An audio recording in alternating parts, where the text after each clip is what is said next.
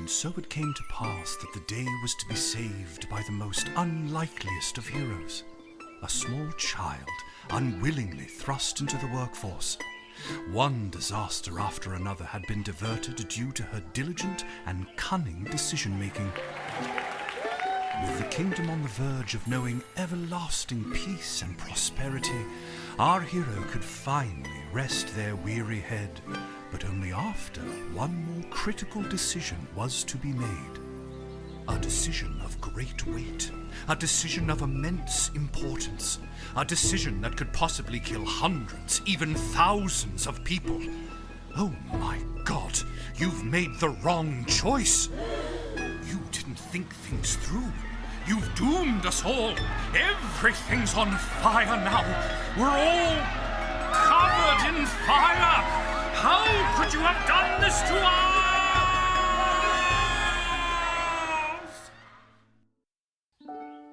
Lil! Lil! What? Oh, Dad, I must have been having a nightmare. It's over now, sweetie. But since you're awake, I think it's time you and I had the talk. Out of one nightmare and into another. Sweetie, there comes a time in every young person's life. What? Dad, you don't have to do this. When they have to work their dad's shift at the guard shed while he places a bet on the goblin ball match down at the pub. Aw, Dad, do I have to? Today was the day I was going to start off on a grand adventure with my friends. I want to sail the open sea. I want to fight ogres. I want to throw rocks at things. You think I didn't want to throw rocks at things when I was your age? But I had a duty.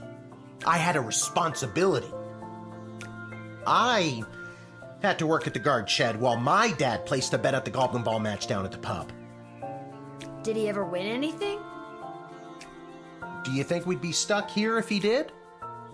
But I'm 12. Won't we get in trouble? Not if we don't get caught. Come on, I'll show you how to handle anything that comes up.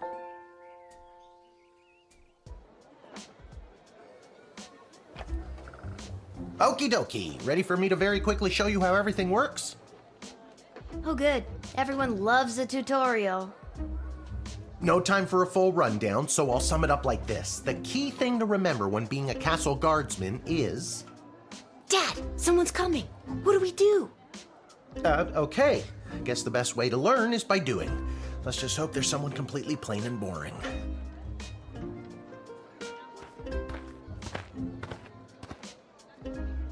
Ah! Good morning, Mrs. Abernathy. How's your day today? Plain and boring, as always.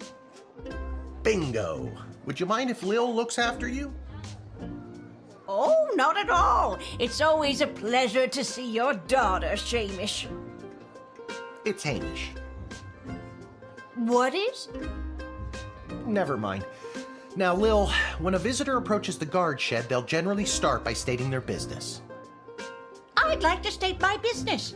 I bring a basket of baked goods to my son and his family once a week. Oh, would you like one?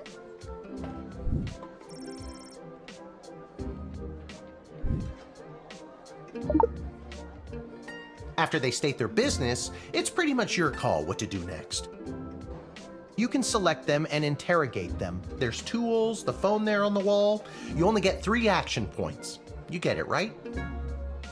Not really. What do we need tools for? You can pick one and it does something. Come on, Lil. I've really got to speed this along. The goblin ball game is about to start. Oh, I'm sorry. I'm inconveniencing you? Oh, no, not at all, dear. I don't mind helping out. But the princess is whirly-gigging the ceremonial first slingshot. She is? Sweet jumping jitters, we gotta get to that game. Let's wrap this up, dear. Seamus, tell the girl what to do. The name is Hamish. No, it's Mrs. Abernathy.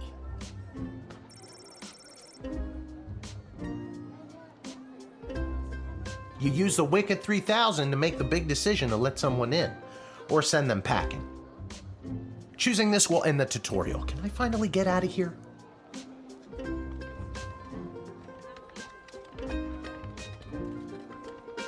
Didn't we cover this? That's your inventory bag where you keep the things people give you, or that you confiscate from them. In other words, your sweet, sweet loot. Looking in your bag for something to use doesn't cost you an action point. Feeling stuck? This phone is for calling the royal advisors and asking for their help, but all they'll really give you is their opinion. You can get a hold of Lieutenant Stryker, Captain of the Guards, and technically our boss. Hello, who's there? Or First Councilwoman Ash, the head bureaucrat of the Sprawl, with a real mind for politics. This is Councilwoman Ash. Hello? Hello, is somebody there? And finally, the Royal Jester Malcolm, chaos personified in human form. Hello, you've reached Malcolm. Please leave a message after the goose honk. Hey, where'd the goose go? Well, chase after it, for goodness sake! Each call costs an action point.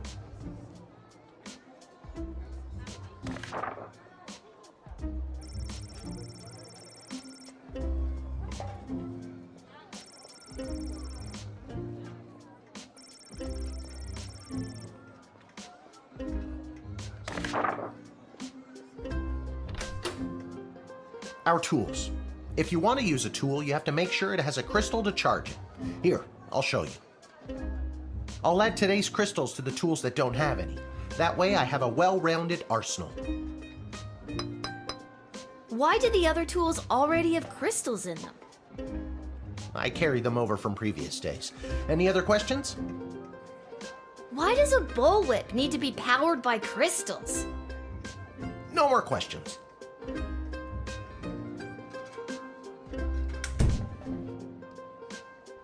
I already told you, selecting the person means you interrogate them and hear more of their story. It's the best way to find out someone's true intentions. Sometimes. Sometimes.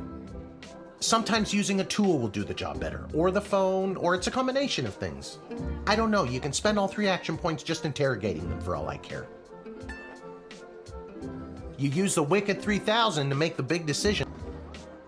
Now you can choose to use the Wicked 3000 at any point during a turn, but sometimes it's better to use up all 3 action points to find out everything you can, by any means necessary.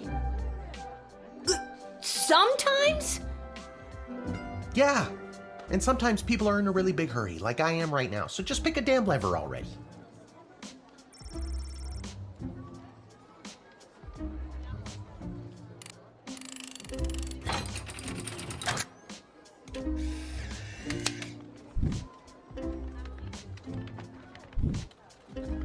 Great job, Lil. Your mother would be so proud to see you now. After my delivery, I'm off to watch the big game. Got my grandson's inheritance riding on a tip that the Stapleford Snughorns are gonna win it today. Here's a tip, never lend Mrs. Abernathy money to bet with. Let's hurry along to the game. We don't want to be late, do we, Hamish? My name is Shamish. No, wait, it's not. Oh, I better go. Time to put on your big kid pants. You can do this. More like I'm being forced to do this. It's only for today, I swear. Come meet me in the tavern when the shift is over. Good luck. Good luck with your illegal gambling. I don't need luck. Believe me, he does. Okay, Lil, you got this.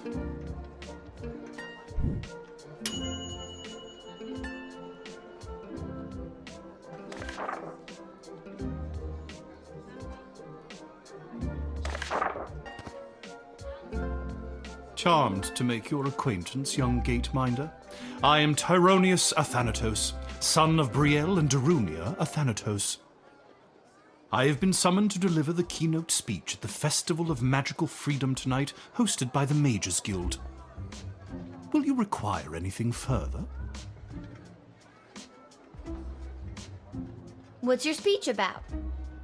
Oh, my dear child. It is obvious to me that you do not possess a magical bone in your body, and my speech, therefore, would only serve to confuse and frighten you. The only one confused is you, about how frightened you are of me. Stupid. Man, I really need to work on my teasing. Ha! I admire your bravery, but you walk a fine line between bravery and foolishness. Be warned.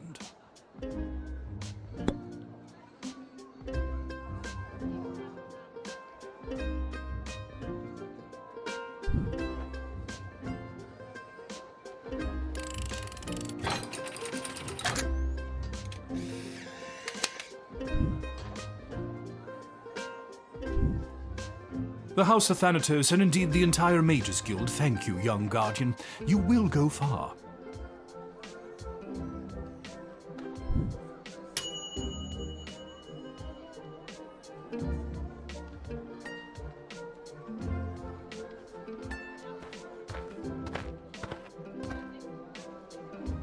Good afternoon. I am here to pick up my 2 kids from the no-good, stingy lowlife of a father who happens to be my lying, cheating lowlife of an ex-husband, Orlando. His address is there on this incomprehensible, illegible letter my kids sent me.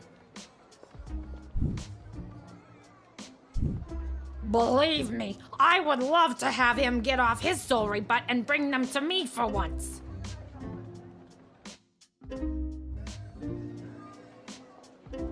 It was his week with them. No, I'm sorry. It was his and his new girlfriend, Callie's week with them.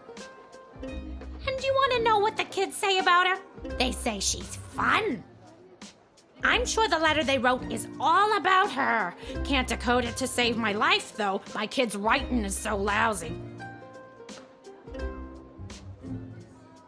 Kelly probably isn't actually fun. She's probably just younger. Exactly. She's actually closer to your age than she is mine. And now I've made myself sad.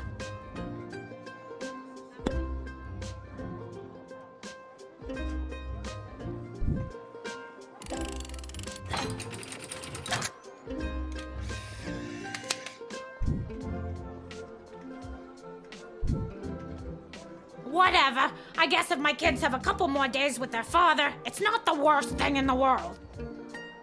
You've just given me a free weekend. Thanks, little girl. Anything I can do to help the plight of the single mother.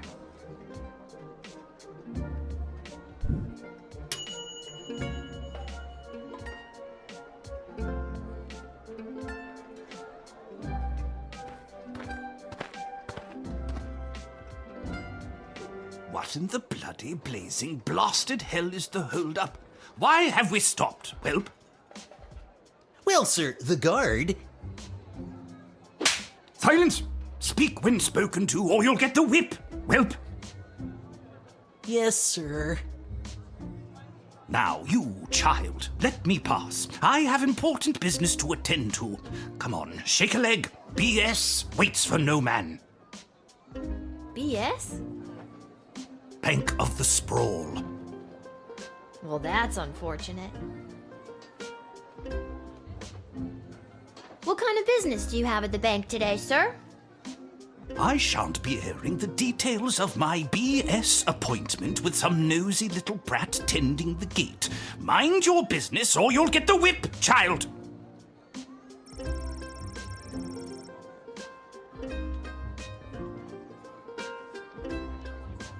I don't think you're allowed to not tell me what your business is.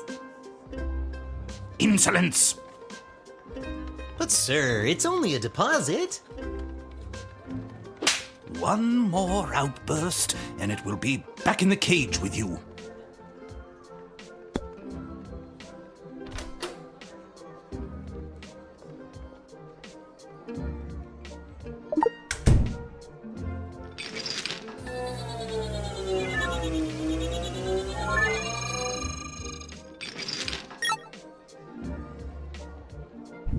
Whoa, that's a lot of cheddar.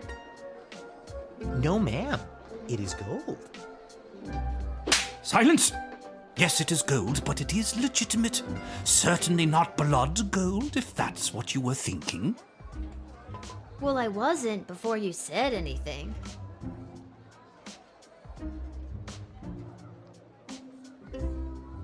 Everything seems to be in order, but I wonder what that stamp was on the gold bars. Now, since you are finished rifling through my personal belongings, you insufferable petty little monster, let me pass.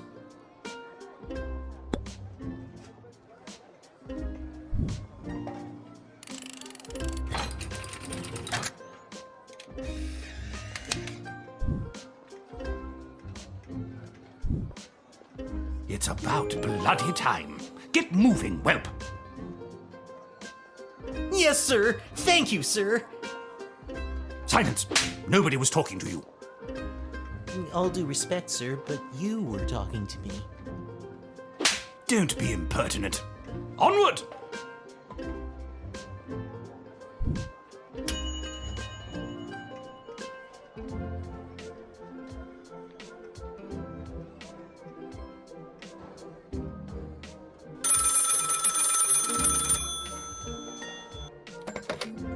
Good afternoon. This is Dr. Marquess Beatrix von Matterhorn calling. Who may I ask am I speaking to? This is Lil. Nice to meet you, Lil. I need one of you gate guards to come down to the dig site as soon as you can. Okay, and where exactly is... She hung up.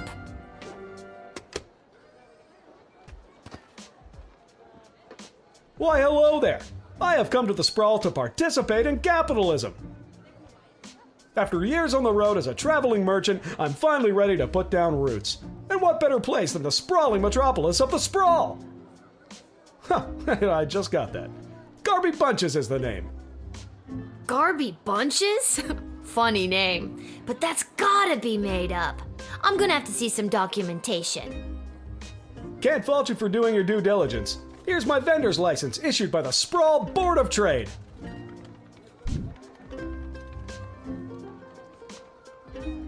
He's right. Everything is in order.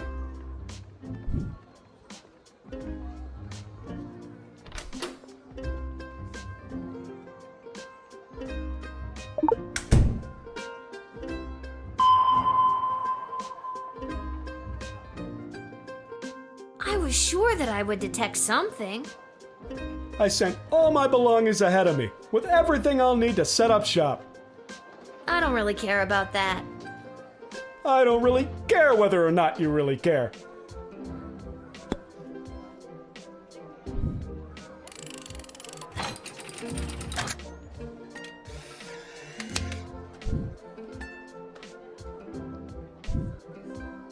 Can you smell that? The trash barge? Yeah, it comes through on the weekends. The smell only lingers for a couple of days. Not the reek of filth and decay. That's the reek of opportunity. See you around.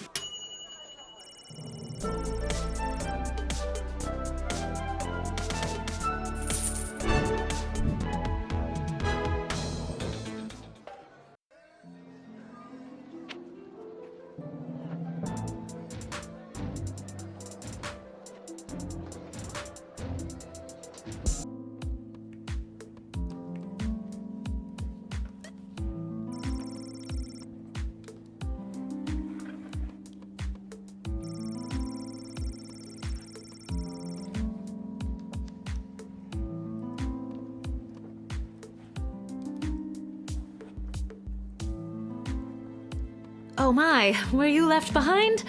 The last group of school children departed hours ago. Feel free to wait in the lost and found box until someone comes to collect you. No, you called me. I'm Lil. We spoke on the phone. I was covering for my dad at the South Gate. Ah, of course, Lil, yes.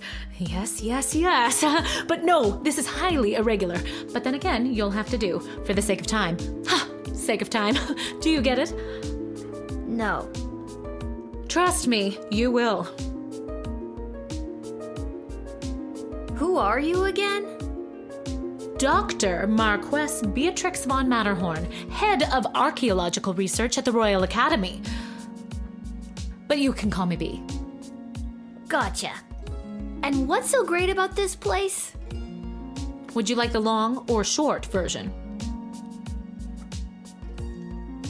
Hit me with some of that sweet exposition, baby. This place is known as the dig site. How creative. We stand at the site upon which power crystals were first discovered. The power crystals that I use for the tools in the guard shed? Those and every other technological marvel of our lifetimes.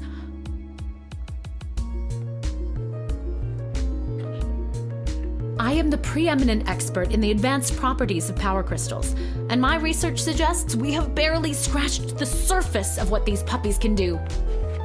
Okay, but again, what does this have to do with me? Lil, I have found how to harness the crystal's power to alter the very fabric of time. May I present the Chronometer 3000?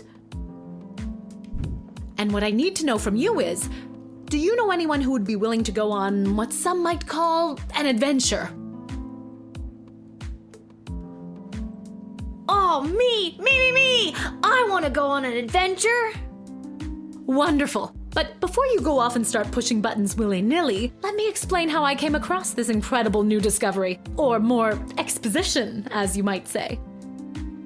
You see, by transmuting the crystal's more raw and ethereal properties and tethering it to a gnomous astrolabe, they can produce temporal anomalies.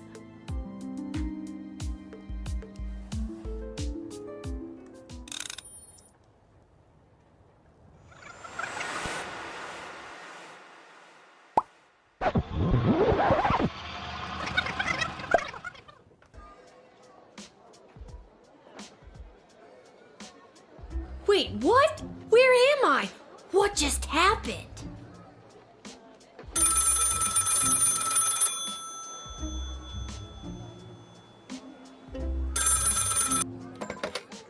Good afternoon. This is Dr. Marquess Beatrix von Matterhorn calling. Who may I ask am I speaking to?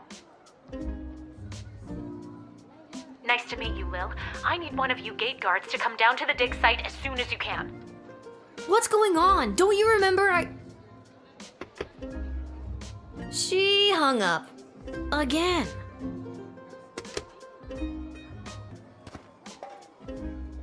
Why, hello there. I've come to the Sprawl to participate in capitalism. After years on the road as a... Let me stop you there. Your name is Grabby Blanchers, right? You're a traveling merchant or something? Ah, I see my reputation precedes me. Kind of. The name is Garby Bunches. This is so weird. I swear I already dealt with this guy. I can either do the same thing as I did last time, or maybe this is a chance to try something different. I'm sorry. Are you talking to me?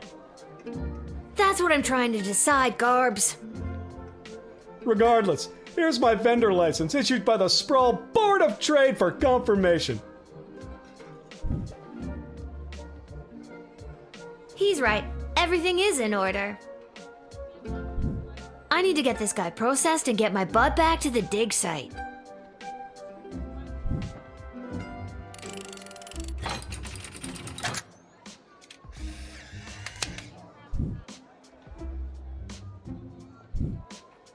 I swear I've done this already. I remember pulling the lever. Can you smell that? I think then you said something about opportunity. You got it. See you around.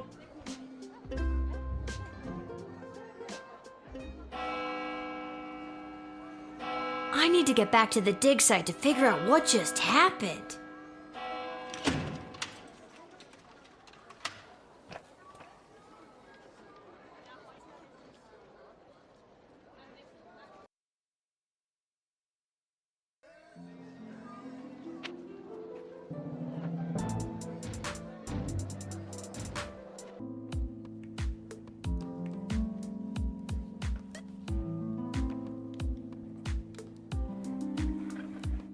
Oh my, were you left behind?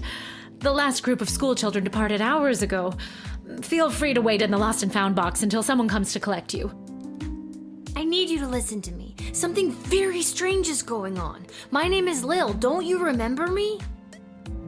Oh, Lil from the phone call earlier, of course. Yes. But no, this is highly irregular. But then again, you'll have to do, for the sake of time. Sake of time. Do you get it? I already told you no. Oh, wait, I actually do. My name is Dr. Marquess Beatrix von Matterhorn, head of archaeological... Logical research at the Royalty School for Smart People. You said I can call you Trixie. We've been through this before. I'd prefer if you called me B. And this is the site where power crystals were first discovered and you used them to make a time machine. Then you baited me with promises of adventure and pretty much forced me to push the big shiny button on your silly little time machine, and now I'm pretty sure I'm just traveled back through time and I'm kind of freaking out here. Any questions?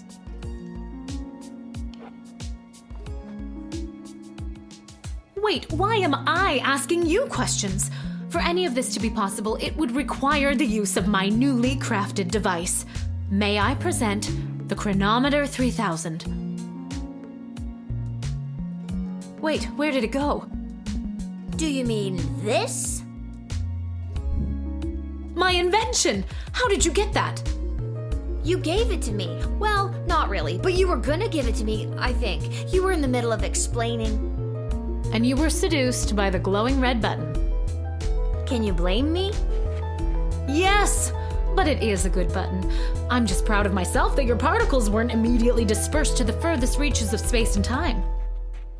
That risk becomes much lower once I configure it to your individual life source, which I will do now.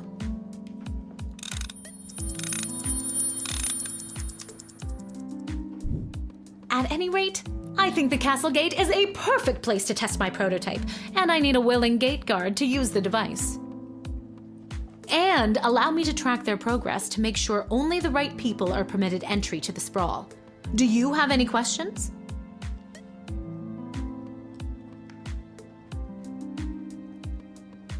I think I get the idea, Dr. B. I'm ready to go out in the world and use this device properly, and definitely not to win the lottery or to repeatedly watch people trip and fall over and over again. You'd want that? I have a feeling you're not using your science experiments to their full potential. Regardless, you'll find you can't use it whenever or wherever you want. It is now calibrated, so it will only allow you to fold space and time when you are inside the guard shed. Ah, rats. Furthermore, by default, the device will automatically allow you to travel back to the start of your guard shift, including your loadout. However, I've hacked it a bit so that you can jump back to a specific point in the turn. Hack is the key word, though. I have to leave now. There is more science to be done. I will summon you soon, and we will see what else you might be ready for. Thank you, Lil. The world thanks you. No pressure. You can do this. Just try not to break space and time. I'm not kidding. Maybe I should have mentioned I was only working the gate for one day. Oh well. It's getting pretty late. I should head home.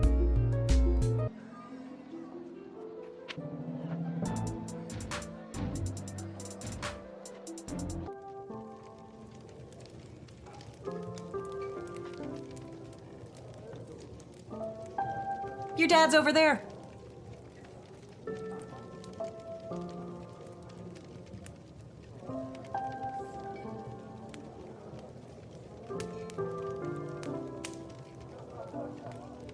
Hey, there she is, my hard-working, angel-faced sweetest of the sweetest daughter of mine. You didn't win your gambling, did you? No, but it wasn't my fault. The other team was just too good. But I didn't lose all my money. We still have left what I didn't bet, so... That'll be 15 gold for the ale. And now we don't have any left. Hey, Lil, did you take any bribes or pickpocket anyone today? Sorry, nothing today. Oh, rats. Rats? Again? I mean, we don't have rats, I swear. No, not like that. Oh, well. I'll go call my guy anyways. See if he'll front me the money to bet with. Wait. wait, you'll never believe what happened. Right at the end of my shift, I got this phone call, okay? Asking me to come down to the dig site. Did you remember to lock up the shed? What? Yes. And turn off the light? Yes, I did. Whatever, just listen. You gotta make sure to turn off the light, Lil. They'll charge us for the overnight usage. I remember to turn off the light. I think. Anyways, Dad, I met this professor at the dig site, and she had this time machine, and when I touched the time machine, I went back in time. Then she gave me the time machine to use when I worked the guard shed for you, but it only works at the guard shed, so that was kind of a bummer. But it's super cool, and it only works for me. That's great, sweetie. I'm glad you liked covering for me today. But you don't have to make up stories just so you can work another shift. Wait, no, that's not what's happening. Anytime you want to be just like Daddy and work down at the guard shed, all you need to do is ask. Dad, you're not fully comprehending what I'm trying to tell you. Hey, Arda, did you hear? Lil's making up cute stories so she can be more like her old man. Oh, that's so sweet. I have the power to manipulate time, and I demand to be taken seriously. Okay, I understand. I can see that you're serious. Seriously adorable. But honestly, Lil, you can cover for me anytime you like. You're probably doing a better job than me anyways. This isn't how I expected it to go. Speaking of that, I better call my guy and make a bet on the next game. It's getting late. You better get upstairs to bed, Missy. Good night, Lil. Good night, Dad. Maybe someday you'll believe me. Good luck with your gambling. I don't need luck.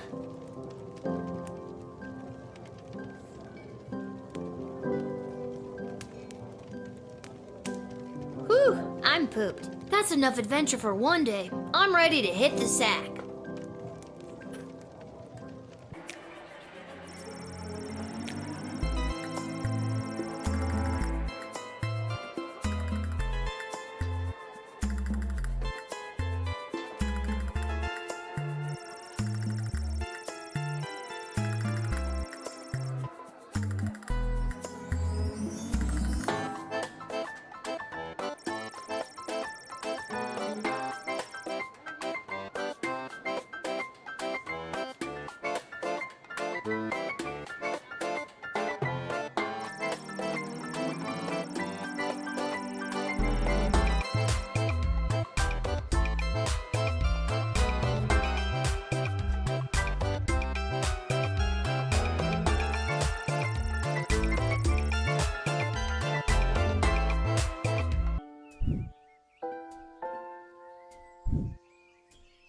Good morning. You're listening to The Morning Crawl, the #1 morning show in the sprawl.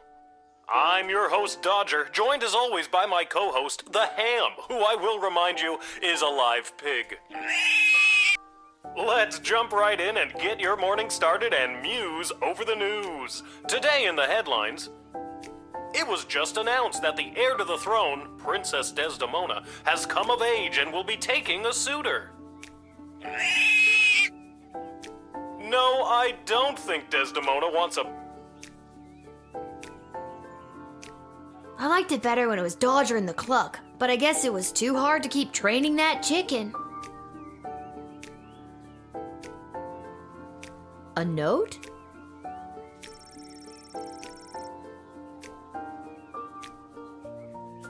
Maybe he wants me to work a shift for him again. Or maybe he forgot to put on underwear and needs me to bring him a pair. Well, there's a 50-50 chance I'll get to use the Chronometer 3000 today. Here's hoping. And finally, the aforementioned grading pending review will be transferable to a more viable calculation, which is, needless to say, a more economical contrivance for evaluation. Any questions? Many questions. Hey, Dad, I got your note. What's going on? I have no idea. Due to the Bank of the Sprawl being burned to the ground as a result of your actions, any guardsman who does not receive an above 2-star rating at the end of any given shift will lose their job. But I need my job for gambling. I'll pretend I didn't just hear that.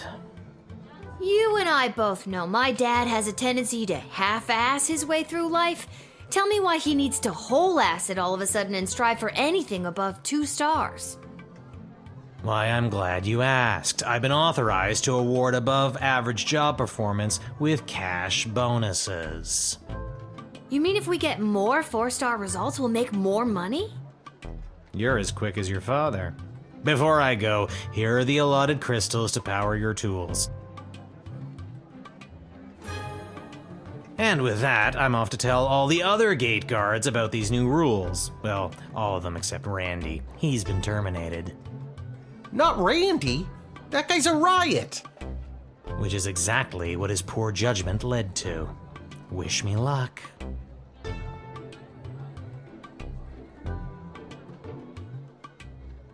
Aw, jeez. Randy was just 3 payments away from paying off his new catapult. Sounds like you need to start doing your job better. More like you need to start doing my job better. Just like you wanted to. No, that's not exactly what I meant. You don't just get to leave me here while you go bet on goblin ball games. No goblin ball match today. I received a cryptic letter this morning saying they need me on palace duty, and they specifically referenced that you need to cover for me again. Looks like you're not the only one who wants you to work the gate today. Again, not what I meant. It's not all bad news. I scored these off-brand discount crystals from my bookie Fredo as a gift for being his best client. But he mentioned that they might only work some of the time. But I like those odds. Oh, Dad, you really need to talk to somebody about your gambling. I love you too, Lil. And with that, I'm off. Remember, 2 stars or better, or we're out on our asses. No pressure. That's my girl.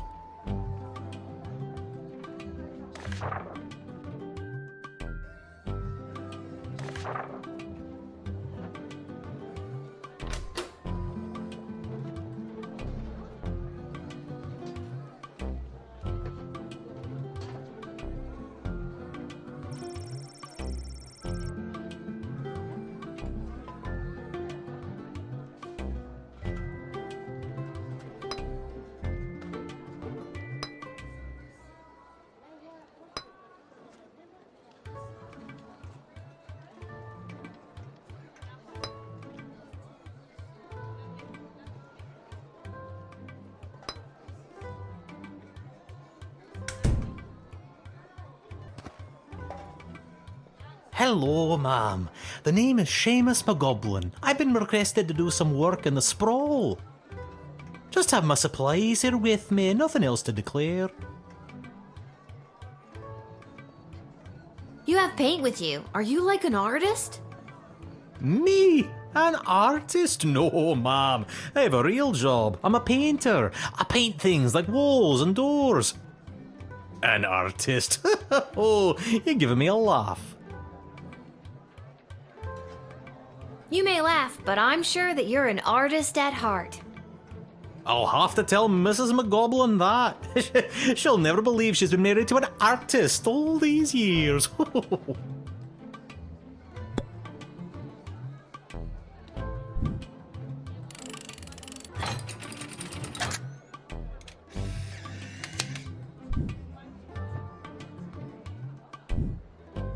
Many thanks. Say, before I go, do you have a favorite color? I like blue, I guess. Then I shall paint whatever it is I'm painting blue in your honor. Thank you again.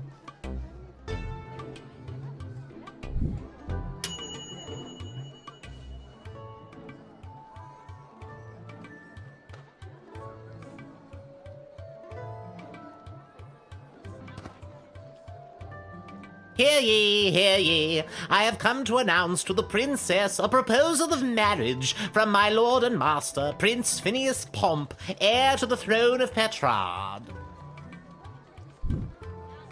Prince Phineas, son of King Phineas and Queen Buttermilk, who was daughter of King Fangil, son of Queen Amelia, daughter of King Rupert, son of Queen Talia.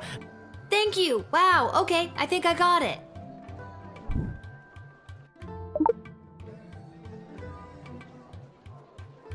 Prince Phineas himself will arrive in the sprawl after a ceremonial visit to the royal sulphur mines of Petrard. The prince will be christening the newest of our sulphuric refineries by smashing a bottle of Petrardian fizzy over the front door. That sounds like it's going to be quite a party.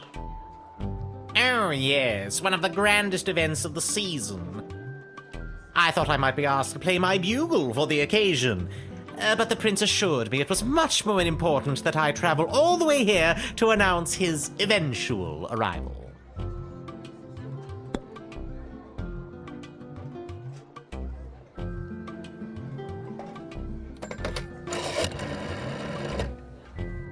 They're starting to arrive. How wonderful. This is the representative of Prince Phineas Pomp, son of King Phineas and Queen... Oh dear, what was her name again? Buttermilk. None for me, thanks. Anyway, let them in. But for the love of... Don't let them in with that bugle. Not until I've gotten over this dreadful hangover, at least. Can I see that trumpet or whatever that you've got there? That is my official Petrardian greeting bugle. It is my pride and joy, and worth quite a pretty penny. I think for the safety of our citizens, I better take that. Oh, if you must, but please be very careful with my pride and joy.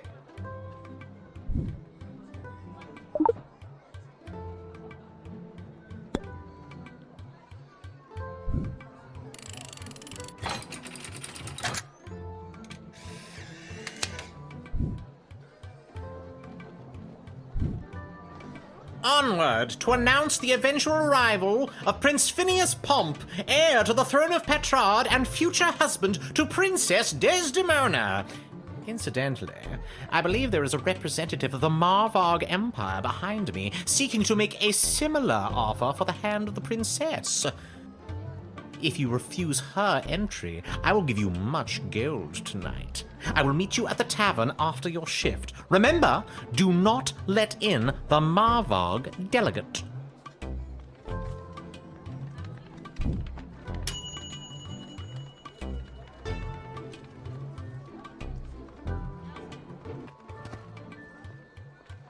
Good afternoon, child. I would like to enter this bustling metropolis with the desire to purchase a hat. I have lost my previous hat and I require a replacement. Why come all this way to buy a hat? Surely they have hats where you're from. They do, yes, but they do not match the standards of my previous hat. I was known well as one who adorned a hat of the highest caliber. I cannot go back. I can make you a hat if you'd like. It can have glitter and macaroni pieces. Tempting, but that would only encompass a mere sliver of my former hat's magnificence.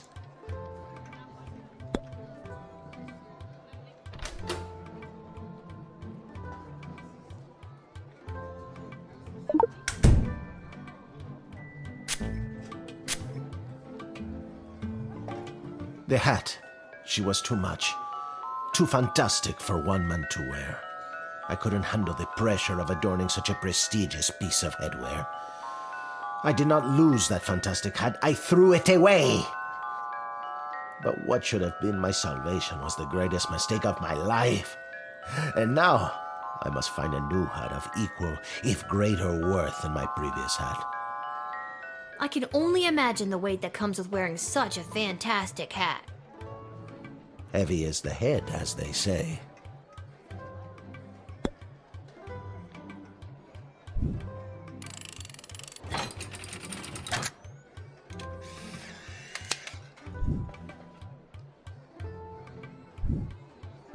I hope you find your hat, Mr. Fantastico. Thank you, child. The next time you see me, you will say to yourself, "Wow, has that guy got a fantastic new hat?" I have no doubt in my mind.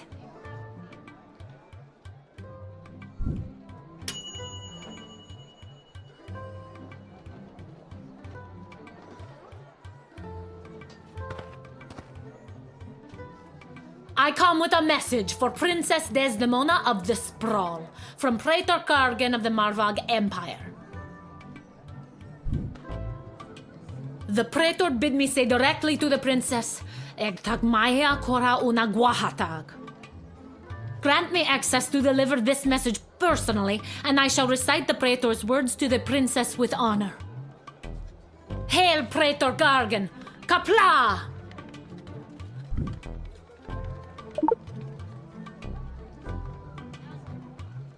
I killed 19 other mighty adversaries for the honor of delivering this message to your princess.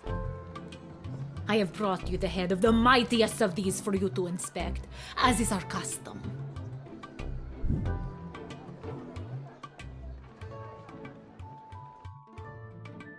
No, please. You keep it. But then how will you know I am worthy of delivering the words of the Praetor to your princess? You know what? I'll take your word for it. Curious. Very well.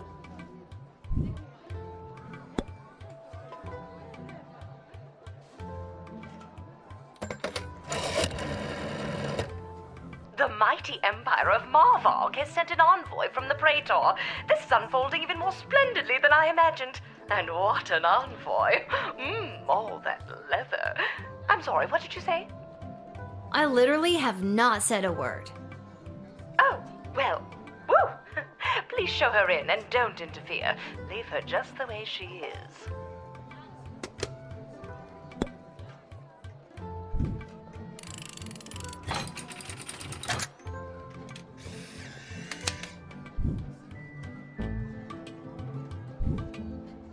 You have honor, little one, and shall always be a friend of the Marvog. And now, to fulfill my mission to speak the Praetor's words to the princess, Kapla!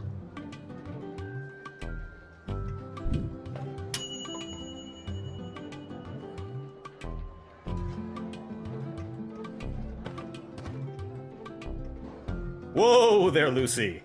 Hello and salutations to you, most honorable guardian of the free peoples of the Sprawl.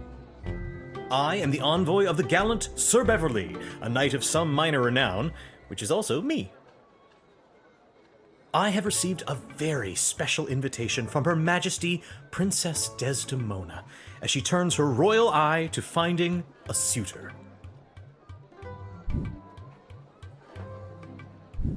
If there's nothing else, I will be off to my happily ever after.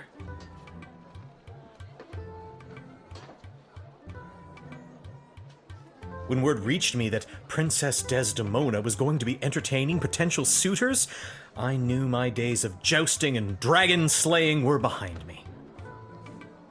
I saddled up my faithful steed Lucy and rode hard across the realm. For thrice 3 days we rode, stopping only to aid those in distress and relieve ourselves.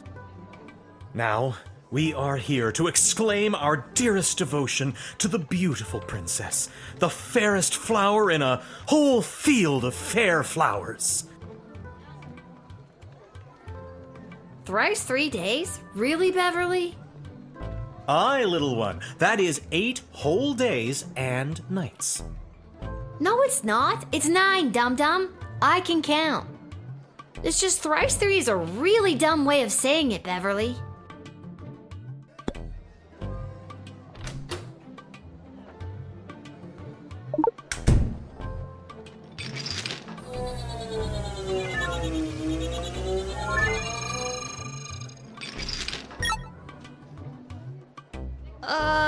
What's with the horse? My noble steed, Lucy? I don't know how to say this, but that horse is 2 people in a costume. Oh, turns out I do know how to say it.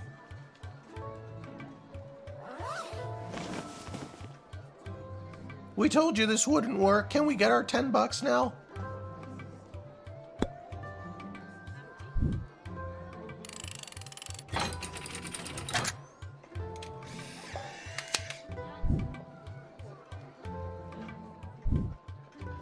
I understand. You are being controlled by powerful forces and simply following orders. But know this, there is no force more powerful than love. You have not seen the last of Beverly, late-night custodian of the Goblin Ball Stadium. On, Lucy. Shut up, Beverly.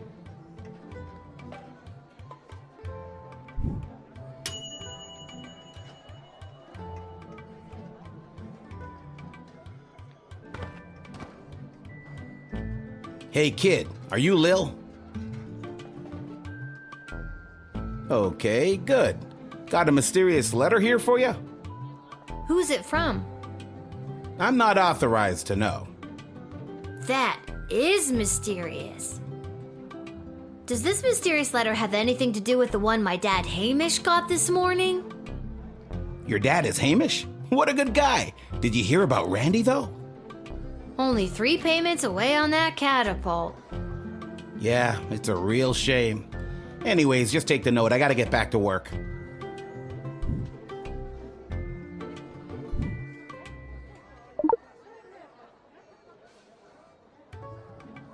See you around, kid.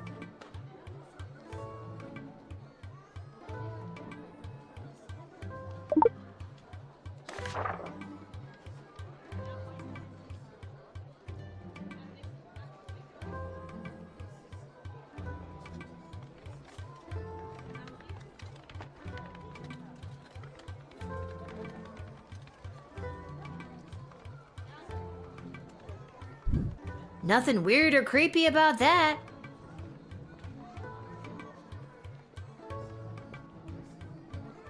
Where's that music coming from? What is happening? Good afternoon, I've traveled from afar. A simple girl who wished upon a star. Inside this castle lies my fate. Perhaps I'll even get a date. To my old life I sing au revoir. And you are? It's Lil, and you need a good reason to be let in, but so far I'm not optimistic. Do you have any ID or anything? I assure you that my heart is true. Must this be a whole to-do? Inside these walls, my destiny awaits. It just feels like if you weren't singing, we could move the plot along faster.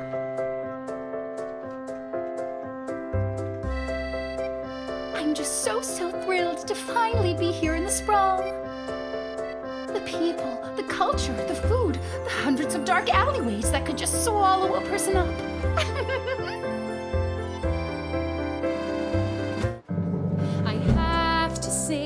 I'm losing patience, Lil. At first you seemed so innocent, but still I have a hunger driving me. The people everywhere will see my dark destiny I will fulfill. Well, that took a dark turn.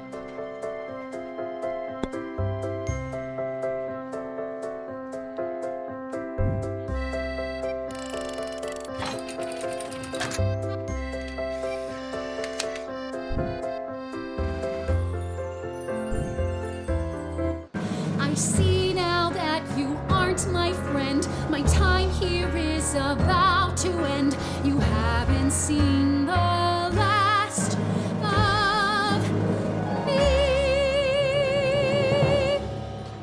You're the worst.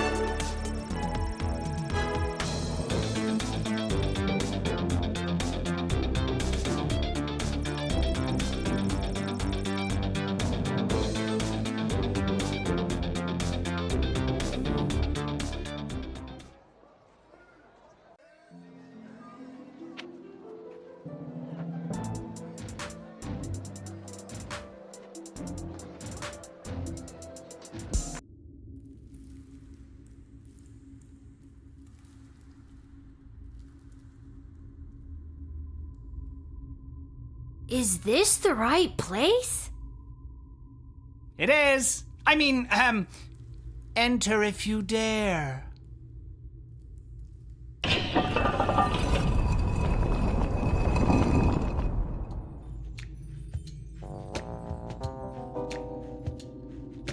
Oh, you dared. Hello. Welcome to my lair of chaos. It looks like a bedroom. It is his damn bedroom. It can be two things. I'm a minimalist. So, this is the little guardsman we've been talking about. Wait, you are, right? I can't imagine why I wouldn't be. Good news, little girl. You're going to be working the gate for the foreseeable future. What? That's not good news. Why me? I hardly have a grasp on what I'm doing, and I'm barely tall enough to see over the desk. I see. Then you're free to go. Keep it together, Mal. Listen, little girl. We have eyes and ears all over the city, but the gates have always been a blind spot for me. The point is, the safety and security of the sprawl must be preserved and protected, and you might be positioned to help maintain the balance. Do you understand our meaning?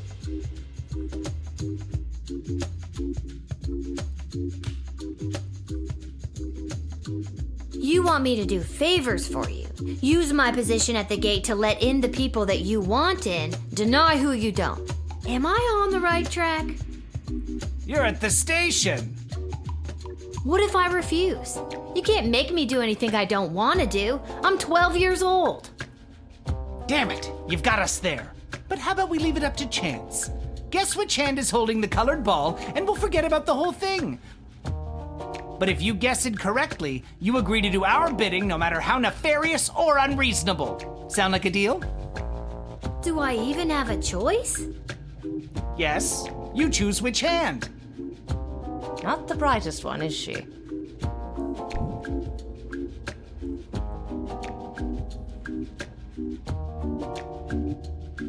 Malcolm is left-handed, I think, so I'd pick his left hand.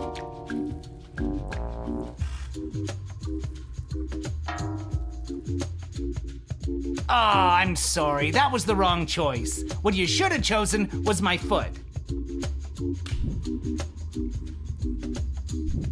But you said it would be in your hand. And what is the foot if not the hand of the leg? You lost fair and square. But... Oh, and don't worry about your father. We're each quite capable of finding ways to keep him busy, making sure you have to cover for him. But... That concludes this briefing. We suggest you go back home, rest, and wake up tomorrow prepared to go to your new, mundane job, which you will work at for the foreseeable future. It's called being an adult. Keep an eye out for our directives in your daily guardsman writ. I trust you won't disappoint us. Goodbye.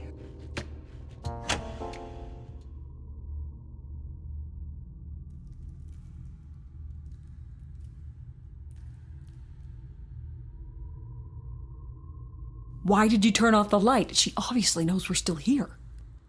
She wouldn't have known that if you didn't start talking. I should have brought another drink.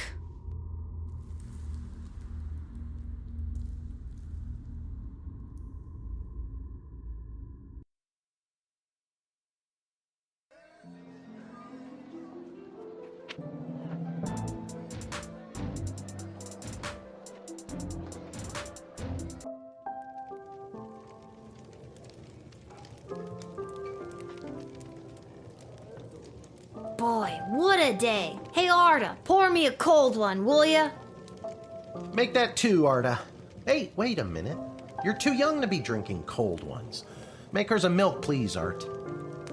Can it at least be cold? That depends. How did work go today? Did better than a 2-star rating, I can tell you that. What were you doing again? The bidding of the 3 royal advisors. Do you think it's normal that the big names and faces of this city are using us for their own personal and political gain? After today, I don't know what's normal anymore.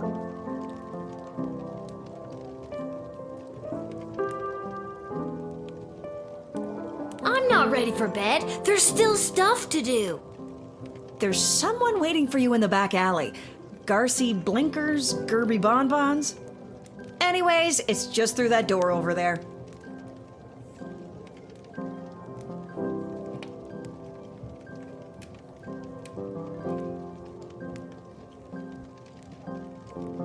This hat, it is not as fantastic as my previous hat.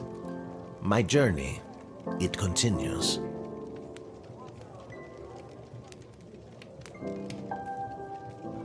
Aha! There she is, the brilliant little half-pint running the desk.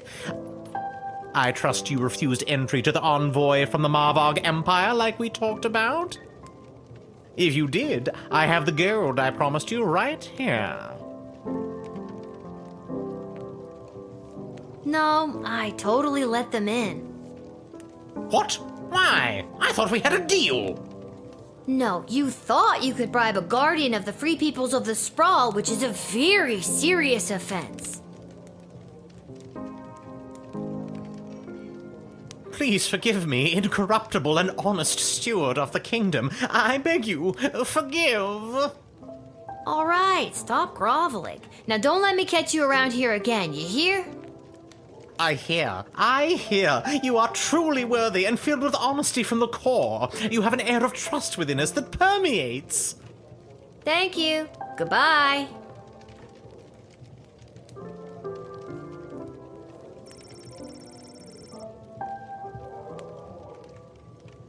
You are truly worthy and filled with honesty from the core. You have an air of trust within us that permeates. Thank you. Goodbye.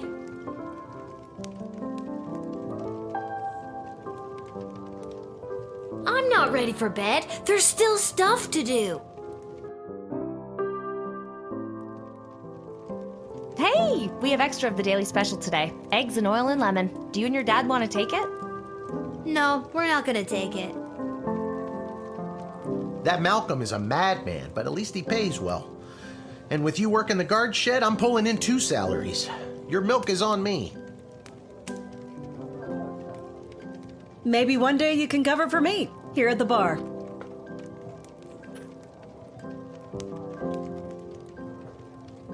It's broken. If you can find someone to fix it, be my guest.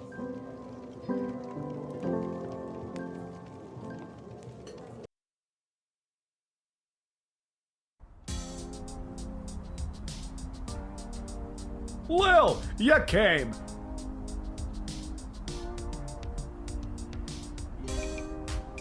Welcome to Garby Bunch's Emporium of Wonder. You're my very first customer. I was actually inspired by watching you alternately help and hinder folks at the gate yesterday. And I thought, Garby, there must be an industry of enterprising individuals supporting the guards. And when I looked around, there wasn't. So I met a mage who's got a magic crystal hookup, and now I'm selling guardsman tool power-ups. If you've got the cash, I can sell you extra power crystals, both the good kind and the cheap roll the dice and see what happens kind, as well as power-ups for all of your tools. It's pricey, but the more crystals you can load into those bad boys, the better. Finally, if you need cash, you can sell me anything you might have taken off of unsuspecting suckers. Here, take a look.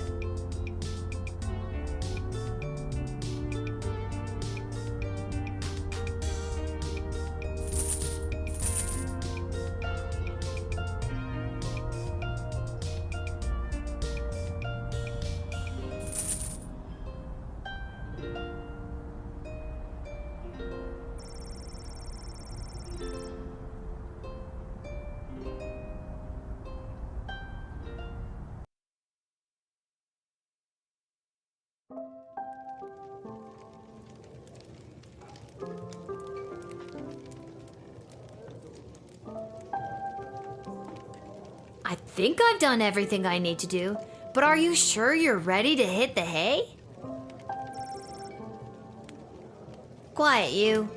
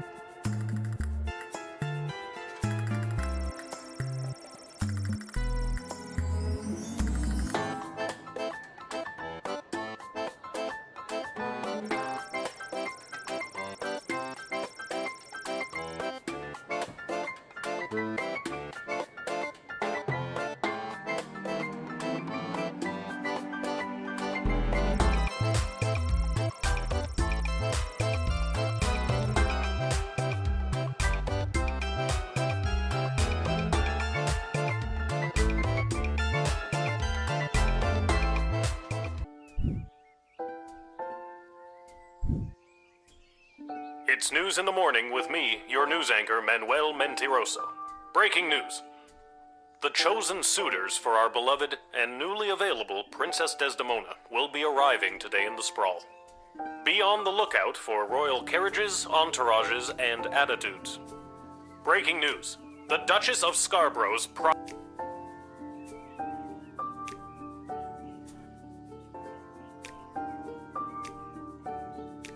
Oh, look, another note.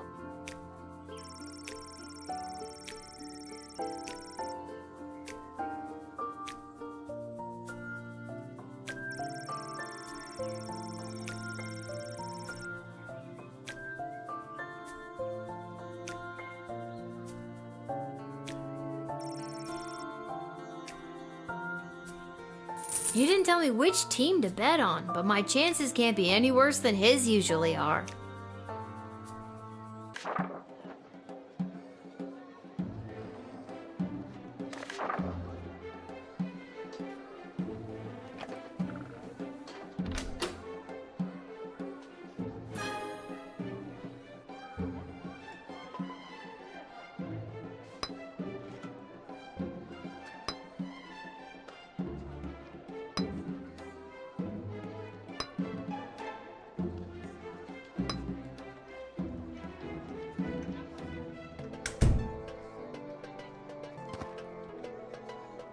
Yes, it is I, little one, heir to the throne of Petrarch, here before you in the flesh. Please, no need to bow or genuflect. No need to avert your eyes, no. For though I am a crowned prince of the realm, I am a humble man, one of the people, no better even than you, tiny gatekeeper.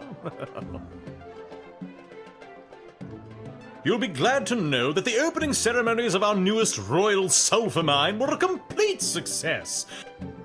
Only 4 deaths, which is far fewer than the last. No matter, we look forward in Petrarch. No sense crying over spilt. Well, there it is. No, indeed. Why, those pathetic working-class miners, best thing they could do is die anyway. Stop taking all that oxygen. Oh, my thoughts exactly. God, barf.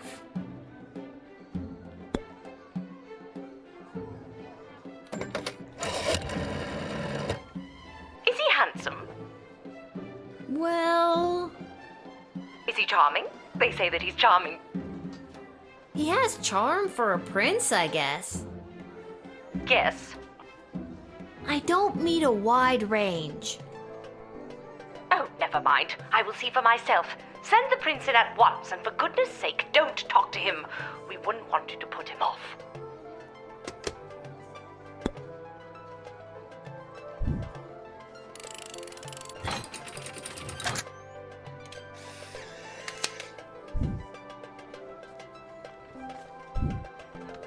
And with that, it is off to face the princess and destiny. Before I go, can you spot me a $5? I'm afraid I left my wallet in my other pants. Is it that you don't have the money, or that you don't want to lend it to me? Not terribly surprising, lower class working type. Besides, look at this dump. I'm amazed you even have enough power to keep the lights on. Never mind, I'll find someone a bit more well-heeled to help me.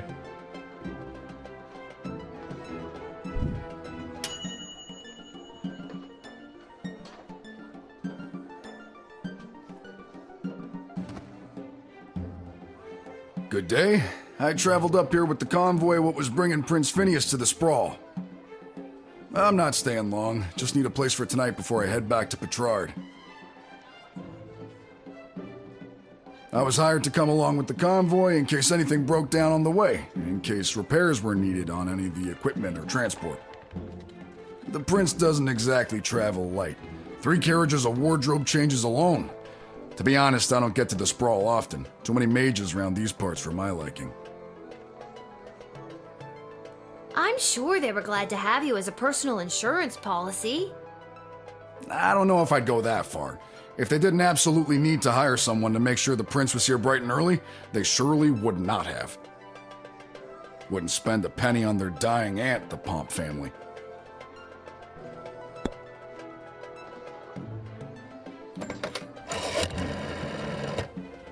Give me a second to run them through my known criminal database.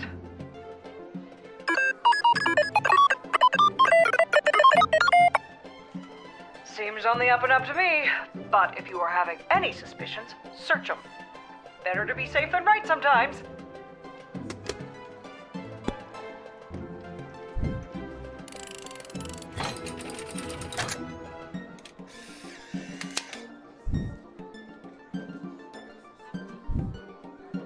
I thank you for this respite for the evening. I'm certainly glad I don't have to head all the way back to Petrard tonight. By the way, do you know of a good inn nearby? No better place than the Twisted Sisters Tavern. Not a classic beauty, but she'll get you where you need to go. My kind of establishment. I'll see you there.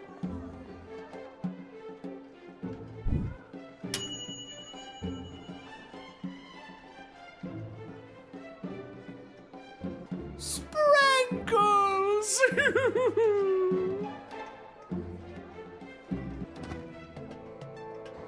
Oh, boo-hoo-hoo. Oh, Sprankles. Weep, weep, weep. We are returning from the funeral services for Sprankles. Oh, no! The service was held in the Duchy of Scarborough, but the, remains are being interred at St. Euphigenia's Pet Cemetery here in the Sprawl. Sprankles loved visiting her friends at St. Euphigenia's.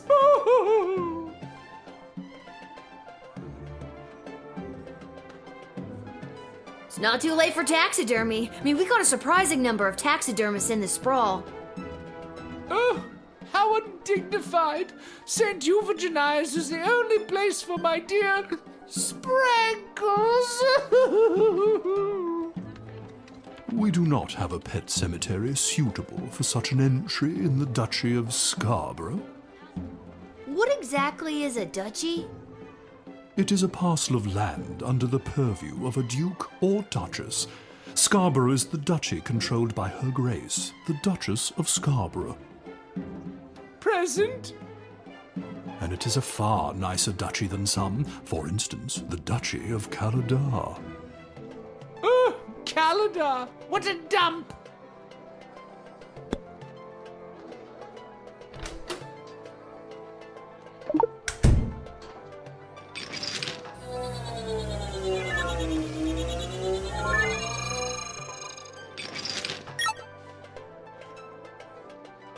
What's this then? That's dust. Of course it is. There's a corpse in there after all.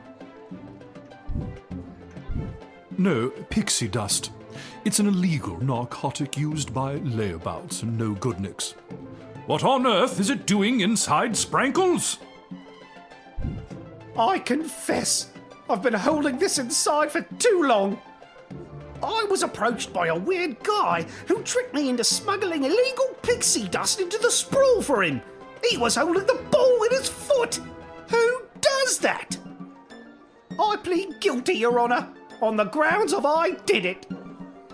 I'm not a judge, you know. Oh. But I'll leave it to the courts to deal with this. The rest of you, pack up your dead cat and be on your way.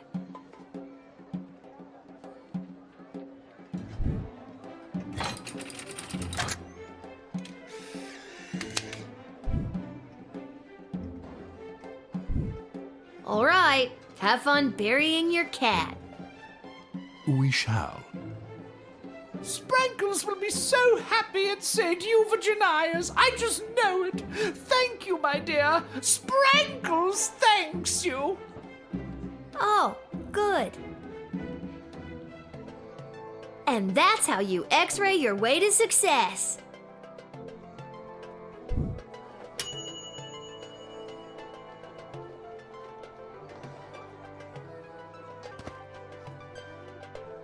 Phew, I made it. Listen, I gotta get in there. The whole team came through a while ago and the game is about to start. We all good? And you are? You're kidding, right? Come on, I'm Saruna Goodfoot, the Star Troll Goblin Ball player for the Kaladar Lightning. I don't have time for games right now. I gotta get to the stadium and win us a game. Come on, the big Goblin Ball game starts in 30 minutes. My stupid personal driver had to take a detour to get here. What more do you want me to say? I know what you mean. Personal drivers can really be an inconvenience sometimes. Oh, you have your own personal driver? No, and that's what's so inconvenient about it.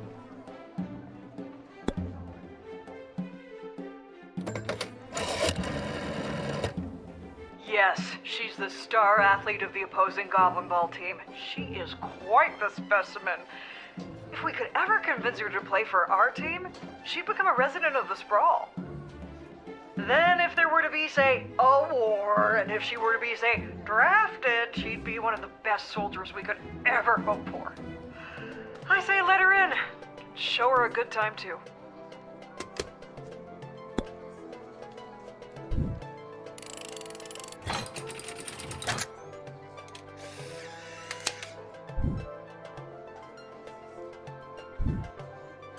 Thanks.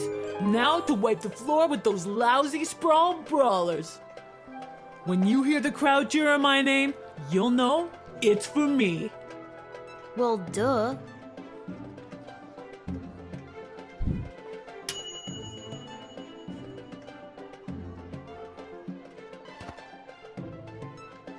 Greetings! I am Praetor Kargan of the Marvog Empire. I believe you met my envoy, the angry warrior with the head in the bag.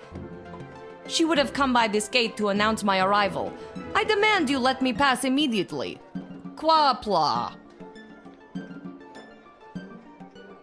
Why do you pester me with questions? I am a very important royal figure and I must enter your city to meet your princess and marry her. Now let me be gone, child. Quack black. Just a few more routine procedures. You understand. Please hurry. I do not like to be kept waiting.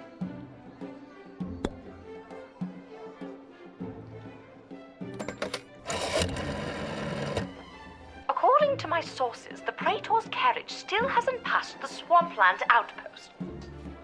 But the Marvog are always so caught up in battle and war, I wouldn't put it past them to have sent a decoy carriage in case they got attacked. It's very difficult to tell what the Marvog are up to. You have to use your own judgment on this one.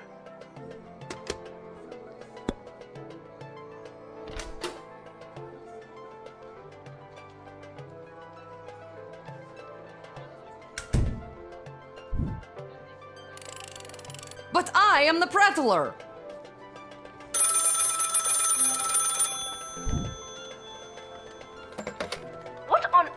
you doing? Since when are you exercising independent thought? I don't care what your opinion of them is. If they're the real Praetor Kargan, then let them through at once. Is that clear?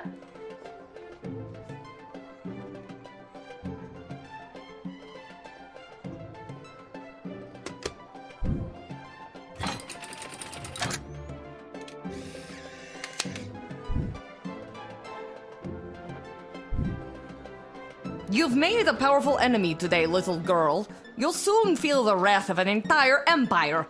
Quaplort and goodbye.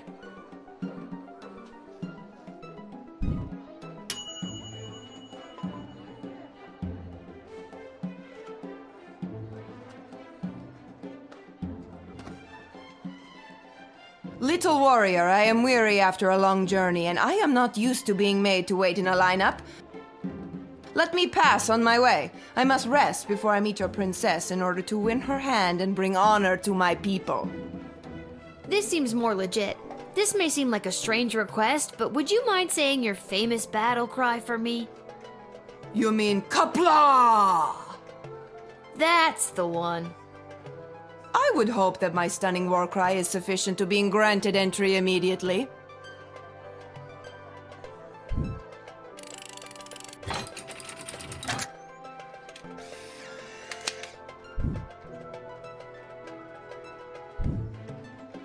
And thus I truly begin my quest to marry Princess Desdemona and bring a generation of prosperity to the Marvog Empire. You, little warrior, will have a footnote in history for this encounter. For victory, for Marvog, Kapla!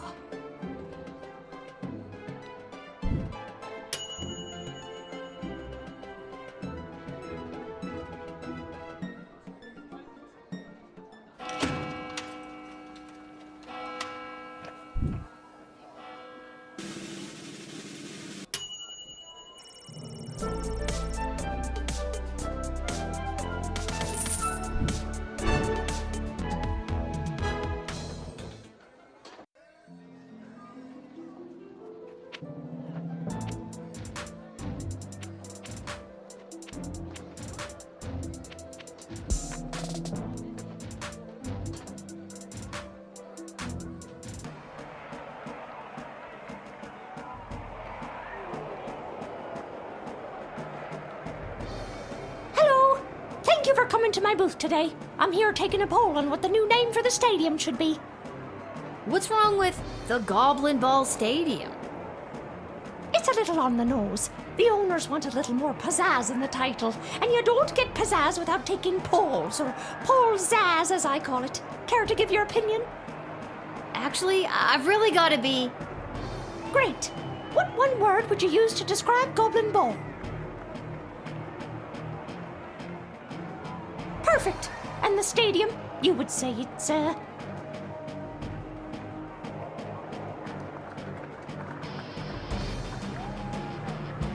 Excellent. And finally, you come to the stadium mostly for...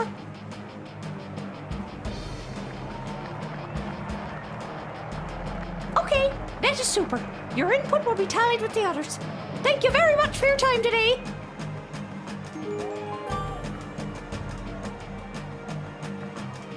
Concessions, come and get them. We got it all. T-shirts, hats, food, drink, illegal gambling, commemorative foam fingers. You there. What can I get for you today? Did you say illegal gambling? I sure did. You interested? I'm 12. Hey, it's illegal anyways. What's the difference? You want to bet on who's going to win the big game?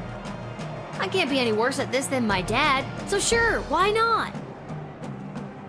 Here are the teams at play, kiddo. Which one do you want to hear about?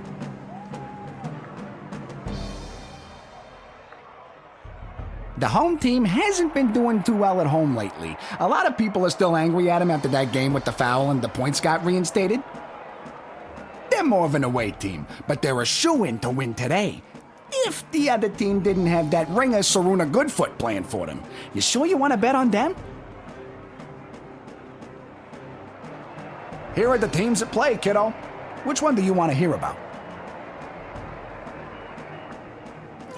They're not the best team in the game, but they got a real ringer playing for them. Saruna Goodfoot. Boy, when she gets going, you can't stop her. You sure you want to bet on them? How much you looking to gamble?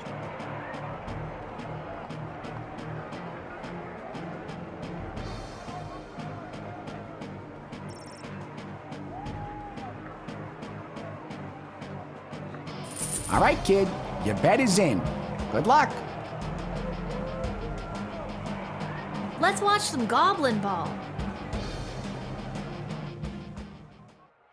After one of the most chaotic third quarters I've ever seen, complete with the rare capture of the Golden Mongoose, this is still anybody's game.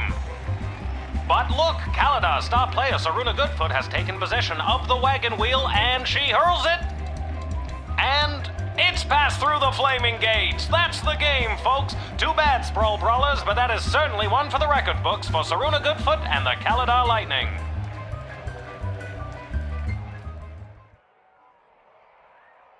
Lucky guess, kid. Come back next time for all your illegal gambling needs. Just ask for Fredo.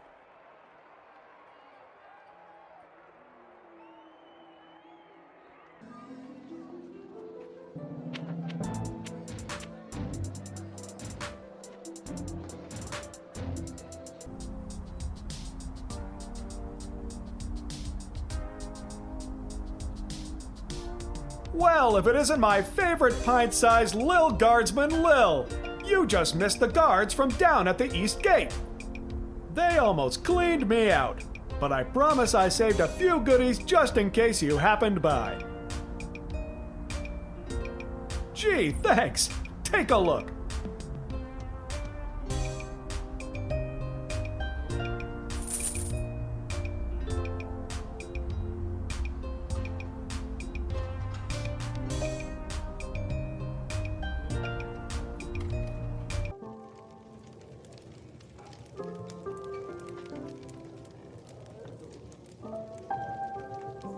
If it isn't my little gate guard friend, of all the taverns in all the towns in all the world. Yeah. Hello again, Mr. Dwarf. This jukebox doesn't work. Yeah, it's been broken for ages. Looks like the cables have been chewed right through. Must have been the rats. Yuck. Rats? She ain't a classic beauty. You can say that again. Anyway, I can fix that for you. That would be wonderful. For a price. Crap. Okay, how much are we talking about here? 15 gold should do it. All right, it's a deal. Beauty. See, that's the wonderful thing about knowing how to fix things. Never goes out of style. Not like those bloody mages. How long is this gonna take? Listen, lady. Patience is a virtue.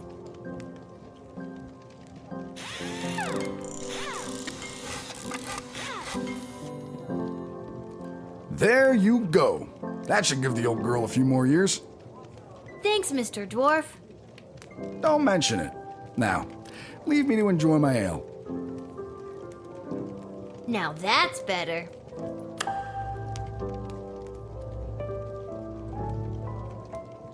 I did it. I quit my job as lackey to that awful man. And when I mentioned it to someone at the bus stop, they gave me a sock. And I have no idea why. Just one sock, not even the pair. What am I supposed to do with one sock? Oh, I made a terrible mistake. I think I've done everything I need to do, but are you sure you're ready to hit the hay?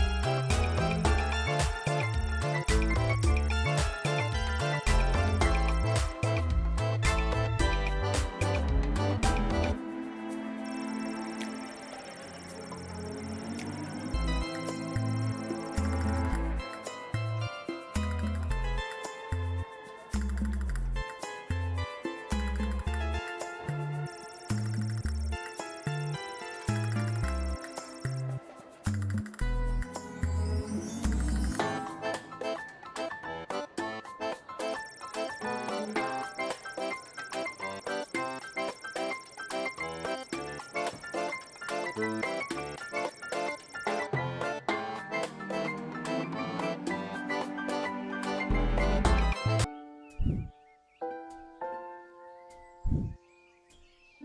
all your hard-hitting, high-octane extreme sports highlights and recaps, you're listening to the #1 sports station in the sprawl. Now here's Gabbin' 'Bout Goblin Ball with your hosts Rhonda and Peg. Oh, Rhonda, what about the outcome of last night's game, the Brawlers and the Lightning? Oh, Peg, you don't want to get me started on that. But I do. First, the big news. They finally decided on the new name for the Goblin Ball Stadium. After months of in-person and in-creature polling, the most popular name as voted by the Sprawl appears to be the Exciting Coliseum for Sports. I like it. I hate it. We're split down the middle. Let us know what you think by calling the station at 555-21. We interrupt this broadcast to bring you an urgent announcement. It has just been reported that Princess Desdemona, the sole heir of late King Oswin and sovereign successor to the throne, has been reported missing early this morning. In the wake of her mysterious disappearance, the Guard Corps and City Council are scrambling to maintain order over the city.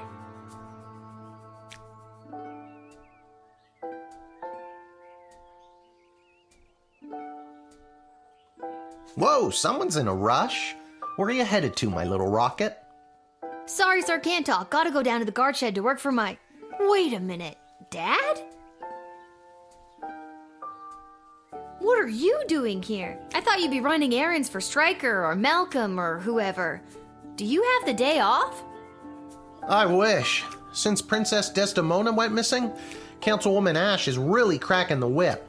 She's got me pulling double duty, doing her little odd jobs and tasks. She's acting like she runs the place. Then what are you doing here? I missed you. I guess I just wanted to come check in. Don't worry, nobody knows that your daughter is covering for you at work. It's not about that. I mean, that's great and all, but are you holding up okay? Really? Are you sure? Because I could...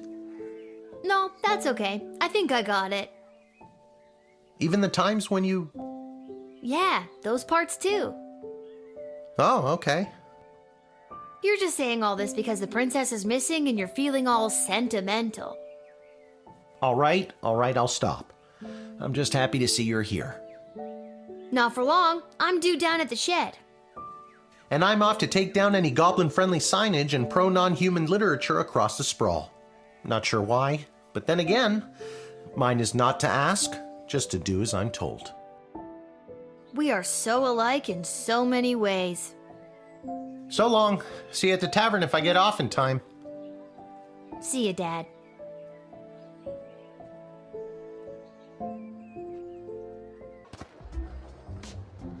Attention! Oh God, is this it? Did I pull a real Randy and mess up so badly you had to come down here yourself and fire me? Soldier, it's nothing like that. You did not pull a Randy. Thank God. I'm here to personally approve the upgrade of the Wicked 3000. With the princess missing and between you and me, the council's increased paranoia, the jail lever has been reinstated. You can get back in your chair now. Another lever means more work for me. Does that mean I get a pay raise? That's hilarious. Seriously funny stuff. No, but now instead of determining who should enter or be denied from the sprawl, you also must correctly identify criminal threats and jail them. Any questions? How will I figure out who to deny and who to jail?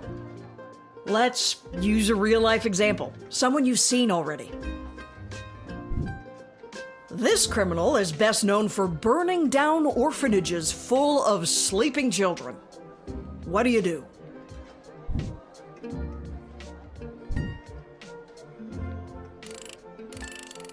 Good work, soldier.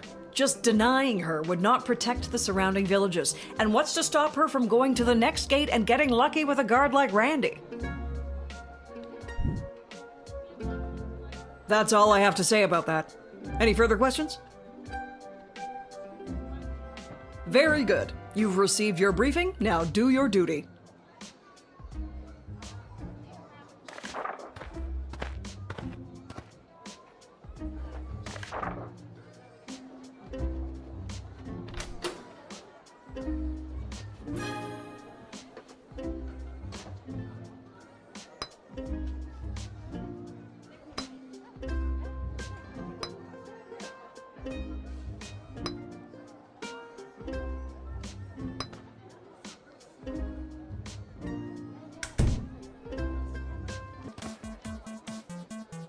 Hello there, my name is Buttface.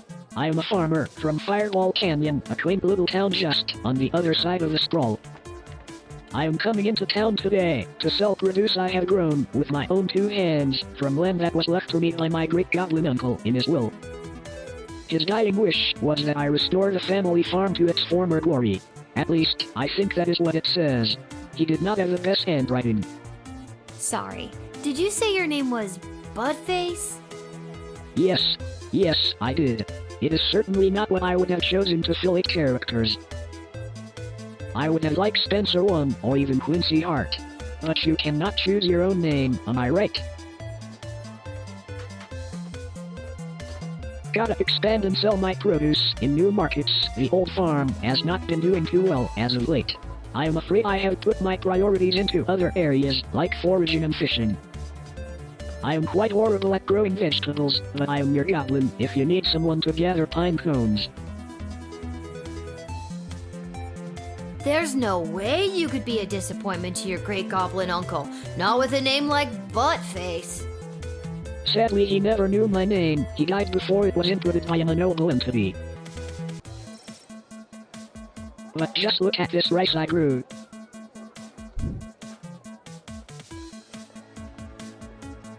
No, you take it, I insist. No one would buy it from me anyway.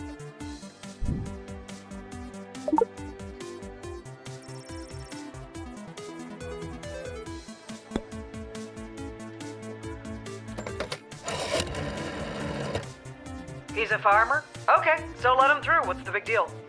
Oh, he's a goblin. Then don't let him through. You read the writ, right? I swear we should have never let you have access to a phone.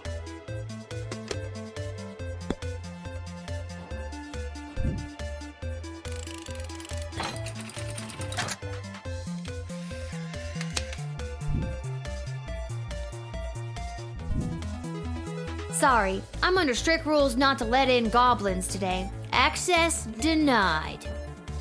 This is an outrage. Where will I sell my low-quality crops now? Everyone in Firewall Canyon is sick of them. I do not eat them myself, they do not look the best. And everyone at home literally gets sick from them. Any chance I could bribe you with some kale and celery? I think I'm better off without it. Sorry, Great Goblin Uncle Jerry. Looks like the family farm will have to make way for another condominium.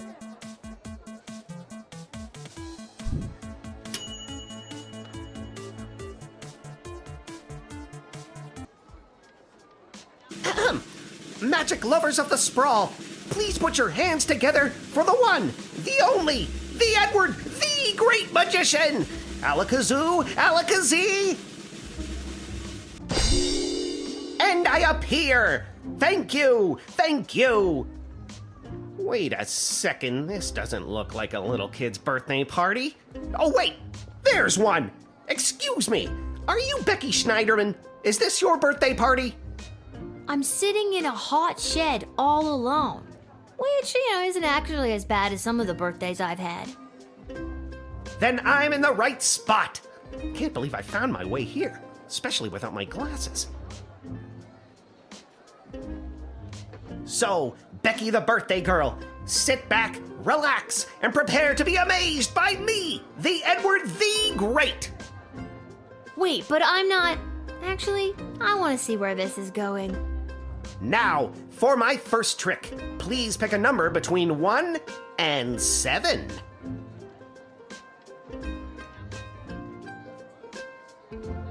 Was the number that you're thinking of the number 6? Nope. What else do you do?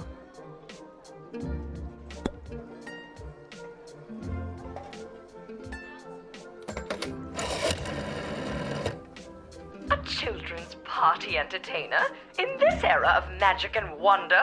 Ha! Who in their right mind would want to hire a mere child's magician?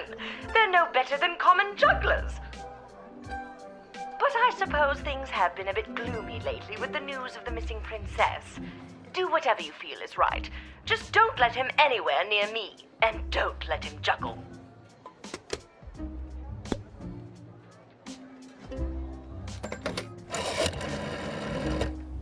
A lame children's party magician? You have to let him in. Quick, ask him what card I'm thinking of. What card is Malcolm the Jester thinking of? Alakazoo, Alakazee? The Seven of Diamonds? Wrong. It was a birthday card, obviously. Feliz cumpleaños, Becky. Maybe he's not as good as I think. Kill him. Or do whatever. I don't care. Before you go, want to see an actual magic trick? Well, you're not fun.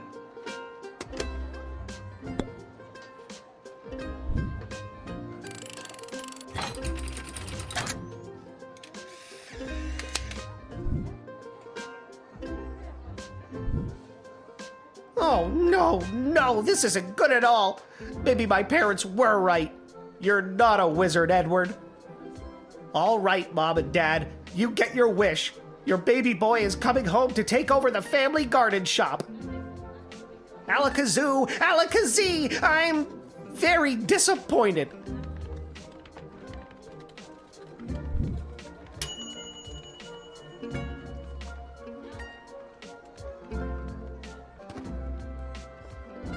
Hello! Hi. Hello! We would like to enter. I would like to enter the sprawl, please. And you are? Magnus the Magnificent, renowned member of the Mages Guild. Surely you have heard of me. What business do you have in town today, Magnus? At the Great Library, there is an incantation in Sir... Bartholomew Inglebrook. Bartholomew Inglebrook's third treatise on the... Lunar implications. Lunar implications for plant magic that becomes legible but twice a year. I must see it with my own eyes. What the hell was that? What was what? You really struggled to get that out. I'm not convinced you know what you're talking about. Well, you don't sound like you know what you're talking about either.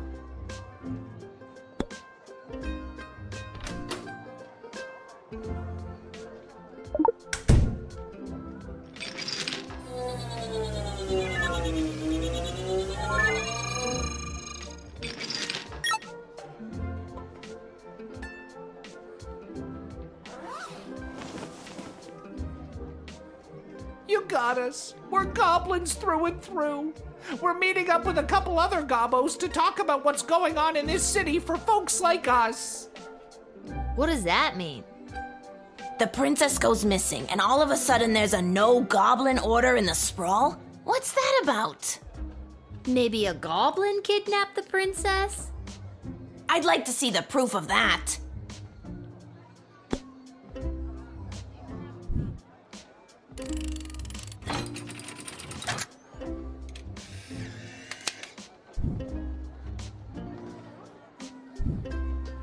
Sorry, guys. I don't want to get in trouble. Entry denied. You're just like all the rest of them. We'll see what happens to you when the time comes. Viva la Gabalucion!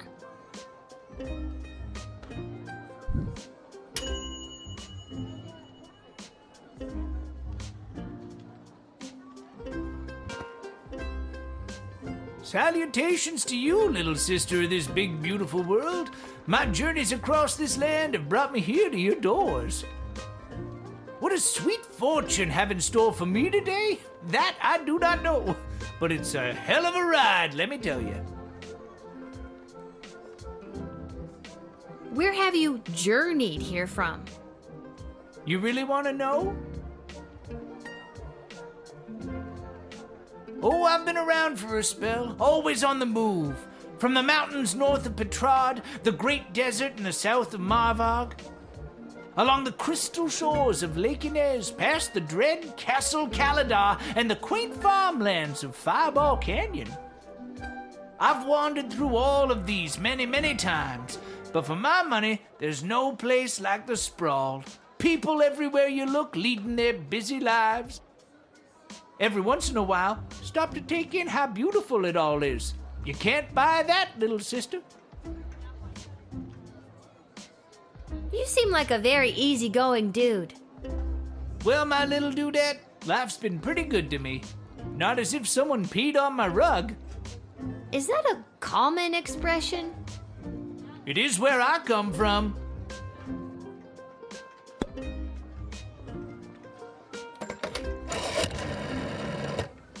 This man may seem harmless, but his contraband narcotics have been giving the Force headaches for as long as I can remember. He may not be dealing, but his garden has spawned an underground empire. This will be one of the great drug busts of my career. Cuff him. Stryker has always lived in a world of black and white. There's good and evil and nothing in between. If you're good in Stryker's eyes, you get nothing. Left to fend for yourself, but free. But if you're bad, the hammer of the law is swift and brutal. Small offenses come attached to massive mandatory minimum punishments. You've heard of 3 strikes and you're out? As far as Stryker's concerned, it's 2 strikes. The strike you make and the strike she makes.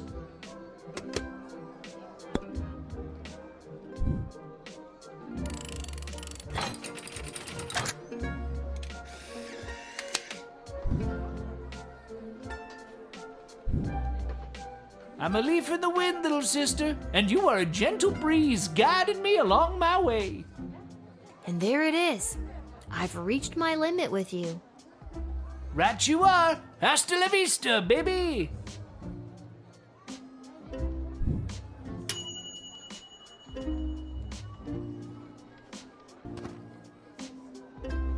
Lil, you've got to close down the shed for the day and come with me immediately.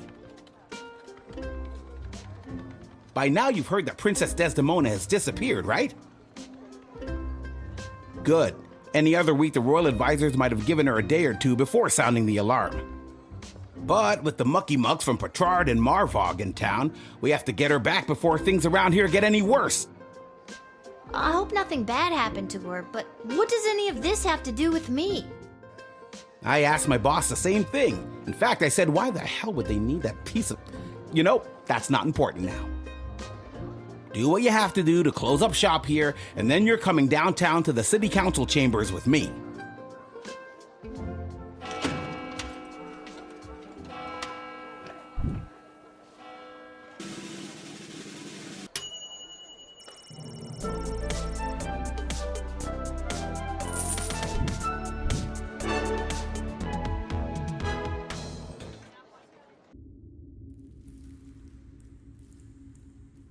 Hello?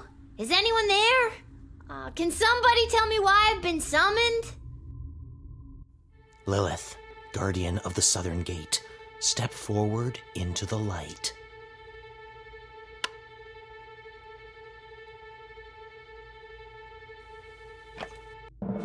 What is this? Who are you? Can somebody please tell me what exactly is going on here? Lil, you have been chosen to play the hit game that's sweeping the sprawl. That's right, it's time for... So You Think You Can Save a Princess! What the hell is going on? That's right, Lil. Today you're getting the chance to send one of these lucky adventurers on the escapade of a lifetime to search for and rescue your beloved Princess Desdemona. I didn't ask to do this. And let's find out who those lucky adventurers are. Adventurer number 1 is a hard-headed, go-getting warrior from the desert plains of the alluring Marvog Empire. Please welcome Neil Warkiller.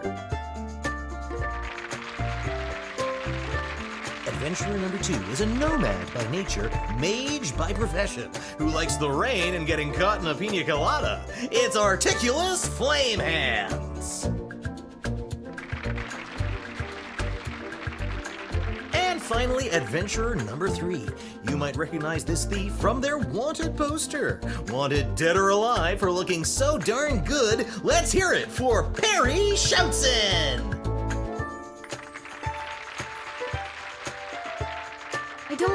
I still don't fully understand what's happening.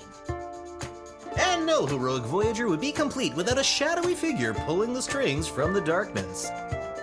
So let's welcome our sponsors, Lieutenant Stryker, Councilwoman Ash, and Court Jester Malcolm. I'm rooting for you. Might makes right. Focus and the day will be ours. Information is power. Aim for the knees and bite, bite, bite! Now, Lil, you're going to get the chance to ask these adventurers a series of questions to determine their suitability for this quest. At the end of the 3rd round, you choose the winner of the grand prize, being sent on a perilous mission to save the princess, a few guaranteed brushes with death, and a coupon for an all-you-can-eat dining experience at Monty's, home of the soup.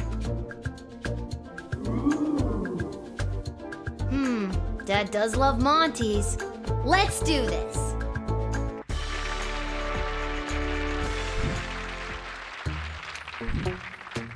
All right, Lil, what would you like to ask our trio of intrepid would-be heroes?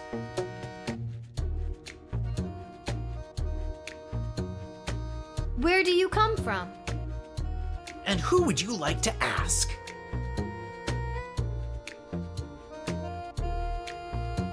I was born on the battlefield with a sword in both hands. Slaughtered 12 enemies that day. My mother was so proud. I was disappointed. If I had really applied myself, I think I could have killed at least 2 more. You can ask another adventurer if you like.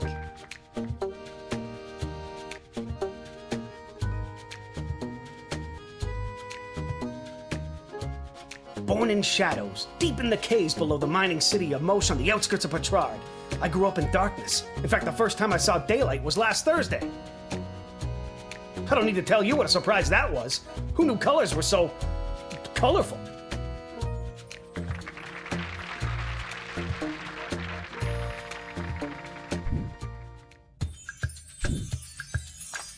And your second question is?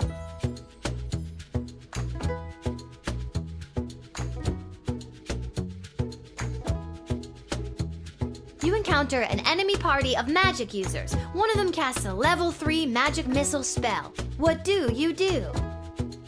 And who's that one for? Level 3? Ooh, spooky. Please, I reached level 3 in the tutorial. I could conjure an army of sparrows, or moles, or whatever small creature best suited my purpose. Wouldn't it be better to conjure larger animals? Maybe something more ferocious? More ferocious than a mole? Actually, I'm not licensed to conjure anything bigger than a bread box, but they really are scary. You can ask another adventurer if you like. Magic users. They fill me with rage. And in that berserking rage, I can shrug off any kind of missile they may throw my way. I rip out the throat of the first, so the coward cannot warn their coward friends. Before the rest know what has hit them, I have. I pile the bodies of the dead fools high in the air and burn them as a warning to all others who would dare get in my way.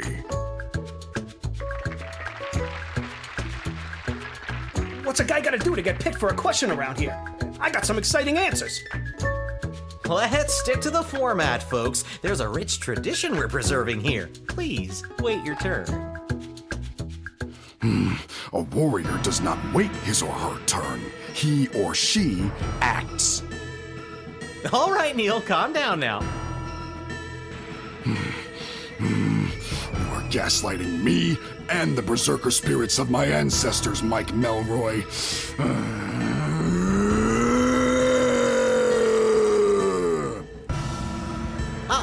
Looks like the warrior has entered the heightened state of berserker mode. Lil, which contestant do you think will be able to get us out of this dilly of a pickle? Neil, keep it together for just a few more seconds. You, what's your favorite animal? Neil, look at this little fella.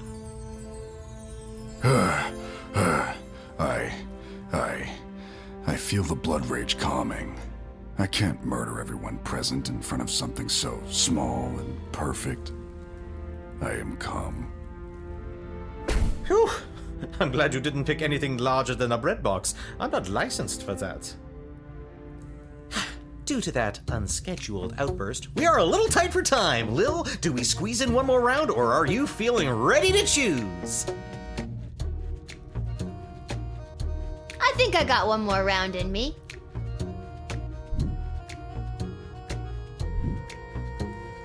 Lil, what's your final question going to be?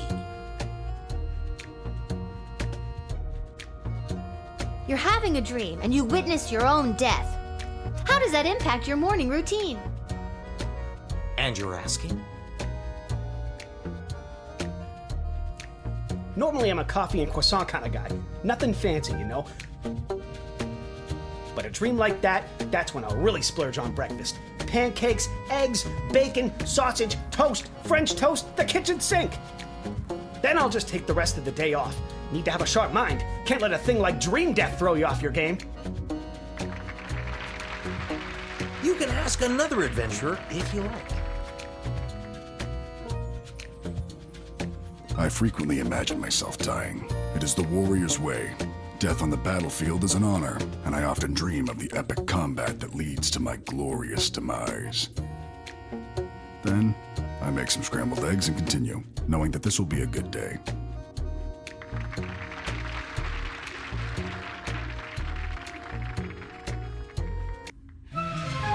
Uh-oh, you know what that means! I have no idea what that means. This is so stupid. You're stupid! That sound means it's time for the lightning round!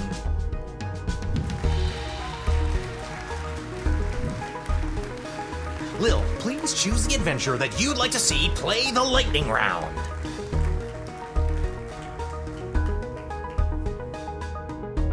All right, Articulus, are you ready for the lightning round? I am.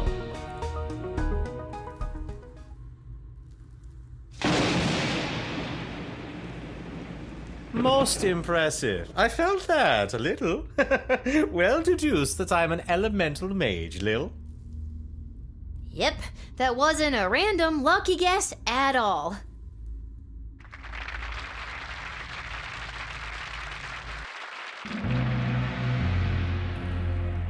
Uh-oh, you know what that sound means.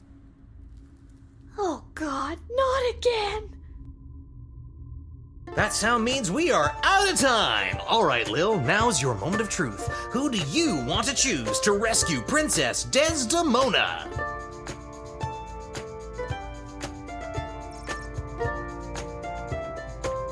Ladies and gentlemen, humans and otherwise, the winner of So You Think You Can Save a Princess and proud owner of an all-you-can-eat dining experience at Monty's Home of the Soup is Neil Warkiller the Warrior. This pleases me. I am pleased. And that's all for us here today. Please help control the pet population. Have your gargoyle spayed or neutered. So long, everybody.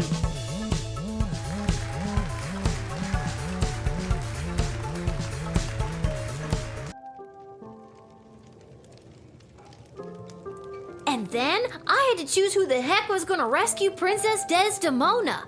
It was the craziest thing. And don't even get me started on the lightning round. You have the most vivid imagination, Lil.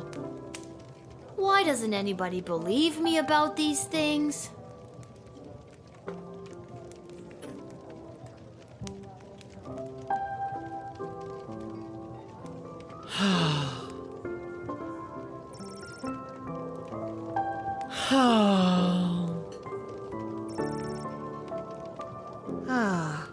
Is everything okay, Beverly?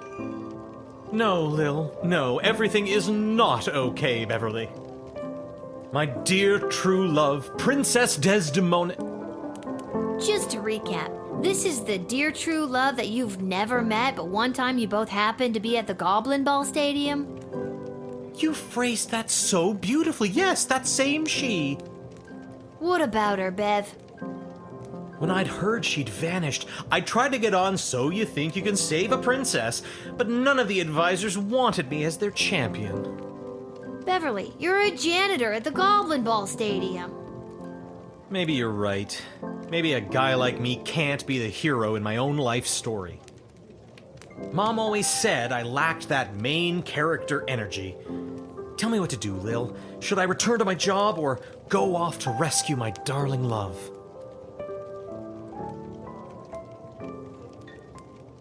What the hell? I say, go for it, Beverly. Risk it for the biscuit. What biscuit?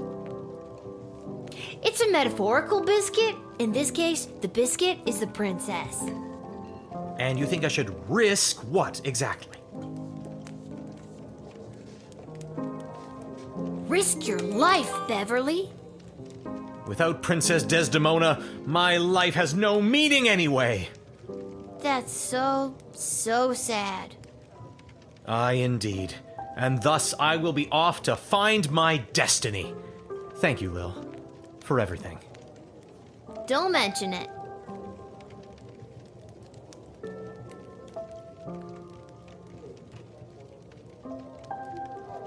Pathetic, weak coward! You should do the honorable thing and let me kill you. Oh, you would just love that, wouldn't you? Yes, I would. I would like to commend you on your choice of adventurer. The princess is as good as rescued. On behalf of the Kingdom of Petrod, I vehemently disagree. You had the chance to send a cunning rogue, but instead you chose a big, dumb warrior. She made the right choice. The Marvog Empire supports her. The Kingdom of Petrod would grudgingly accept an apology for your actions.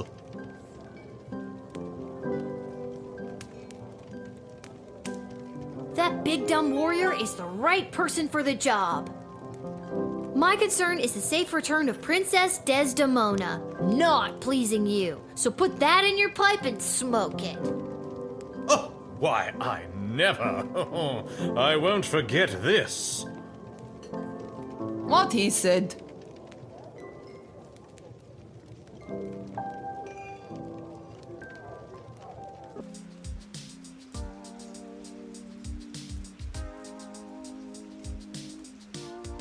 You've been at this a while. You should have enough cash by now to power up your arsenal. Take a look.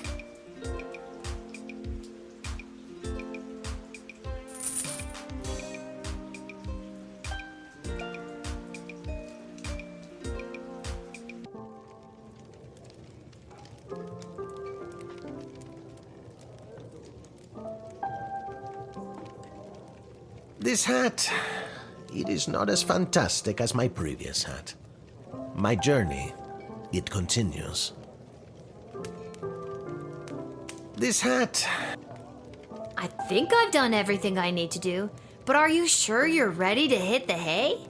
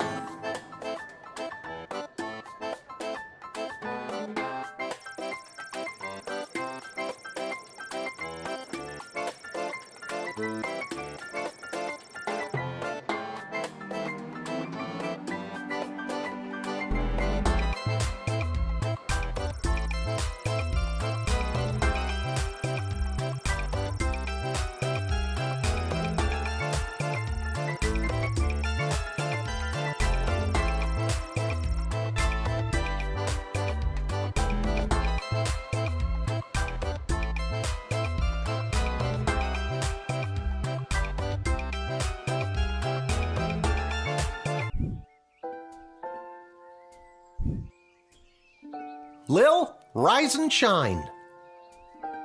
What, Dad? You rise, you shine. I'll take 5 more minutes. It's time to get up. Shouldn't you be down at the guard shed? And shouldn't I be heading down to cover for you? Do you want the good news or the bad news? We have to work the night shift tonight. I'm going back to bed. No, you're getting out of this house and taking some time to yourself today. Why do we have to work the night shift? Good news or bad news? Apparently you didn't pick the right person's champion for the rescue mission, whatever that means, and they're punishing you for it. That doesn't sound like good news. Yeah, it's not. I guess it was just bad news this time. Who's punishing you? No one. I work the night shift a couple times a week to help us get by. Oh, Dad. I didn't know that. So, I guess you could say the economy is punishing me. That and inflation. If taxes keep going up, I might have to get a third job so we can keep affording things like your little doohickey here. Wait, don't touch that!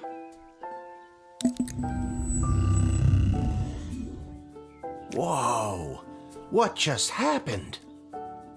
Do you want the good news or the bad news? Both are. I don't know. Do you feel okay? I feel fine, sweetie. No need to look all blurry about it. Now you get out of here and enjoy your day off. But don't enjoy it too much. You have to work all night, remember? Okay, I'm going. Just try not to operate any heavy machinery until I get back. I should probably check in with Dr. B and make sure my dad isn't radioactive.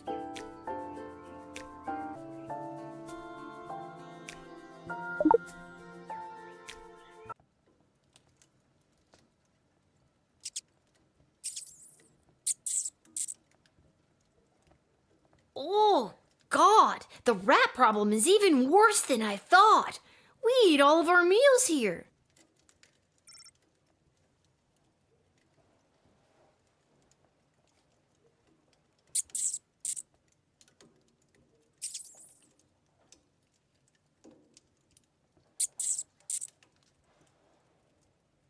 This hat, it is not as fantastic as my previous hat.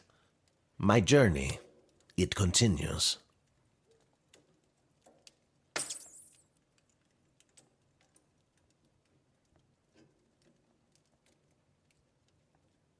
I think I can hear my friends out back. I want to go play.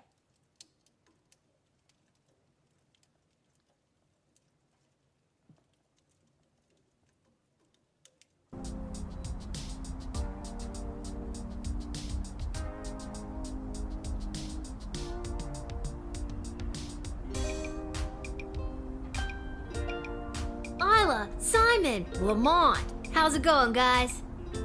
Hey, if it isn't Little Miss, I haven't been around for a while.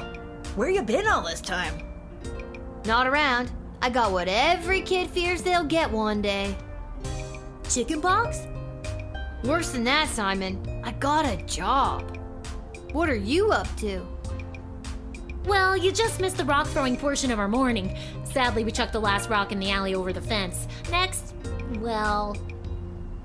We were thinking of seeing if we could get our mitts on some of the cool stuff that Garby guys got over there. They look like magical toys, basically. One of the few perks of my job is getting to play with those toys. Can confirm, they're fun. Come on, Lil. Hit up Garby for some loot for us.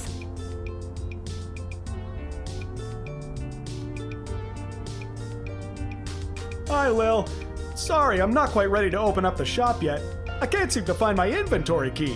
What are you doing up so early? Working the graveyard shift tonight. So, I'm finally available to see some of my friends who have responsible parents and reasonable bedtimes.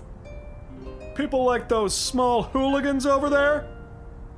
Those aren't small hooligans. They're my friends. And I was actually coming to talk to you about letting us borrow a couple of items. I stand by my statement, and we can talk about loaning you some merchandise later. But first, I've lost the key to my inventory, and I think one of them might have stolen it. Maybe you could talk to them for me. Work your little guardsman magic and see what you could do to get it back. On it.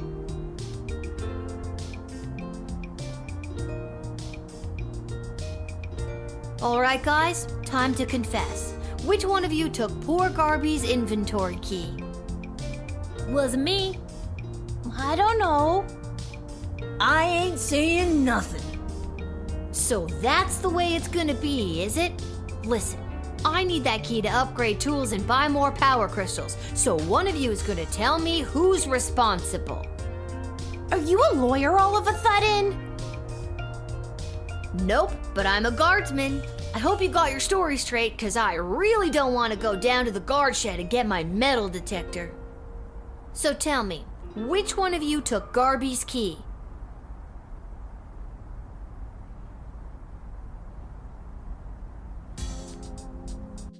It was Simon. I've never brought this up to the group before, but I think Isla is a kleptomaniac. I always see her taking things out of Lamont's backpack when he's not looking. But also... Between you and me, I saw Lamont poking his big, dumb, handsome nose that sits in the middle of his gorgeous face all around that booth. It was probably him. Oh, he's such a bad boy, but also... I could make up my mind now, or dig a little deeper.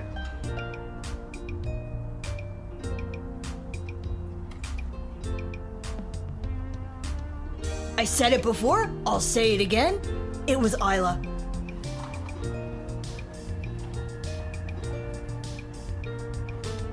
I know it wasn't me. I'm in a bit of a two-strike situation with my parents, and I'll be sent to the National Ballet School in Marvog if I get in trouble again. But I'm telling you, Lamont got here first, and I saw him rooting around Garby's shop. Okay, maybe Isla isn't a klepto, but she did go through his bag just before you got here. Maybe she's got a good reason to be going through his stuff. I got here third, so I didn't see anything.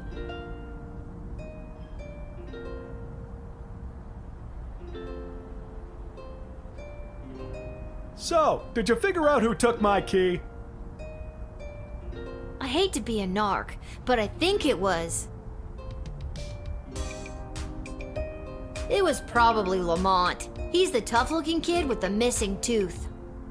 Thanks, Lil. I'll be right back. Hey, you! Mullet boy! Stay right where you are!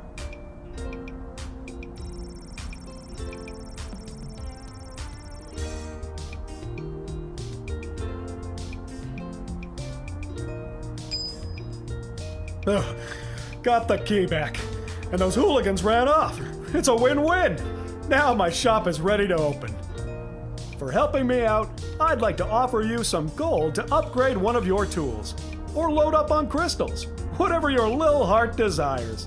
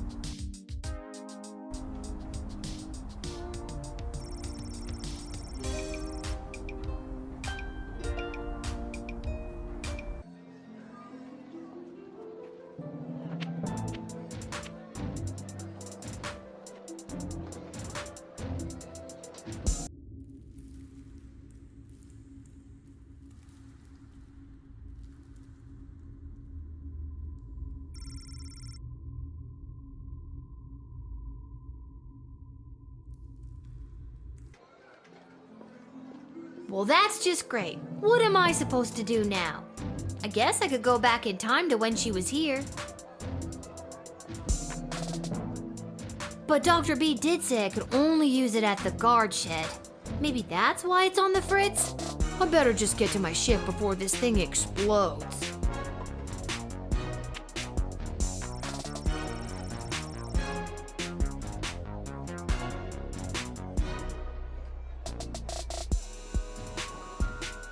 What's this? A mysterious present? Perhaps a secret admirer?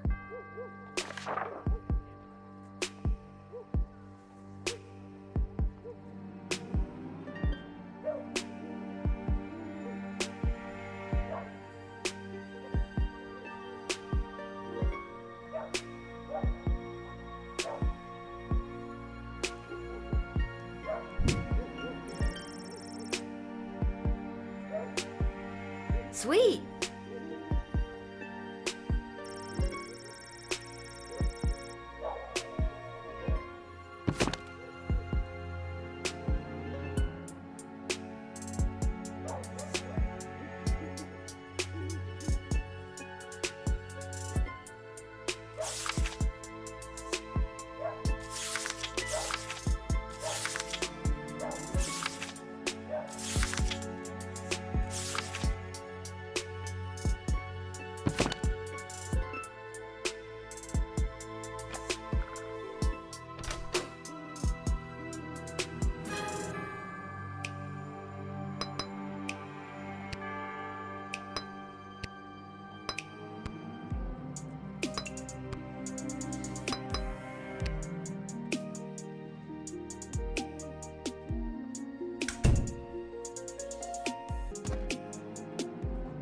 Good evening, child. I have not seen you at the post before.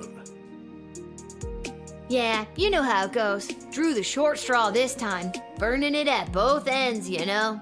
Just gotta keep on trucking through.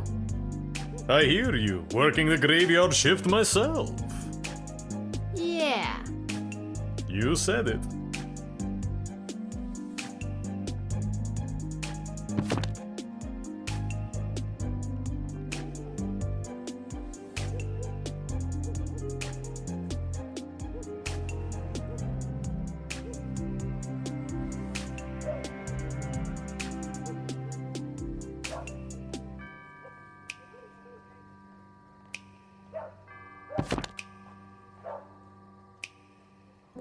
What did you say your name was, sir?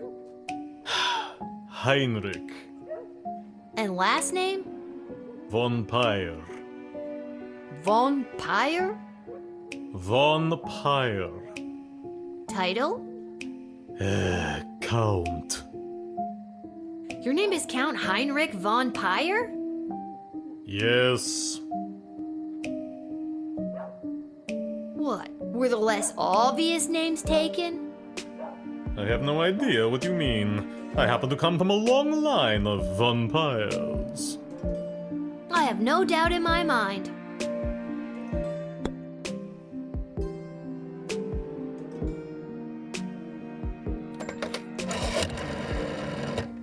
Sorry to bug you, Lieutenant Stryker. It's Lil at the southern gate. I hope I didn't wake you. Nobody wakes me because I never sleep. Rest is for the weak because that's when they get you. Now, what is it you want? I have someone here requesting admittance, but I have this funny feeling in my gut that I shouldn't. Always listen to your gut, kid, but don't listen to any other part of your body. If I did, I'd be asleep right now. Got me? I think so. Good. Now I've got to get back to making espresso and doing jumping jacks. Don't bug me again unless it's necessary.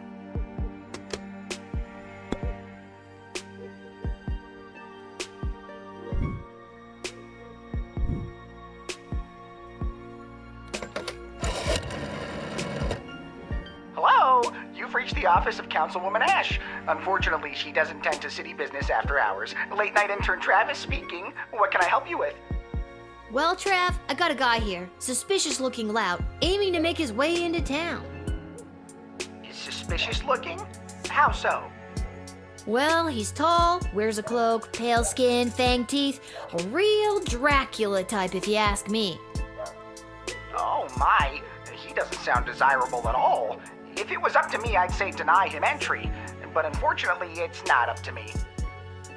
I'll write this down, and Councilwoman Ash will get back to you at her earliest convenience, likely after 10 a.m.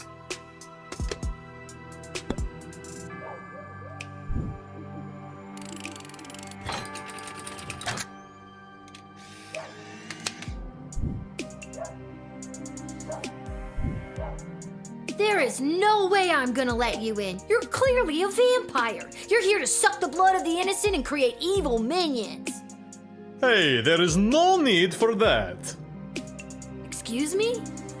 Yes, I am a vampire, but I am not defined by it. I am also a prominent member of this society, and I am running late for my job at my clinic. I am a chiropractor. I've never heard of a late-night chiropractic clinic before. It is for other vampires. There are more of us than you think. And I do not appreciate you discriminating against us with your hurtful and dated vampire stereotypes. I'm sorry, I never knew. This is my first night shift. I mean, sure, when the odd normie comes in, we crack their back and then maybe bite their neck a couple of times, but it's all in good fun. Now, would you kindly reconsider your choice and invite me in already? You know, I still don't get a good feeling about this. It's gonna be a hard pass on letting you in. Oh, the nerve of some people. You'll regret this. Whatever, vampire.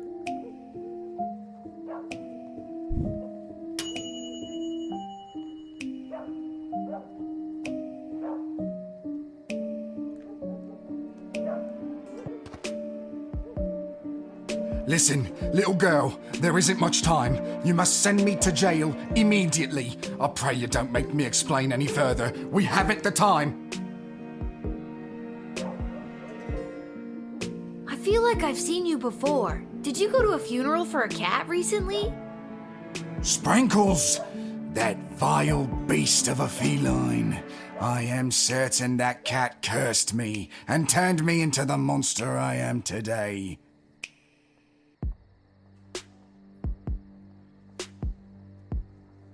I assure you, I am in my right mind. You must gather the other guards and escort me to the dungeons right now. I know it is a strange request, but it is a matter of grave importance. And by grave importance, I mean someone could die.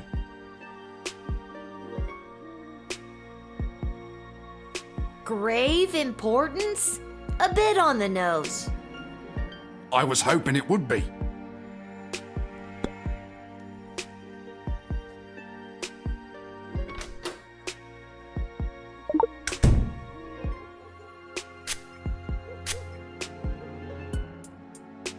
I used to love fine jewels and necklaces, but ever since that lousy cat's funeral, even looking at a silver locket causes my eyes to burn and my skin to crawl. Something cursed me that day, I'm sure of it. I can feel it coming from the inside, trying to break free. I cannot contain it much longer. The sun has set, every second is precious. There is no telling what I may do if left unchecked.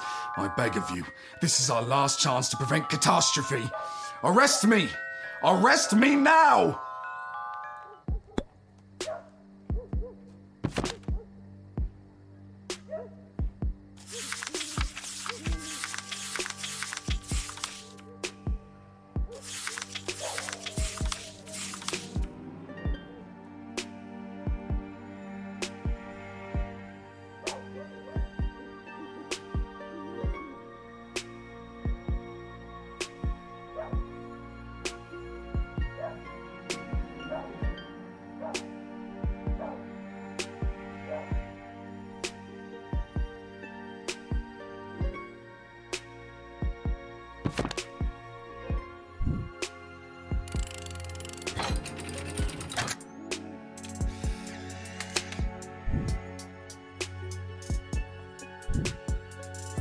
Thank you. Bless you, child. The world is a safer place now. I really hope you get the help you need.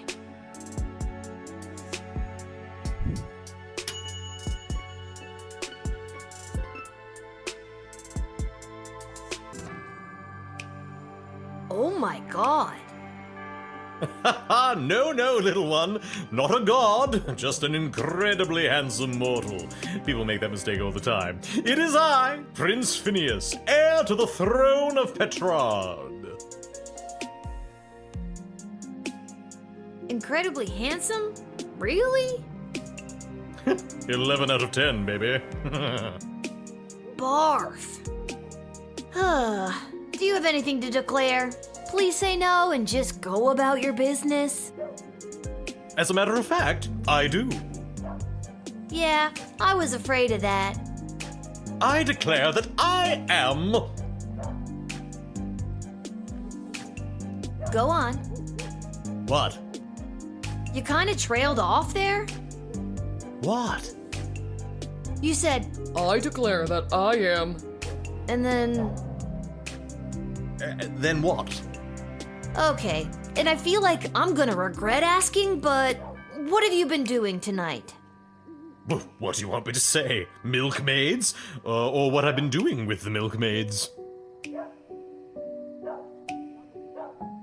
Well, we've come this far.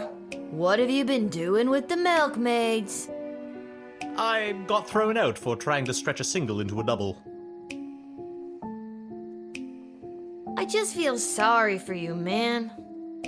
Don't pity me, little one. I am a crown prince of the realm. A sad one. Aren't you here trying to win the hand of Princess Desdemona? Well, sure I am, but when the Mages Guild throws a party in your honor, boy, do they know how to show you a good time. And you can't stop a fox from stealing eggs, am I right? Huh? Good night, Prince Phineas. That's me. Ha ha. Yeah, I know. That's why I said it. Now get out of here, you drunk fool. Oh, all right.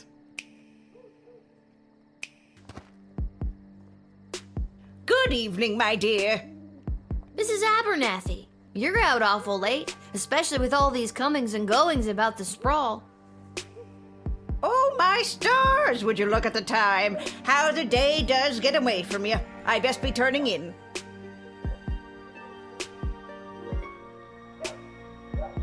My dad will sure be glad I've seen at least one familiar face tonight. Your dad? Yeah, you know my dad, Hamish. Oh, yes, Hamish.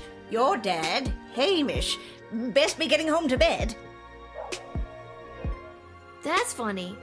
I don't think I've ever heard you call him Hamish before. Yes, usually I call him your dad. No, usually you call him Shamish. Yes, Shamish. Best be getting home to bed.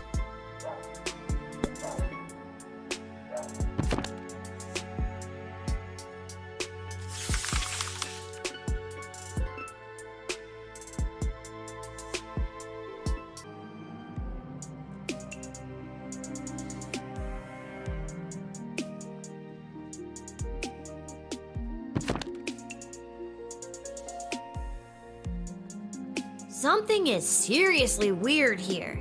Didn't I read somewhere about showing people something familiar? Does this do anything for you? Oh, yes. It is very nice. Thank you. That was one of your award-winning bonds, Mrs. Abernathy. You don't recognize it? Award-winning bonds. Don't you recognize it? You're not Mrs. Abernathy at all, are you? Get out of here, you lousy shapeshifter monster!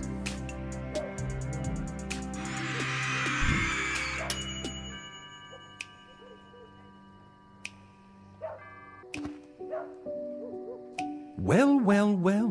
If it isn't the little girl who works the guard shed. I was hoping we'd meet again. I'd love to stay and chat, but I have a rather important meeting to attend. And what exactly is this meeting you're attending? If you must know, I was summoned by Praetor Kargan personally. It is a highly confidential matter that doesn't concern you.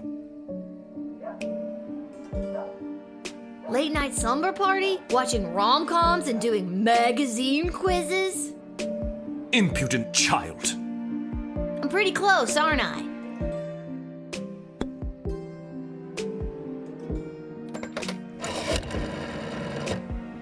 Hello? You've reached the office of Councilwoman Ash. Unfortunately, she doesn't tend to city business after hours. Late night intern Travis speaking. What can I help you with?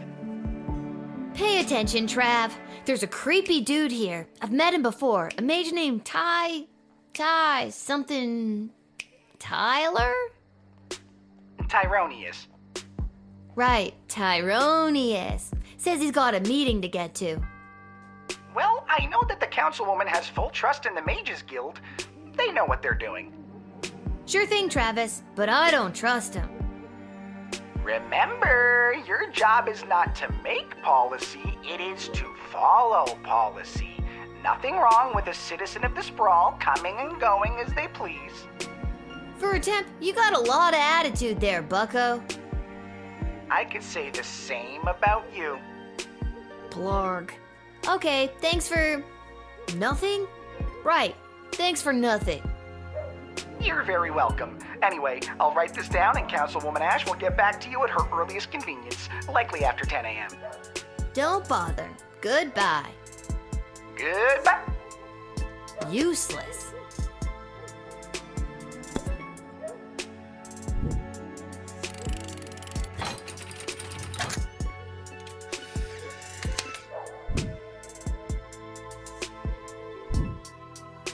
Praetor Kargan will be most pleased by this.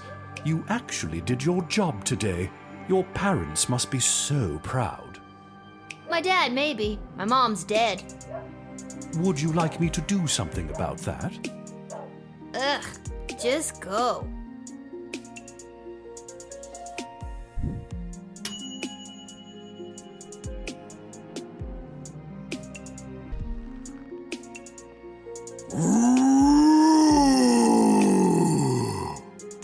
Oh my god!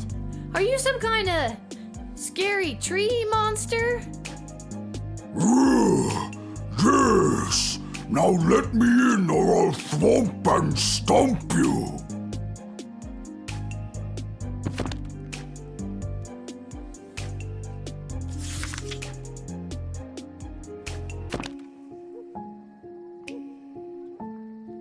And what business would you say you have in the Sprawl this evening? Too many people come through my woods. Too many strangers stomping on our roots and throwing their garbage on us. Me and my brothers and sisters say no more.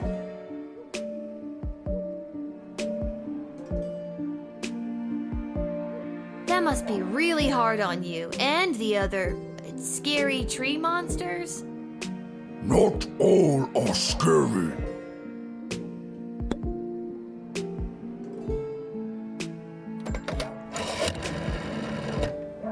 A scary tree monster, you say? And what does he want? Tell him or her to take it up with the Department of Agriculture in the morning. Violence won't lead to anything positive. Now, if you'll excuse me, I have to get back to training soldiers for war.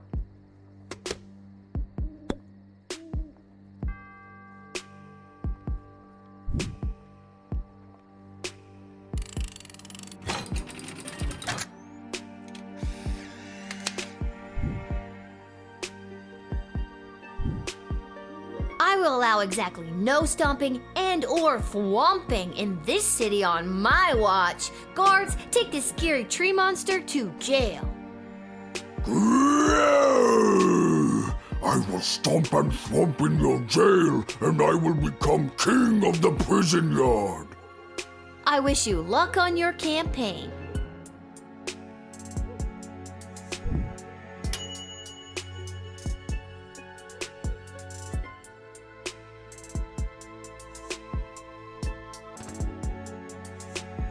Hello. I wish safe passage through this gate.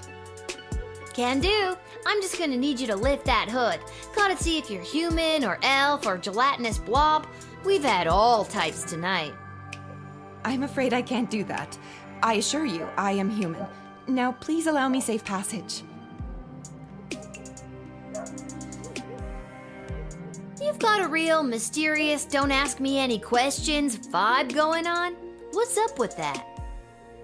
I simply have nothing to state or claim. I just wish to enter. You're claiming that you have nothing to claim, and you stated that you have nothing to state? Something's going on here.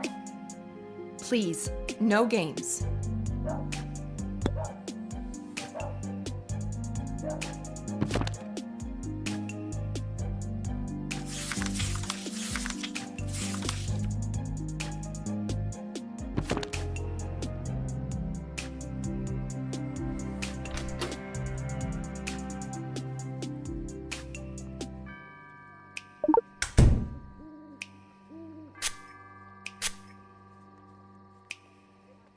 I am returning to the kingdom after being away by my own volition. I have to hurry. There is a deadline that must be met. I have to inform them of my choice. Ugh! Be gone, magic truth spray! Wow, you've got quite the resistance to that. Mind telling me how I could do that? It takes a strong-willed mind and a small knowledge of sorcery. How about a wandering brain and a great knowledge of rocks?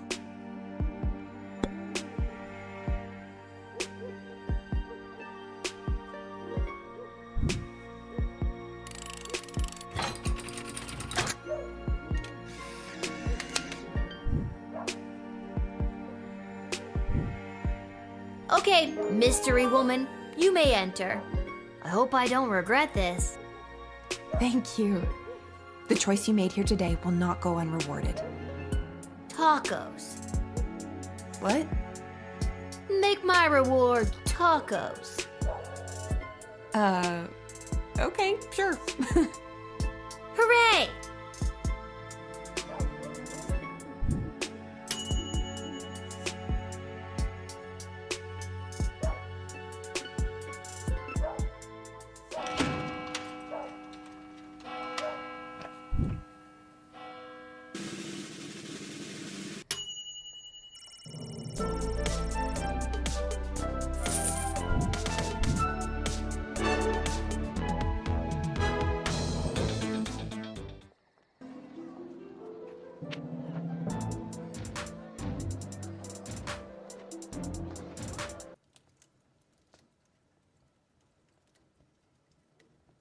It's you!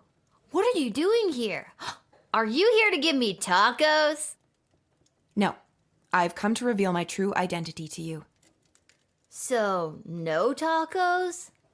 Allow me to introduce myself. I'm Desdemona.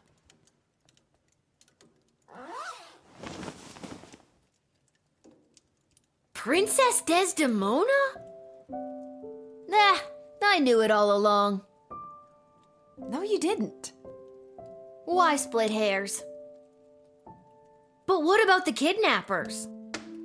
There were no kidnappers. I disguised myself and ran away. I'm sorry for all the commotion I've caused. I had to get away to say goodbye to someone important to me before my wedding. I don't understand. I'm being forced to marry one of the suitors from these two rival kingdoms. Yeah, that's old news. What I don't understand is why you, a princess, are here talking to me about it. Shouldn't there be more official people that could play therapist? Like Stryker? Ash? Oh god. Oh, not Malcolm. I know my father had faith in them. When I'm gone, your advisors will help maintain the balance, blah, blah, blah. They want me out of the way so they can control my father's kingdom. They've never been good at listening to what I want or how I want to rule this land. Nobody listens to me. Sing it, sister. And now I'm being forced to choose between allying the Sprawl with the kingdom of Petrard or the Marvog Empire. You mean Phineas the Pompous Prince or Kargan the Praetor Terror? And it doesn't even matter if I love them or not. At the end of the day, it's strictly politics. Lucky me. This is the first time in the game I've been okay being 12. I just want to make the right choice. Tell me, Lil, what do you think of Prince Phineas?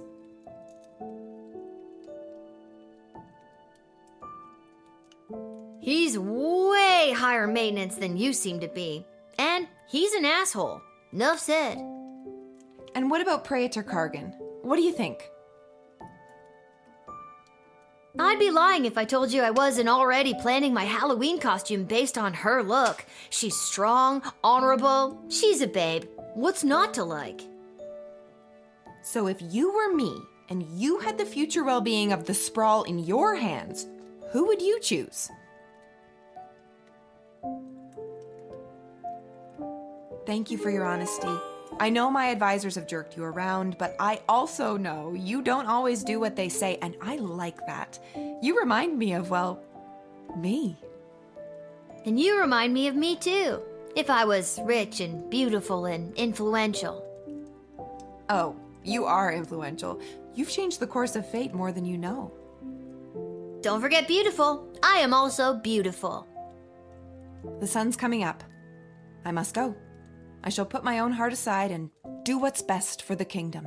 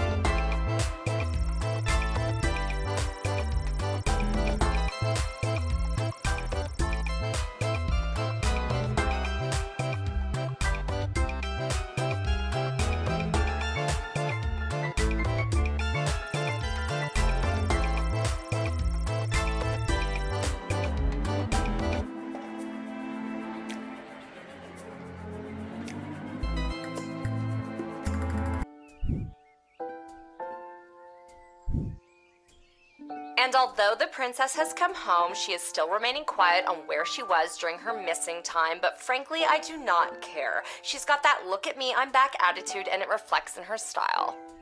You know it. She was seen returning to the castle rocking those possibly was kidnapped leggings, all while sporting a I might have just run away and ran out of money hooded cloak. What do you think she's gonna be wearing at the wedding? No idea, but no doubt it will complement her chosen spouse's home kingdom. That's right. Princess Desdemona has finally made her choice, and it's Praetor Kargan of the Marvog Empire. I knew it was going to be them. It was the obvious choice from the get-go. So, she made her choice. Her life is filled with intrigue, and I feel like I am now somehow intertwined with her fate's path. Oh well, off to go see what the gang's up to. There's a note from Dad.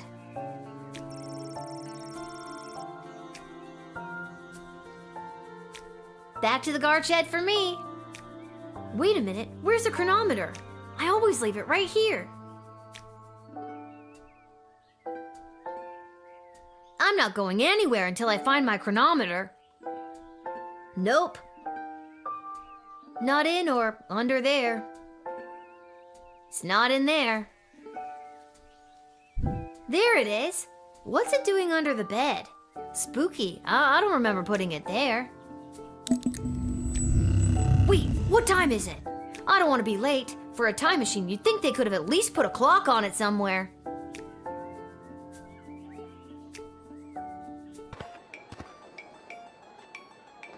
This whole wretched endeavor has been a disgrace, not only to Prince Phineas and myself, but to the entire history of Petrarch. King Phineas and Queen Buttermilk will not sit idly by while their royal lineage is dragged through the mud. Well, you know what they say, you win some, you lose some. All's fair in love and war. Other cliche sayings. Keep your chin up, Prince Phineas. You'll find someone. Say what you will, your words and your sweet-smelling city will soon be drowned out by the musk of the sulfur mines of Petrarch. May your home be exploded by a bottle of fine Petrardian fizzy. Well, that's not great.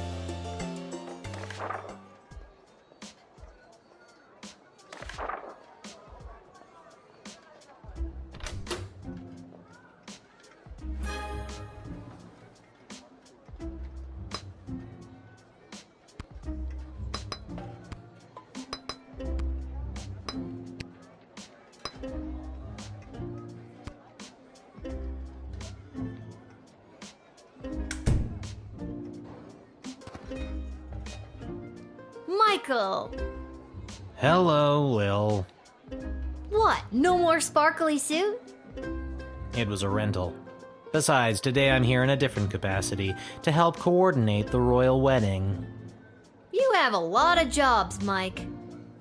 And wedding planning is my least favorite out of all of them. Tell you what, why don't you be the wedding planner for the day? What do you think? I think it's very irresponsible to get a 12-year-old girl to do two grown men's separate jobs. All you have to do is choose the music, decorations, and food menu for the big event. It's simple, just let in the one you like the best. Or the one you think the groom would like best, or who the bride will like. I'm sure it's not really going to affect anything. Or it might. See, it's simple. Do you want me to explain it again? Okay, good. The only thing I hate more than wedding planning is talking about wedding planning. The wedding musicians will be coming by for you to choose first. Here's the gold. See you later, Lil.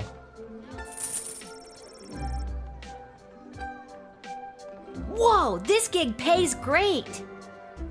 The money's not for you. There's 3 choices for music, food, and decor, and each comes with its own price tag. The gold is the budget for the wedding. Do I have enough money to just pick the most expensive choices? The most expensive choices are going to be the best, right? Not necessarily. And no, you don't have enough. Anything over budget will have to come out of your own pocket. I see. But if there's any money left over, you get to keep it. I see. We're on a tight timeline, so keep an eye on your action points. You've got 4 per round, so that's talking to everybody once, or to 2 folks twice. You get the idea. Need that run by you one more time? Remember, you do the choosing. I'll be here to record your choice and keep track of the budget. Okay, Lil, it's no biggie. Just choose the 3 most important elements of any wedding and try not to stress that it's a royal one. You got this.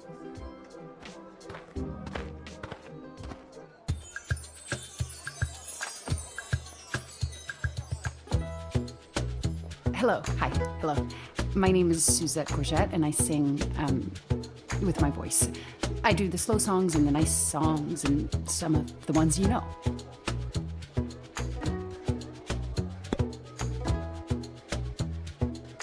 Hello, young lady. The name is Jacob Fiddlestein, and me and my accordion here play all the polka conga you kids are so crazy about these days. A 1 and 2 and polka conga 2 and 3 and polka conga 3 and 1 and polka conga. Hey! Hoy, I nearly winded myself there.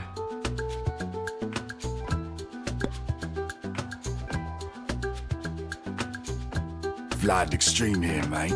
I know what you're thinking. What is the baddest, metalist bad boy of death metal playing some skint royal wedding? Well, I ain't here just to collect a big paycheck, mate.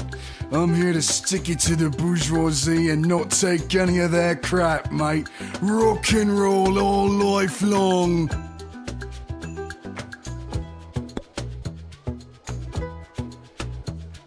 Have you made up your mind?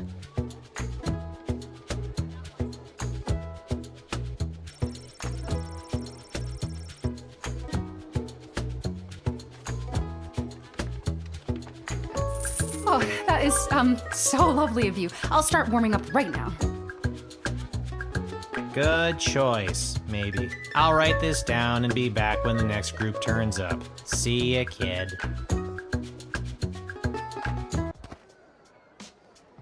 Well, if it isn't the Edward, the great magician. Got another group of brats to entertain? Where are you pulling a rabbit out of now? I'm afraid I've put my days of magic and illusions behind me. You got kicked out of the Magicians Union, didn't you? Yes, I did. Seems people preferred the actual dark arts to my light entertainment. No matter though, I've got a new career now. Working at your parents' garden shop? Psst, they wish. I'm a wedding officiant. I'm here to officiate the royal wedding. Really? You? I mean, you are? I am! So it's the Edward, the wedding officiant now, is it? Of course it isn't. Do you know how ridiculous it was for me to have the Edward, the magician as my name? It was so redundant. I can't believe nobody ever told me. 2 these? I must have looked like an idiot. Well, when you put it that way. So now it's just Edward the official officiant, with only 1 the, thank you very much. Having official and officiant is also redundant. It is? Why didn't anyone ever tell me that? I'm telling you now. What am I going to do about my 5,000 brand new business cards? Can't you cancel the printing? I did them by hand.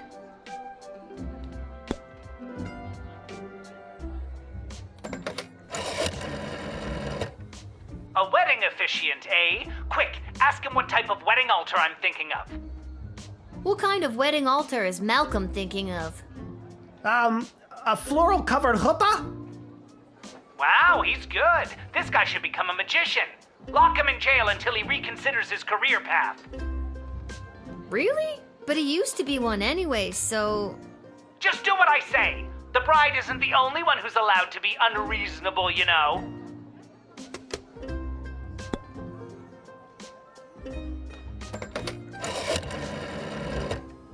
Hello, Councilwoman Ash?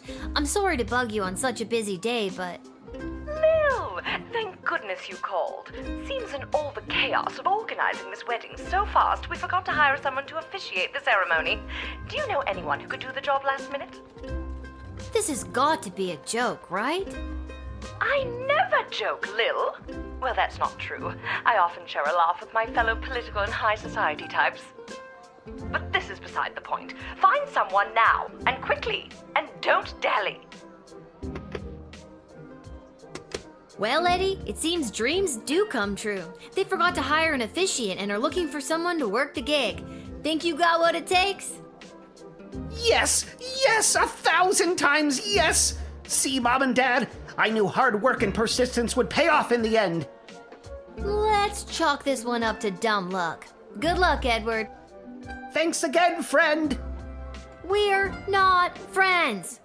Oh my god, are Edward and I friends?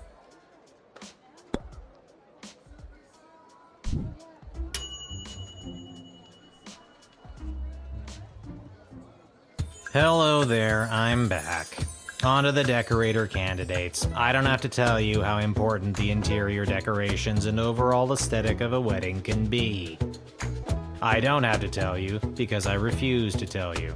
Anyways, here they are, take your shot.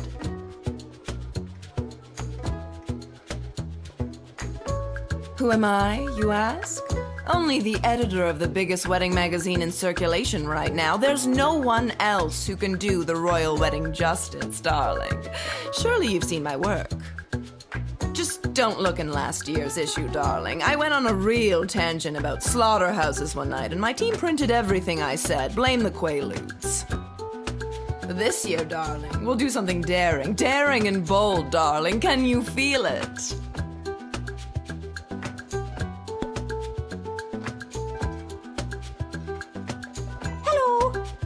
Some grand ideas, you know, for how the royal wedding should be. You might not know it, but I read all the latest wedding magazines down at the salon when I'm getting the old do done. And apparently what's in these days is meat.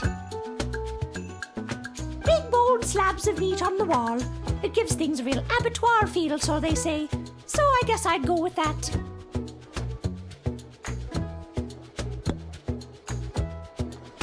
Hello again, Mum. Thought I'd see my way down to do some decorating for the royal wedding. Ain't much of a decorator per se, but I got my cerulean blue, blood red, and cadmium green with me, so I'd go do something with them, I suppose.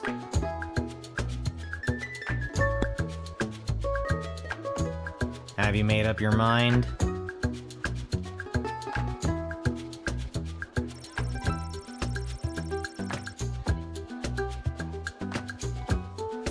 I really appreciate the work, Lil. I'm gonna paint the town red, and blue, and green. And it's set in stone. I'll write this down and be back with the next group. See ya, kid. It is I, Articulous Flamehands, a contestant you did not find worthy on the hit show So You Think You Can Save a Princess. Not going to lie, that really stung. In any case, I have a message to deliver to the High Council of the Mages Guild. So if there's nothing else, I will be on my way. Oh, it is getting harder and harder for mages to communicate openly, so everyone is resorting to this secret message, cloak and dagger nonsense. Between us, there's talk of mages dabbling in the magic that dares not speak its name. I kind of felt like something was wrong with the Mages Guild, but I couldn't put my finger on it. Yes, it is still within control, but if this dark faction keeps pursuing its dark goals, dark days lie ahead. Dark.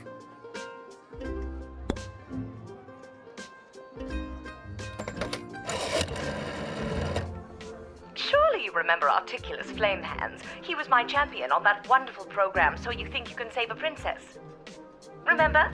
You found him unworthy to be the hero of the day who would save the princess. Remember? You failed me and embarrassed Articulous. Well, it didn't matter who I picked. She came home on her own. Tomato, tomato. He's still my champion, and I would thank you to let him pass.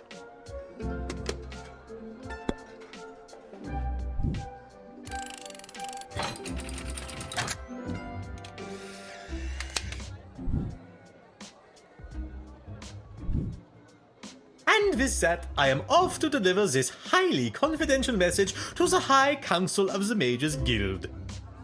Still not sure who sent this message and what it entails, but I doubt anything bad could come of that. Even with all the rumors of a dark cult of mages breaking off from the guild to deep dive into the dark art of necromancy. But there I go, blabbing on again. Farewell, child!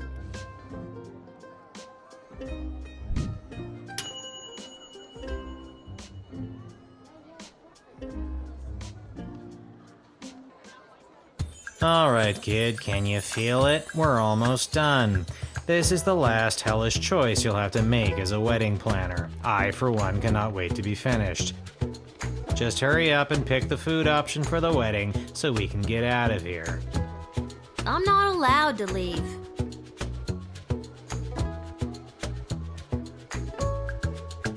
Bonjour, mademoiselle. Je m'appelle François Saint-Français, head waiter à la Chez de la Maison.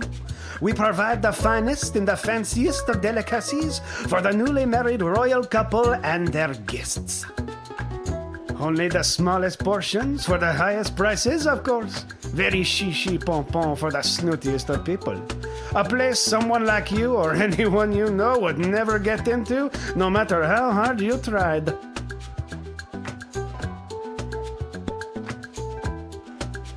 Good afternoon. I am here today representing Catering Corp regarding a contract to provide the sustenance for the large gathering known as the Royal Wedding. Catering Corp is willing to provide the base amount of calories needed to sustain such a high-capacity event in return for appropriate remuneration. I am accompanied by samples of our food and a detailed list of ingredients available upon request.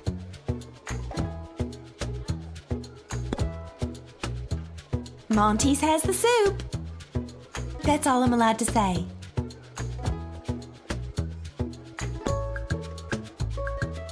Have you made up your mind?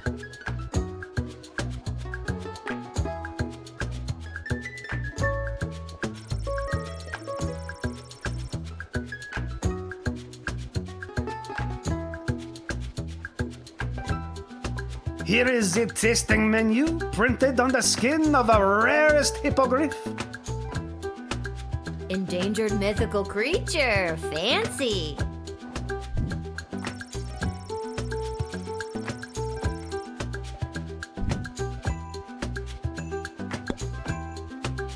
Have you made up your mind?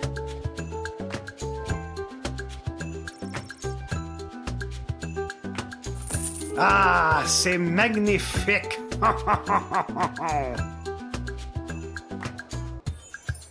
Thank God this nightmare of a job is over. All the rest of you go home. Good choosing, kid.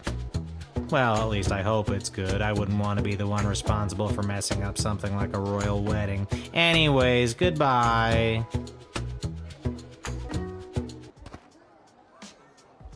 I am a citizen of the Sprawl.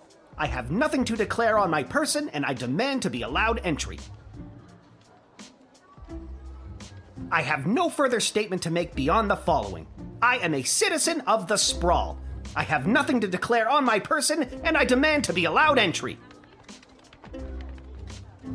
You're kind of intense, aren't you? I am a free goblin living in a free land. Or so the narrative we've all been fed for decades would lead me to believe. Now, will you let me in or not?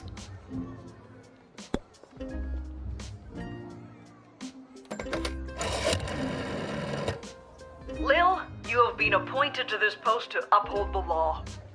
I am filling in for my dad. That's it.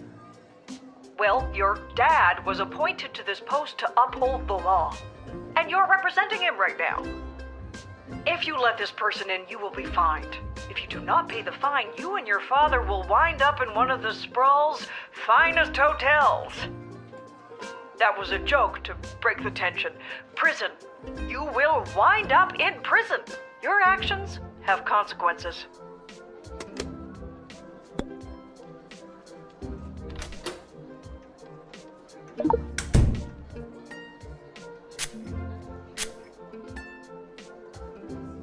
I have nothing to declare on my person, and I am a citizen of the Sprawl.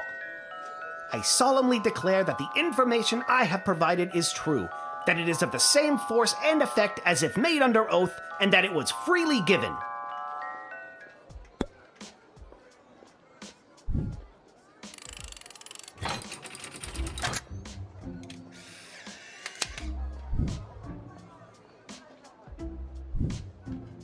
You should come by the Goblin Liberation Army headquarters sometime. Here's the password. Come! It will open your eyes to what's happening in the Sprawl.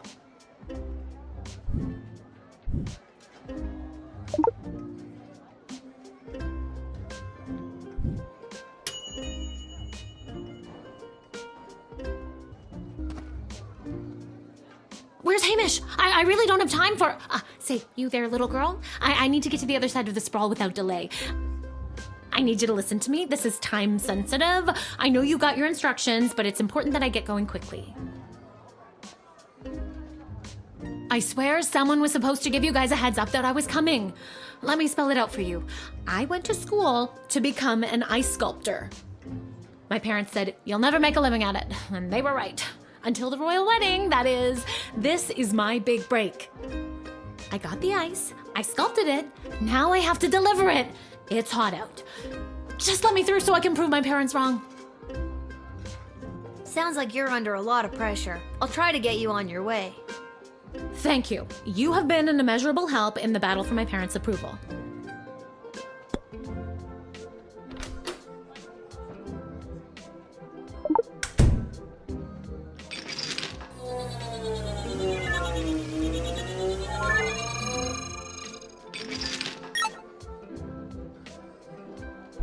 That's my chisel. I'm a sculptor.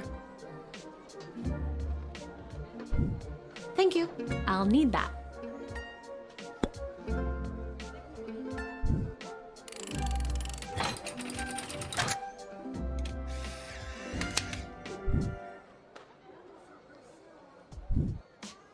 I mean, thank you, but my work is probably ruined. You're just doing your job, I suppose. I might be able to salvage something. Gotta go.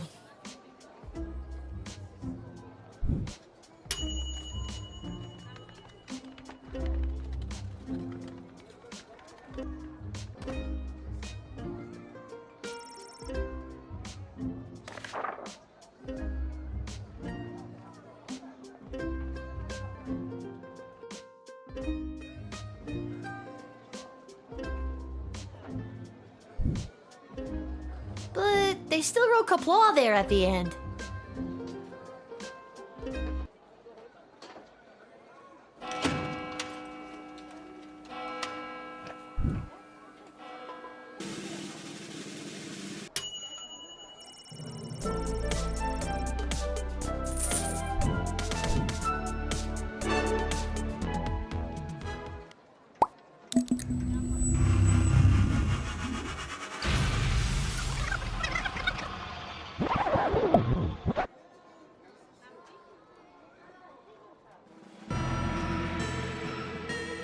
I have a very bad feeling about this.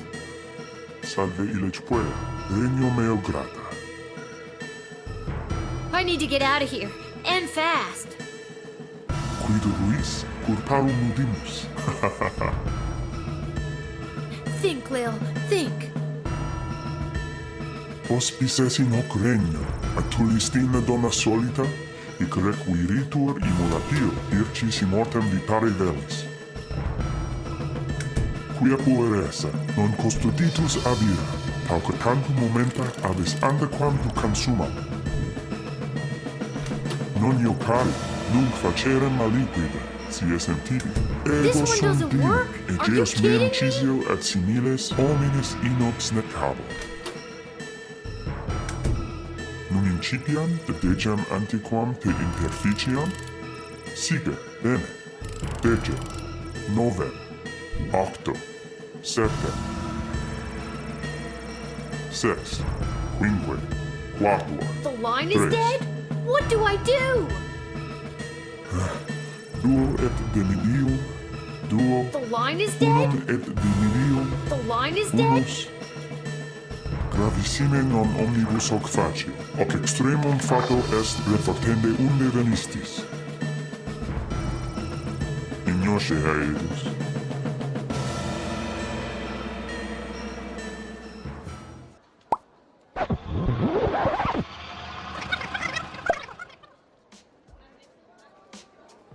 What the f was that? That was next level.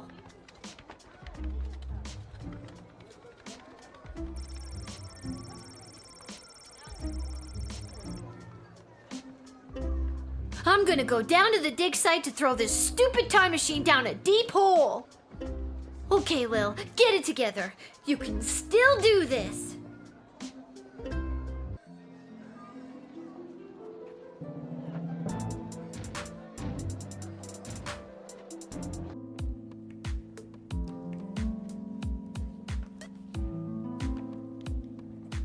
You've gotta take it back.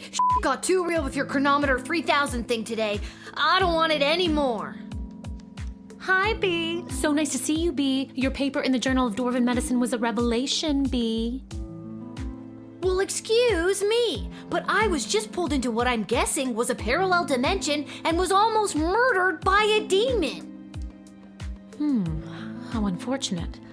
I always wondered what the byproduct of St. Bartholomew Inglebrook's lunar incantation would have on the relationship between time and interplanar folding. Stop it. I don't care about any of that. Just take it back.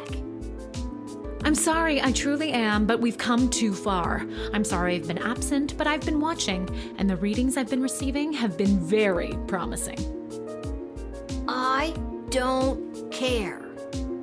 But you would care if everything and everyone you knew and loved was at risk. Everything might seem like we're in a storybook, but open your eyes. We're on the verge of a civil war from inside the walls, and if you hadn't heard, the princess just pissed off some very powerful people. It is in your best interest to continue to help me with the device, because who knows when we will need to rewind time and something more important than which nobody you chose to send to the dungeon today. And you're here, after allegedly going toe-to-toe with an interplanar demon. I trust you. I'm not gonna keep doing this forever. You and everyone else are gonna owe me a childhood, you know?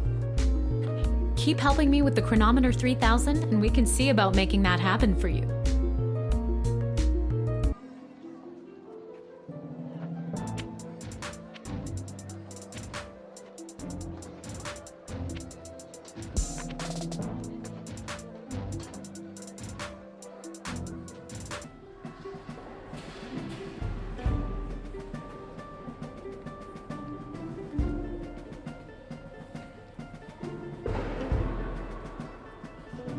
Hello? Hello? I brought the orange slices! Was today a regular meeting day or one of those top secret planning for what's gonna happen at the princess's wedding days? Is anybody here? I'm here? Are you here for the meeting? I don't think so. Oh, then you can't have any orange slices. Those aren't orange slices. Those are just the rinds. I got hungry.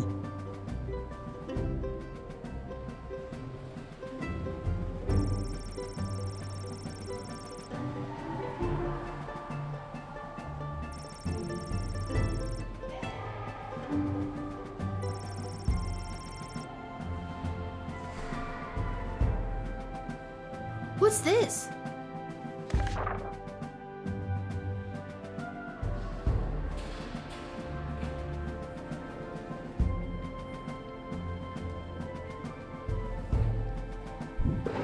I have a feeling the GLA leader wrote that.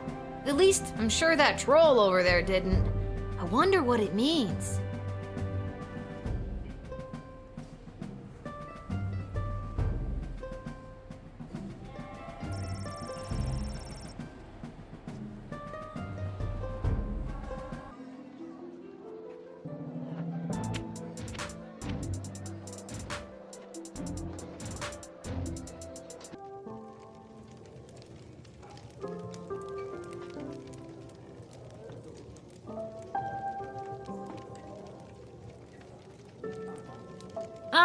here she is, the little guardsman who spoke to the princess and secured the union between the Sprawl and the great Marvog Empire. Yeah, I did. Told her just what to do and she listened to my every word. I admire your complete lack of modesty. Modesty is such an ugly thing. Let us celebrate with a tankard of blood wine. Kapla! I'm 12. I can't drink alcohol. Haha, never fear. There is no alcohol in Marvog blood wine. Just blood. In a big cup called a tankard. Yeah, I'm a hard pass on that. Haha, very well. There will be much blood wine at the royal wedding where the Sprawl and Marvog tie their fortunes together forever. Let us raise a glass to the gatekeeper who brought us all together this day. Kapla. Did a mouse sneeze somewhere? Come, child, louder and with fury. Kapla! Too furious, far too furious. We are not at war. Be careful shrieking like that. But as we say in Marvog, better to be too furious than not to be furious at all. I'm exhausted.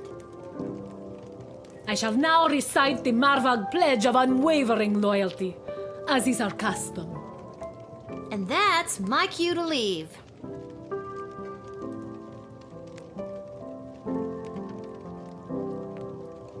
I think I've done everything I need to do, but are you sure you're ready to hit the hay?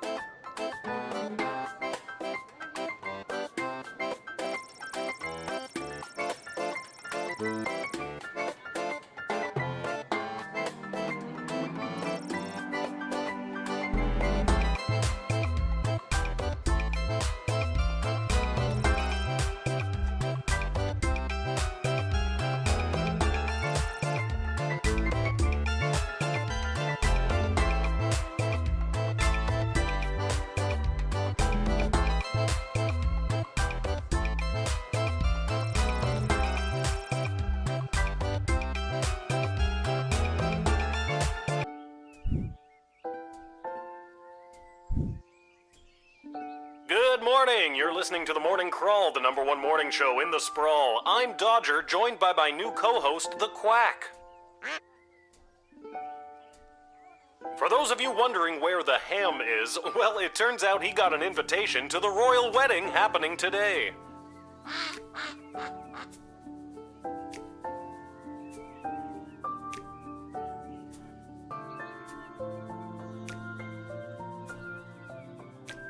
Hiya, sweetie. Are you almost ready to go? Almost. Sorry I slept late. If I rush, I can make it to the guard shed just on time. Didn't you hear? All the gates are closed today for the wedding.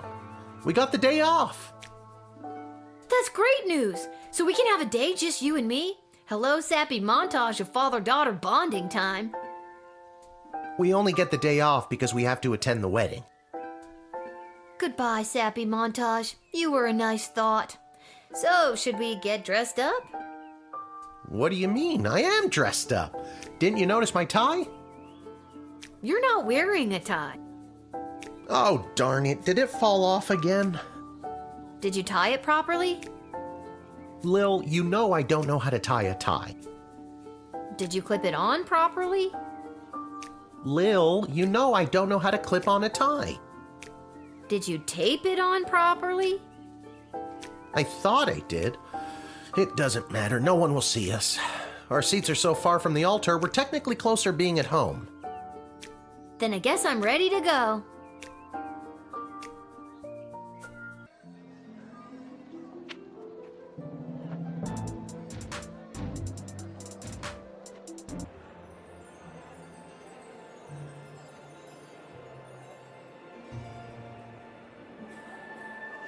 Okay, remember, Grab as many appetizers as you can, then meet me by the door.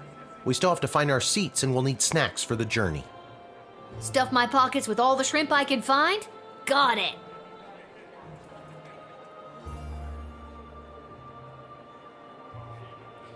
I'm a famous artist now!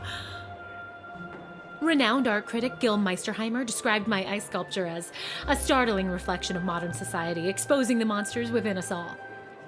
That's good, right?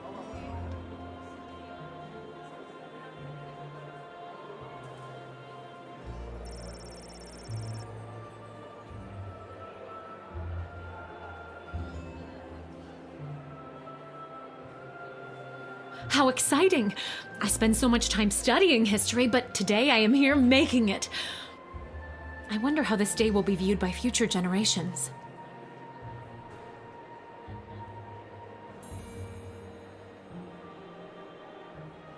This hat, it is not as fantastic as my previous hat. My journey, it continues.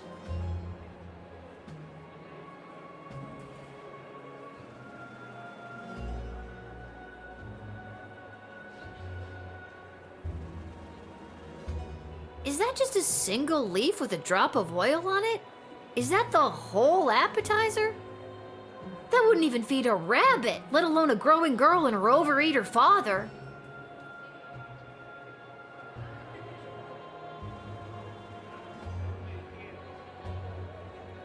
Is that just a single leaf with a drop of oil on it? That wouldn't even feed a... Get a move on with those appetizers, will ya? I want to reach our seats before sundown. No mention of the calories or the ingredients. Catering Corp's legal team would have a field day with these amateurs.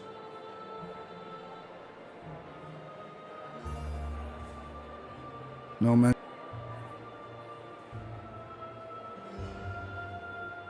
Hello, Mr. Melroy. Enjoying the big event? You know that I'm not. Let's just get to the I-do's already, am I right? I don't know what that wedding officiant is waiting for.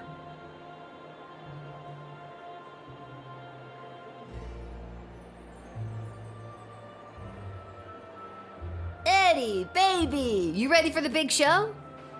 Who said that? It's me. It's Lil. From the guard shed.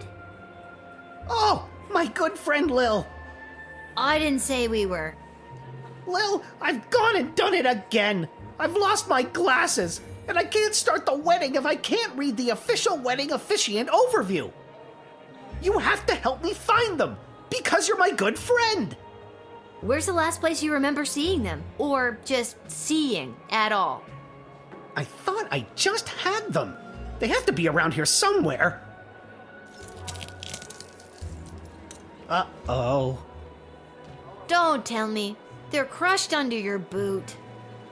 No, they're crushed in my boot. I forgot that's where I like to keep them so I don't lose them.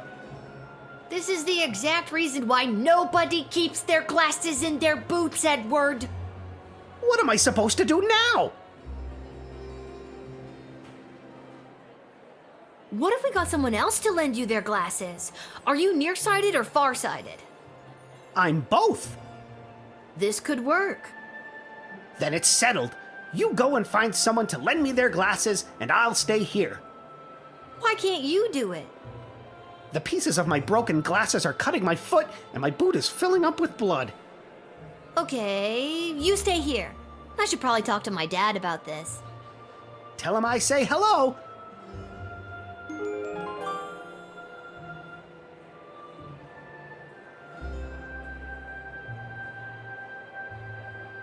What's your current shrimp count at? We need at least 30 to get 4 stars.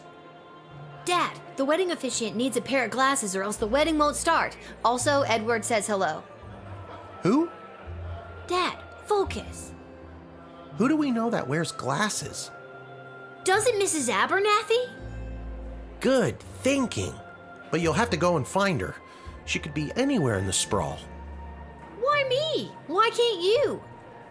I cut my foot earlier and my boot is filling up with blood.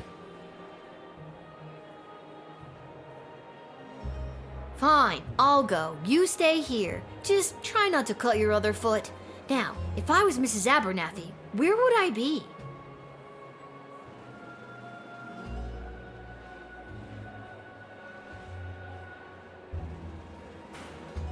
Can I borrow your glasses?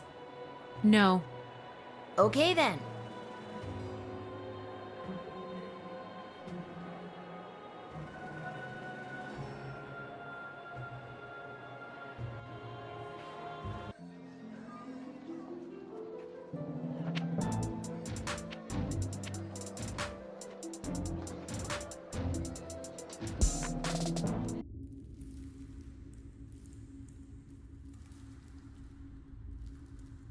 I wish more people opted to get married in the night. I do love a wedding, but the midday sun wreaks havoc with my complexion.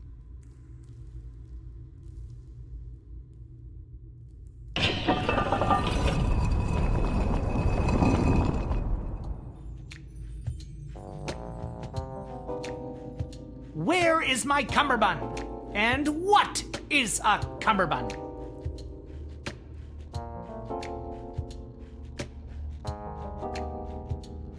Where is my cummerbund?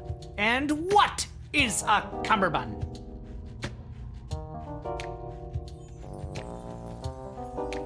Whelp has a new master now, and he lives a very comfortable life. And he got to be a jockey in a polo match? Best day of Whelp's life!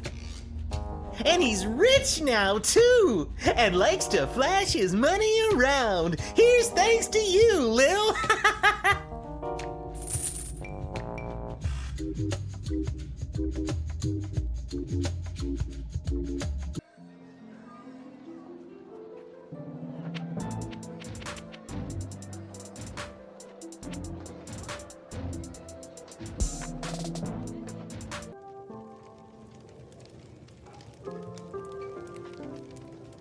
I'm so glad I'm not out there slinging soup at that wedding.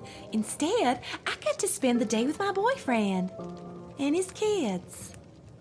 His ex-wife, Denise the Cyclops, is a nightmare.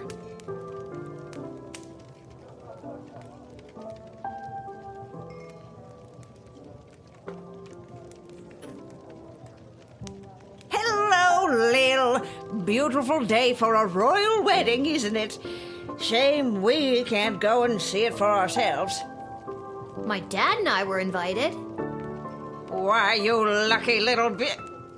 Mrs. A, I need your help. The wedding won't start until the officiant gets a pair of glasses, and you have a pair of glasses. See where I'm going with this? You want me to officiate the wedding? No, I need your glasses. I'll give them back right after the ceremony, I promise. Oh, well, I'm afraid I can't just give them to you, my dear. I need them to read the odds on the upcoming Goblin Ball games. But I'll tell you what, if you get me a piece of food from the royal wedding that I can keep in my freezer and never eat, you can borrow my glasses for a little bit. Okay, Mrs. A, one plate of official wedding cuisine coming up.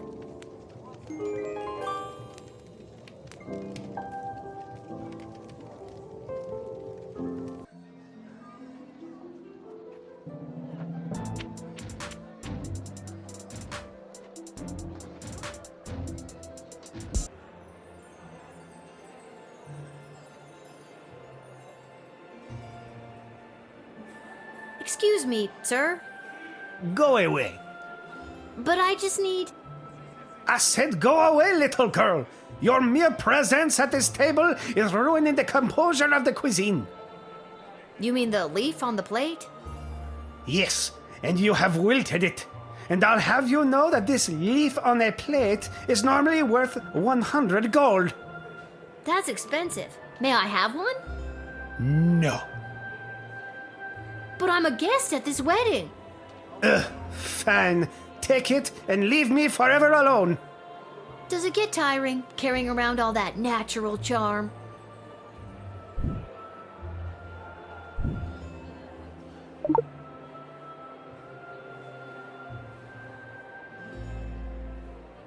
Mrs. A, here, I got you your keepsake appetizer.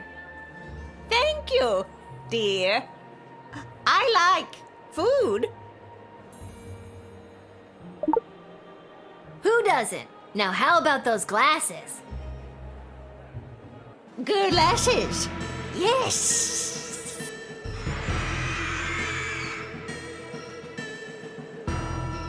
Holy crap! That was the shapeshifter again! And it's run off with my food for the real Mrs. Abernathy! Guess I gotta go get another plate, or see if Mrs. A wants something else for her glasses.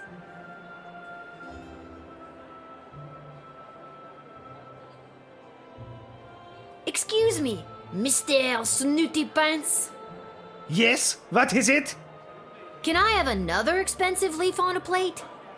No! But you have so many left. I guess people didn't like them, huh? They are not made for people to like. They are made for people to take pictures with. Now go away. You cannot have another. I guess I'll go see if Mrs. A wants something else for her glasses.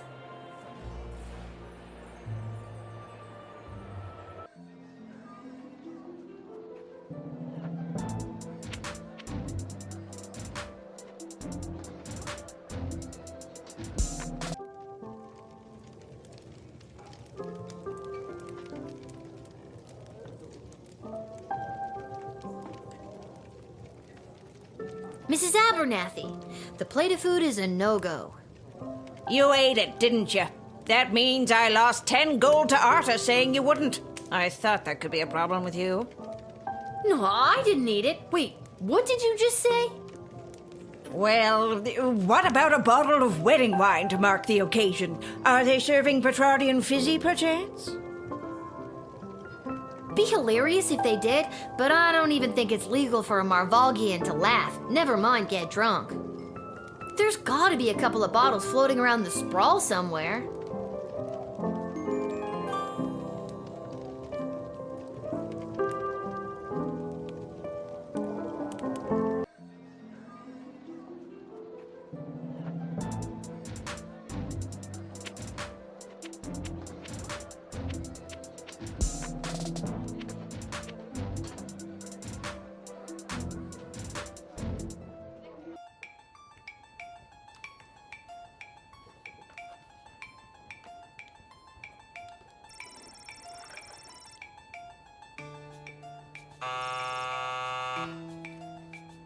Hello, Councilwoman Ash? It's Travis. I'm back from that errand you sent me on. Are you there? Oh, yes, Travis. Thank you for doing that. I value you and all your hard work. Wait a minute. This isn't Councilwoman Ash. Who is this?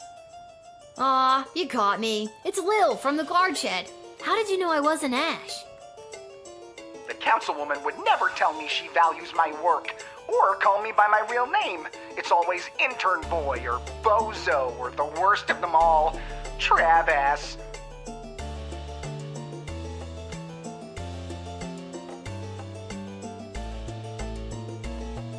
Listen, Travis. I need to find a bottle of Petrardian Fizzy. Does her official snootiness have a bottle tucked away in here somewhere? Of course she does. She always keeps everything she needs to entertain her high-profile guests around. Perfect. Tell me where it is and I'll be out of your hair. Not so fast. I'm not just gonna give you a bottle of fine Petrardian Fizzy, compromising my position, my career, and risk losing the trust that's taken me so long to earn from Councilwoman Ash. Not without getting something in return, anyways. There it is. What'll it be, Trav? I suppose I could let you have it for 200 gold. 200 gold? You're crazy. Crazy like a fox who needs to pay off his student loans. I don't have that kind of cash on me today, Trav. Would you take a check? Yes. Well, I don't have one of those either. Is there anything else you'd want? Well, as I'm sure you know, I am a huge Goblin Ball fan. Who isn't? Maybe tickets to a game? Some memorabilia, perhaps? Anything, really. I'm a huge fan. All right, we get it already. Jeez. Let me see what I can do.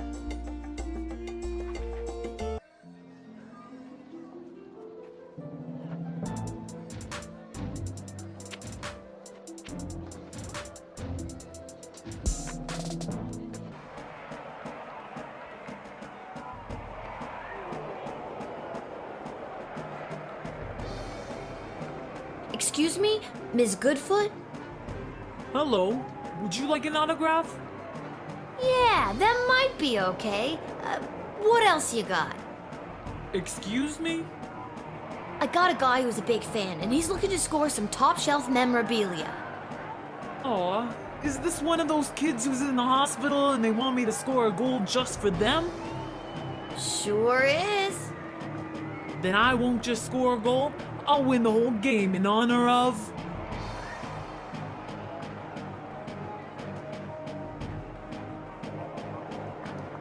Travis. And hey, give him this as well. I don't think I'll need it today.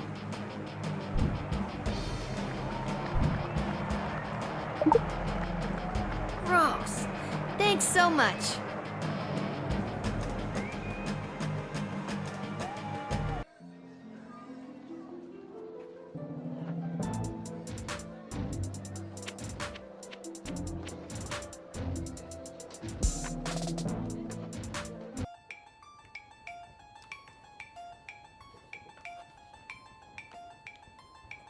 Hey, you there? I'm back. Councilwoman Ash? No, it's Lil. I got something I think you'll like. A new job? It's a disgusting used sweatband from that goblin ball player, Saruna... whatever. You got me Saruna Goodfoot's lucky second sweatband? Oh my god, that is incredible! Thank you so much. You don't know how much this means to me. Make sure to check out the next game. There may be a surprise for you and Saruna scores a goal. You'll find the bottle in the bar cart. Pleasure doing business with you.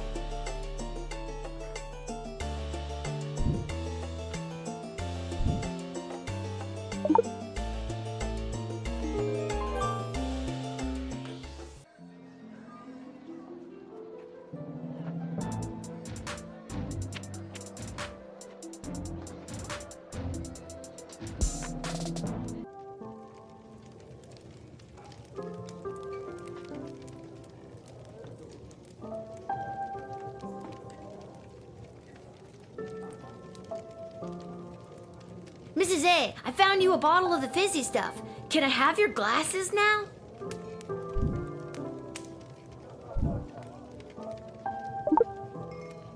Oh, Lil, I'm so pleased. Thank you so much. Yes, you may have my glasses. After enjoying this bottle, I don't think I'll be able to see straight anyways.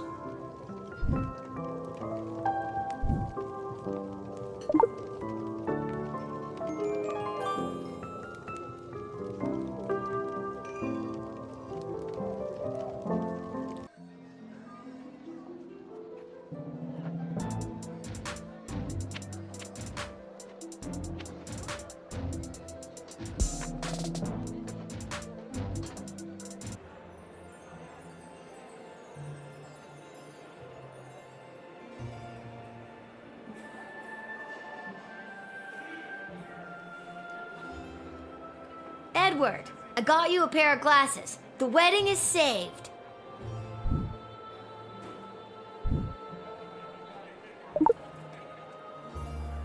Lil, this is perfect!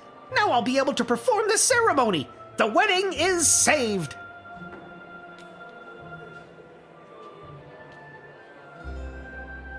I just said that. We both did, at the same time! No, We did it, Lil!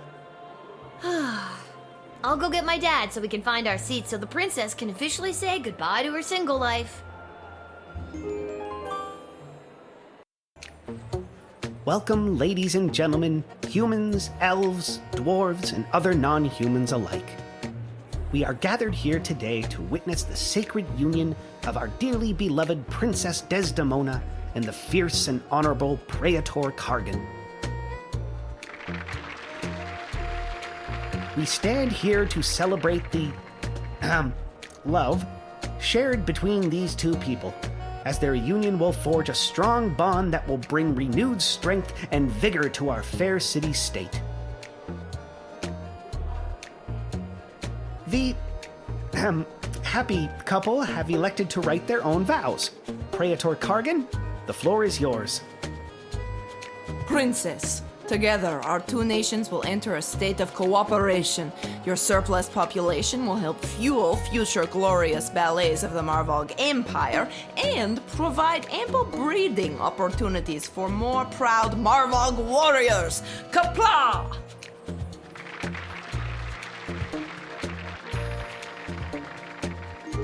I object!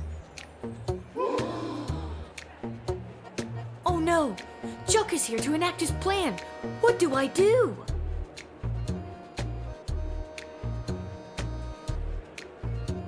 How did that filthy goblin get in here? Guards! Wait! What a disgusting little creature. What did the councilwoman just say? Guards! I said wait, and I'm done being ignored. Guards, stand down. Chuck, what are you doing here? I told you to stay away. Ooh, the plot thickens. What I do today, I do for all citizens of the Sprawl who have felt unwelcome for too long. For those of us who look a little different, who can't walk down the street at noon with their heads held high. I'm looking at you, mole people. I couldn't stand by and watch as my people's chances for a good life were erased by the sham of a marriage. Hey! And I couldn't watch as the woman I love. What did he just say? The plot thickens again. We just went from soup to gravy, people. Don't. You can't. The Sprawl doesn't need you to sacrifice yourself to make it stronger. It already has an untapped power inside itself, waiting to rise up. Princess Desdemona, I love you. Will you marry me instead and join in allegiance with your own home? This will not stand. Princess, you can't seriously be thinking of leaving me for this. I'm on the edge of my f***ing seat here. I will, Chuck. I will marry you. What? This isn't going to work out. People of the Sprawl, this may shock and horrify the worst among you, but this is Chuck, my secret goblin lover. And I choose him as my groom. And together we will empower our own people and usher in a better, brighter future for everyone in the Sprawl. Watch out, Lil. What is that?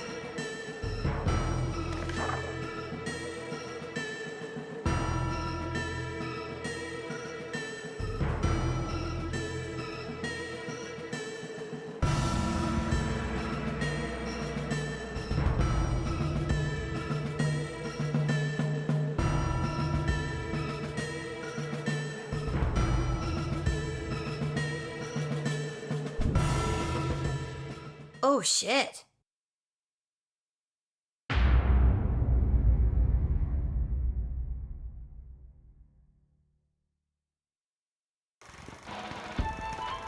Sprawl, news about the war. On the front lines, our homegrown heroes are holding toe-to-toe against the pungent Petradians. But back in the barracks, folks from home and away are signing up to do their part. You might even find the odd Petradian joining our ranks to fight against their own. Go get 'em, soldier. And get 'em once for me. Talk to your local godshed operator about how you can join the Sprawl Army today. Join the Sprawl Army today.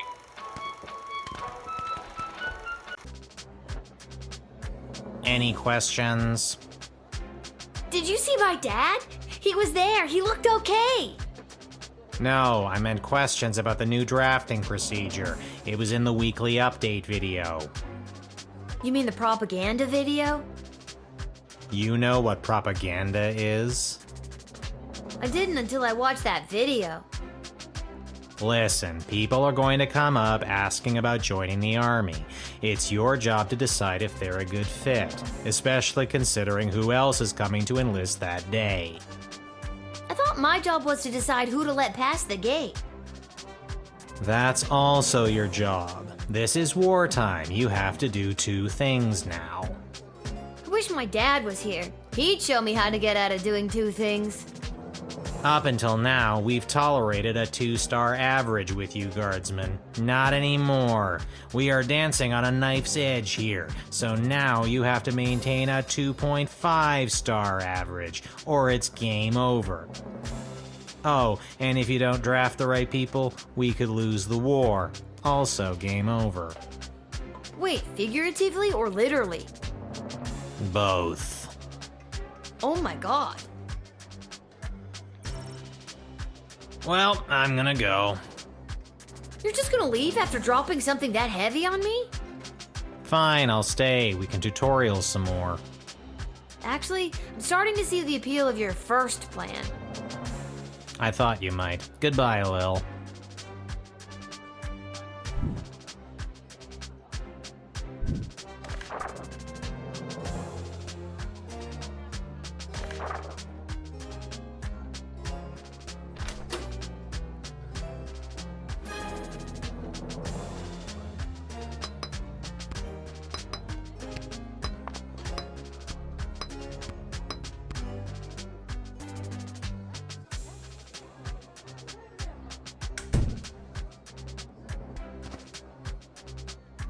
Excuse me, ma'am.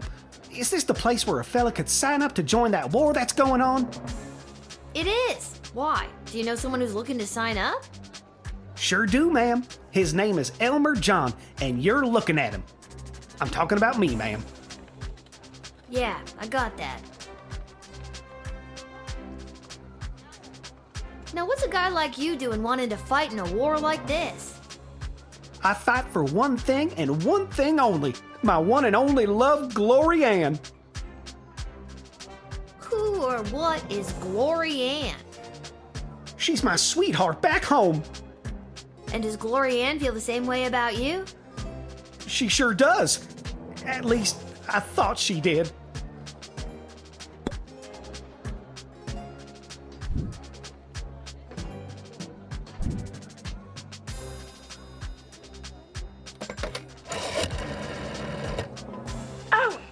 Not another heartbroken farmhand. That's all we seem to get these days. We can't have any more weepy soldiers boo-hooing around in their uniforms. If he's too much of a sad sack, I say toss him. Enough farmhands. More emotionally stable women on the battlefield, I say.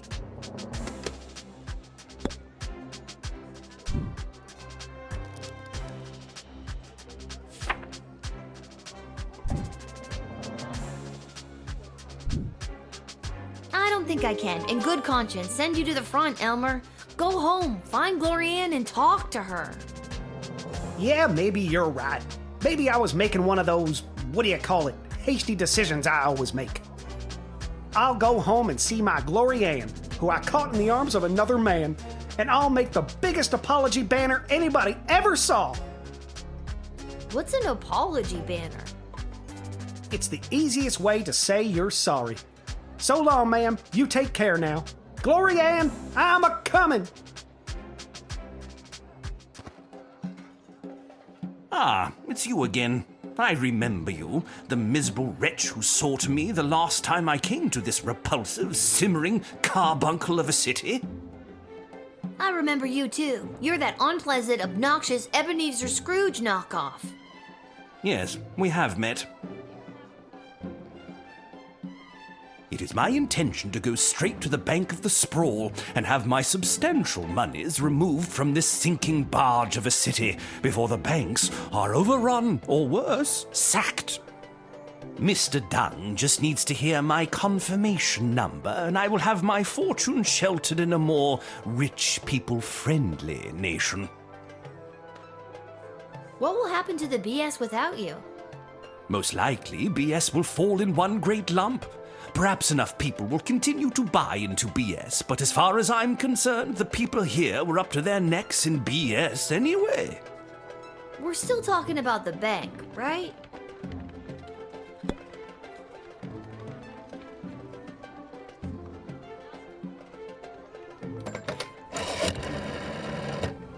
This is the dungeon of Malcolm the Great? Just read the cards! Oh, okay. This is the dungeon of Malcolm the Great. May I take a message? Wait, who is this? Who is this? Lil. Oh, Lil! It's me, Welp! I thought so. Listen, there's someone here I think would like to speak with you. Go ahead. Welp, is it really you? It is, Your Grace. Welp, I never thought I'd see you again. Well, we are on the phone. How are you? Have you been treated poorly?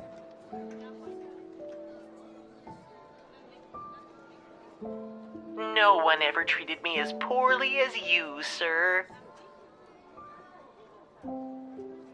I miss you, Welp. I miss you too, sir. Come, run away with me. We can leave this war behind us and start again with all of my money. Sir, I never cared a jot for your money. I only wanted to be with you. Oh, Welp, my heart sings. No matter what happens to me now, I will dedicate my remaining life to you. What about your remaining money? I'll donate it to the poor. Just kidding, but I won't take it away with me today. Good enough. Get in there and reunite with your friend.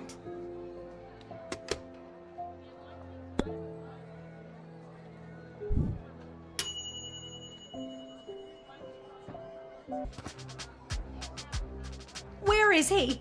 Where's that meek little slunk of a man? I have no idea what you're talking about. Did a hopelessly heartbroken fella by the name of Elmer John come by this way? Spouting a crazy notion like running off and joining the army?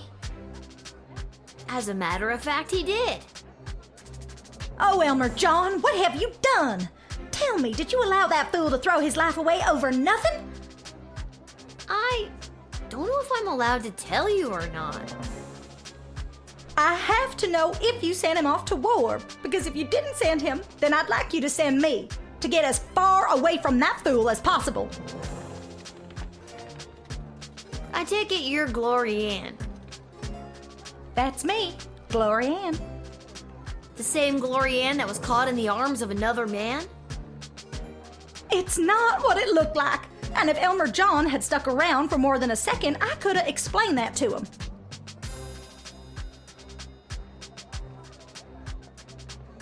And you're sick of these lunk-headed men getting all hot and bothered and making hasty decisions over something that could have been settled by a rational conversation?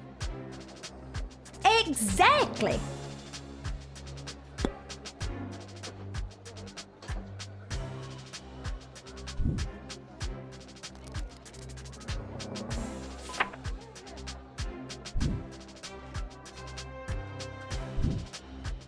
Now, I'm not doing this because I drafted Elmer John and I want you two to be together. I understand. And I'm not doing this because I didn't draft Elmer John and I'm trying to keep you two apart. Understood. I'm doing this because I think you'd make a mighty fine soldier, soldier. You're drafted.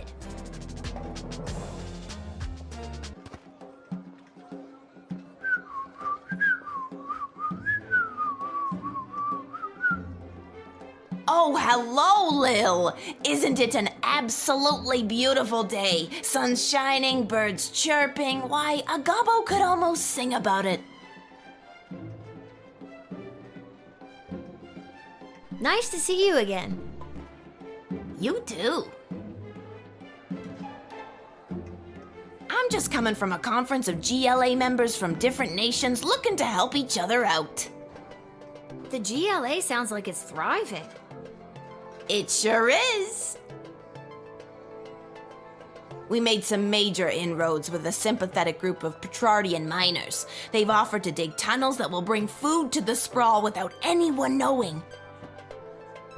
I hope we can get these plans to Queen Desdemona for her stamp of approval. Then we can get things underway. You should take these to the Queen. I'm on my way there now.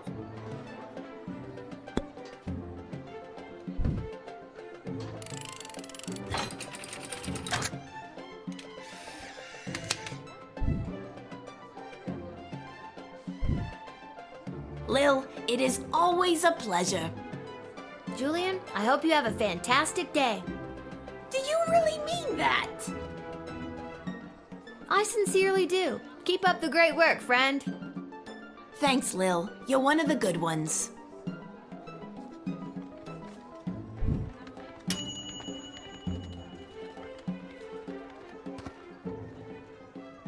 Hey, Lil. Listen, I wanted to say I know things must be tough for you with Hamish out on the front lines and... Thanks for checking in. I appreciate it, Cecil. I'm doing all right. That's good to hear. If you ever need someone to talk to, you know where to find me. I'm actually not sure I do know where to find you. Oh, well, normally it would be at the barracks, but for the foreseeable future, I'll be running security for Her Majesty Queen Desdemona. After you finish your shift, Her Majesty and the Royal Consort have asked to see you. Why does Her Majesty want to see me? She's meeting with some high-ranking member of the Mages Guild to discuss battle strategy. To be honest, the Guild hasn't been very supportive of how Her Majesty has handled things. She was looking for a bit of backup and wanted you specifically. Well, she can count on me. I hope. I hope so too. The fate of the Sprawl may rest in your hands. It always does, Cecil. I'll see you after my shift. Great. Thanks, Lil. And if you write your dad, tell him we all wish him well. I will. I know he'd love to hear it. See you later, Cecil.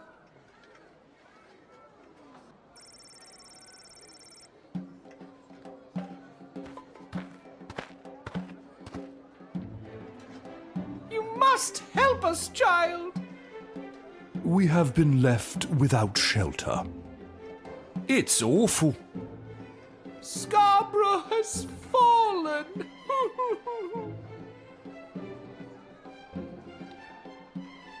The Duchy of Scarborough has been under constant siege for the majority of the war. Those bastards! Quite. We finally had to flee. We couldn't stand it any longer. We've been without food for days. Yes, everyone is rather hungry. I'm so sorry to hear that you've had to flee your home. I can't imagine how hard that must have been. Thank you, child. I'm a duchess without a duchy. We have rather a lot of refugees that need your help and your food desperately.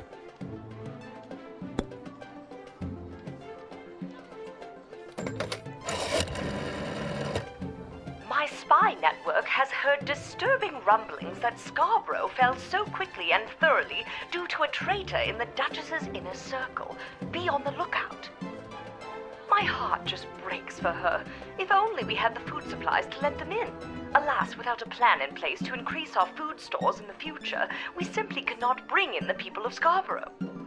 Was there someone else you've seen already that could have helped? I guess there's no going back now. What am I even saying? Dear God, what has this war done to us?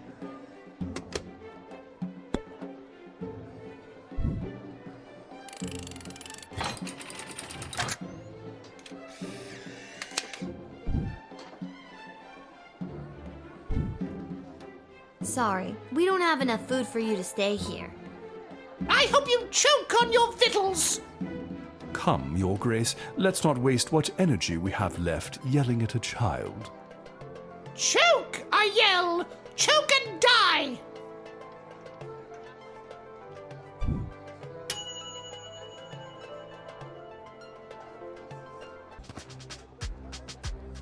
Where do I enlist? You're there. Here. Then what are you waiting for? Sign me up already. The name is Bosco. I heard that lily-livered runt Elmer John came by this way, and I want to catch up with him so I can smash his head like a jug.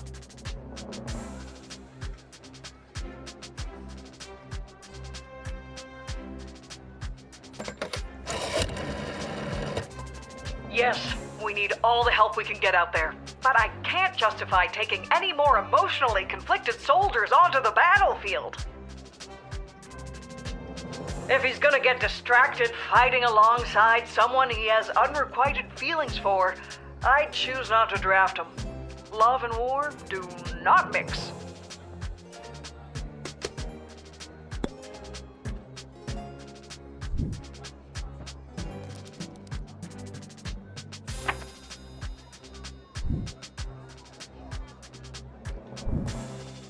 Sorry, Mr. Houlihan, but I won't be drafting you today. What are you gonna do? Stop me? Me? No, I couldn't. But our soldiers would try to stop you, and if they couldn't stop you, well, then what are we even doing here? Elmer John can't hide from me forever. I'll catch up with him one day and smash his head like a jug. Never give up on your dreams. Bye.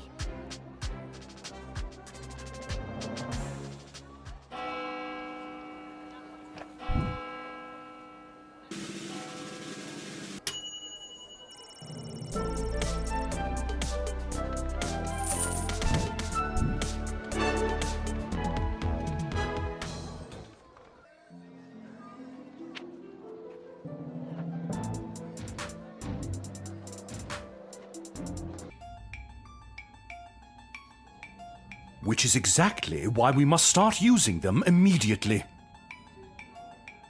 The risk is too great. We need more time to study the long-term repercussions. A luxury we can ill afford. Your Majesty, Lil has arrived. Thank you, Cecil. Lil, thank goodness you're here. I've got a problem. You have an opportunity, Your Highness. You know Tyronius Athanatos, I believe. I've had the pleasure, I guess. Yes, I remember this little guardsman. And Dr. B. Have you met Dr. Beatrix von Matterhorn, Lil?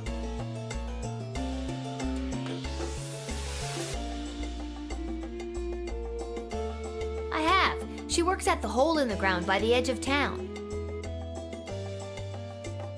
Yes, I mean, it's an archaeological dig site, but yeah, that sounds about right. Yeah, she's the one who gave me the chronometer 3000 on my first day.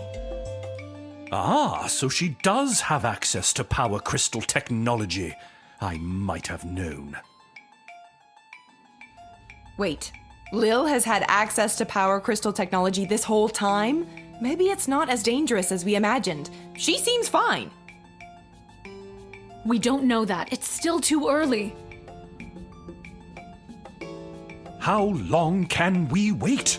How many brave soldiers of the Sprawl must give their lives before we use the tools we have available?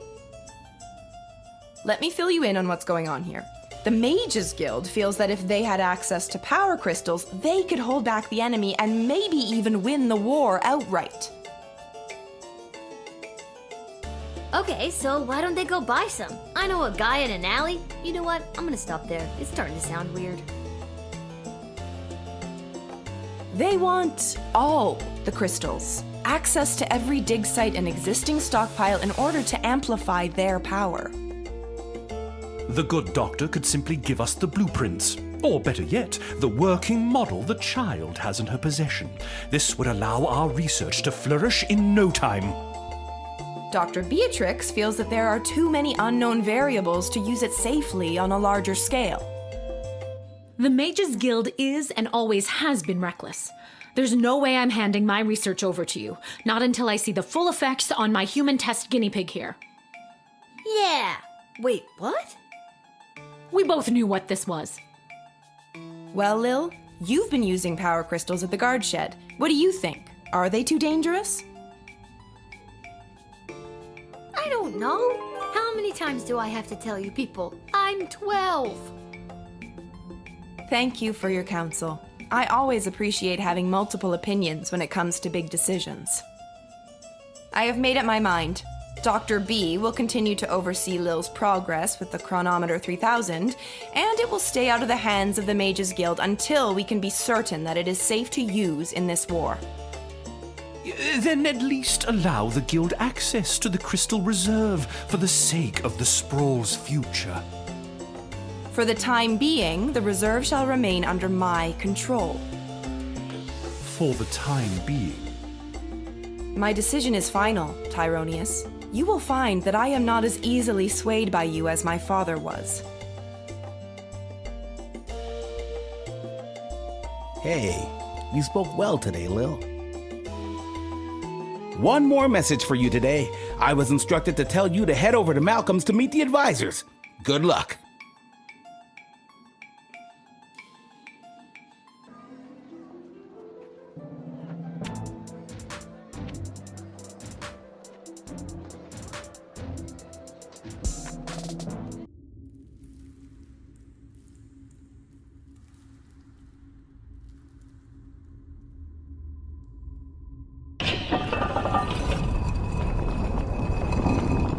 What I don't understand is why would they have summoned her to a meeting without us there? Where's the fun in that? Without at least one of us there. And we all know it should have been me. You really believe that, don't you?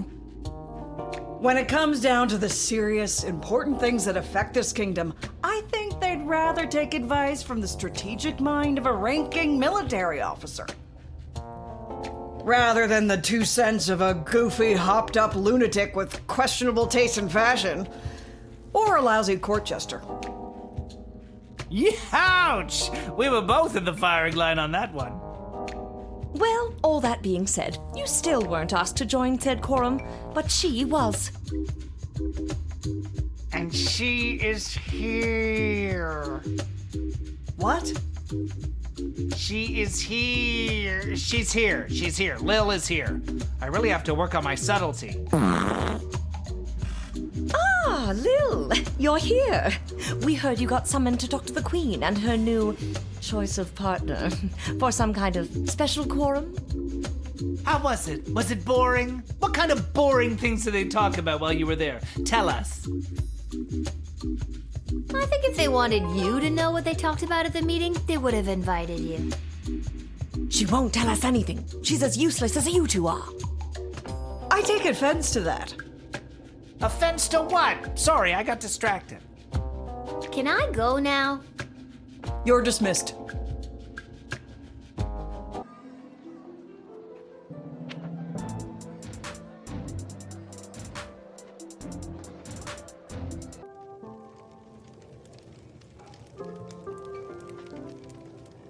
Lil, how goes the Battle of the Southern Gate? Same old. How are things around here holding up? Great. Business is better than ever. Something about war and the idea of impending doom really gets people out to the bar. That's good? You bet it is. If this keeps up, we'll finally be able to get this place up to code. Then we can get rid of the rats. We don't have rats. I mean, we do, but technically they have us. Turns out they own the building and we just rent from them. But if we make enough money, we can buy out from under them. As far as landlords go, they aren't the worst. I could do without all the hissing. Hey, that reminds me. Lil, you got a letter in the mail. How did that Never mind. A letter? From who? From Hamish. A letter from Dad? Gimme! Hey, Sweet Pea, how's everything back home? I'm doing okay here. I've gotten to know a lot of the guys. Then when they don't come back from battle, I get the chance to get to know a few more. I miss you. I know you might be scared right now, but don't be. It'll take tougher stuff than this little war to do in your old dad. Please let me know that you're all right, or even if you're not. I need to hear how you're doing. I love you, Lil. Dad. Love you too, Dad. But what should I write back to him? If I tell him things are tough here, he might worry and get distracted in battle. But if I tell him I'm doing well, he might feel like I don't need him and then get distracted in battle. He's easily distracted. Oh boy, neither answer seems right. Are you talking to me? No.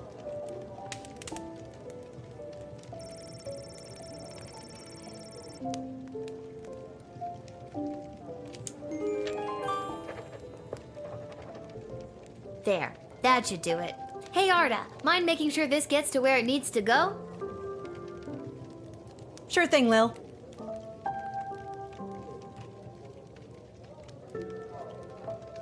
I think I've done everything I need to do, but are you sure you're ready to hit the hay?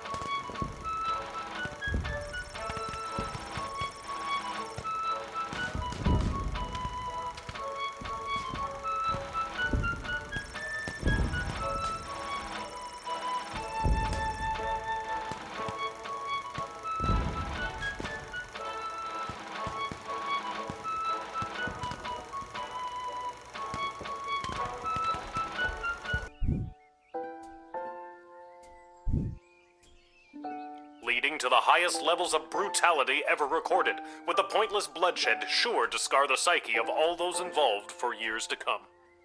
Haunting words from one of the survivors of last night's charity bake sale at the Garden District's Haven for the Elderly. And now, news from the war. The battle for the Western Food Reserve Grotto was successful. That is the only detail I have to report. And now, more exclusive audio from what has been dubbed the Goodies for Geezers Bake Sale Massacre.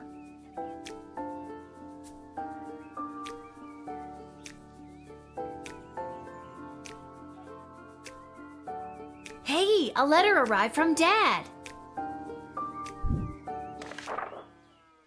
Dear Lil, thanks for writing back. Your letter really made my day. Hearing you and everyone back home are doing so well made me sleep easy. So easy, in fact, that I missed the morning bugle and was late for roll call. Boy, was I in trouble. And because I wasn't there, I got stuck with mechanic duty for the next big battle.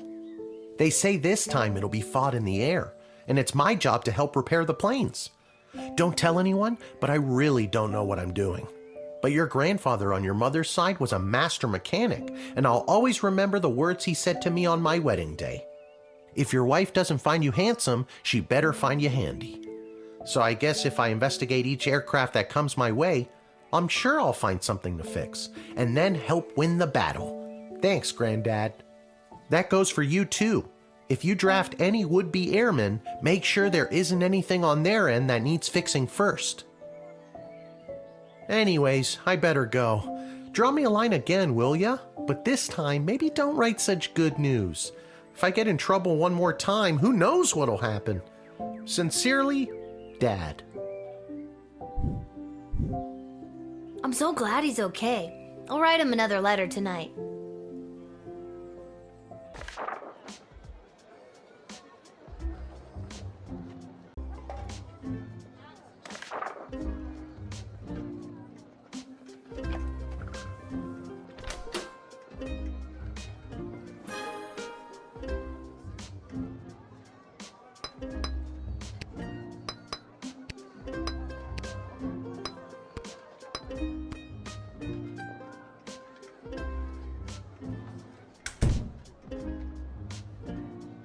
Unhand me, you fools! I must be granted entry immediately!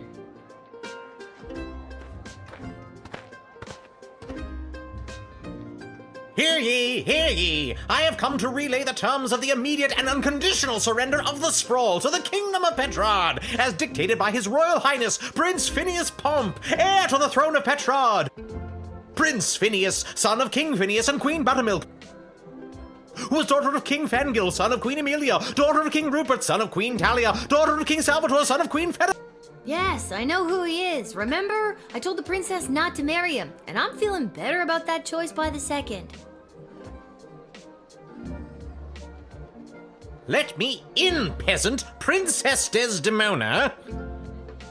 Peasant? Wow, I didn't realize you were royalty. Well, I'm not. So that means you are also a peasant, right? And it's Queen Desdemona now, so put some respect on her name. Very well. Let me in, person of equal social standing. Queen Desdemona will want to hear what I have to say. This guy thinks he's my equal? I don't think you were talking to me, but Shh, you're right. I wasn't talking to you. I should probably just bounce his ass.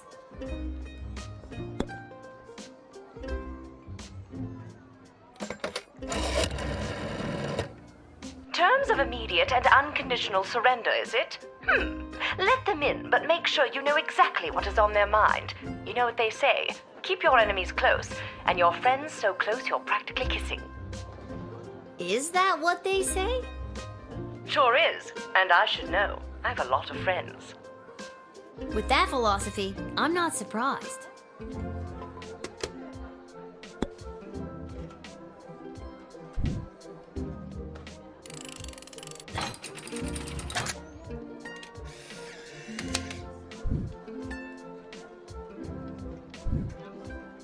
Thank you.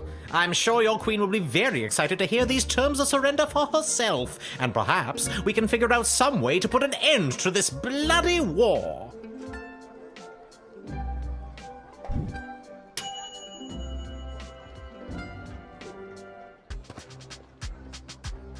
Ahoy, child manning the gate! Ahoy! Adult in a basket? Ha ha! I like your spirit! I am here to enlist in Her Majesty's Air Force!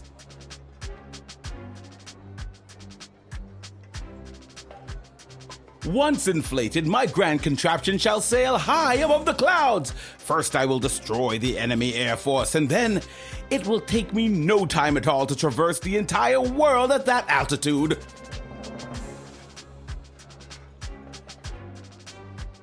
So how does this grand contraption of yours work anyway? When inflated to almost bursting, this ball will carry me up into the sky, keeping myself inside this wicker basket aloft. Simple science. I feel like you're missing some steps.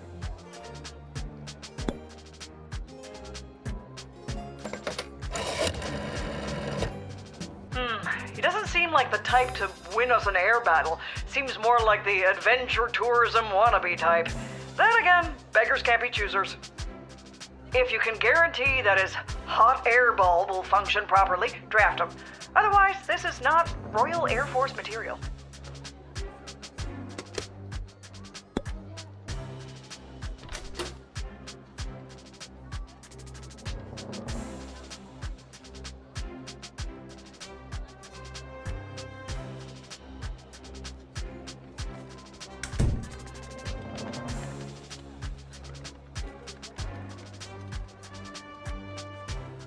I first read about the floating ball machine in a book about a chap going around the world in 80 days.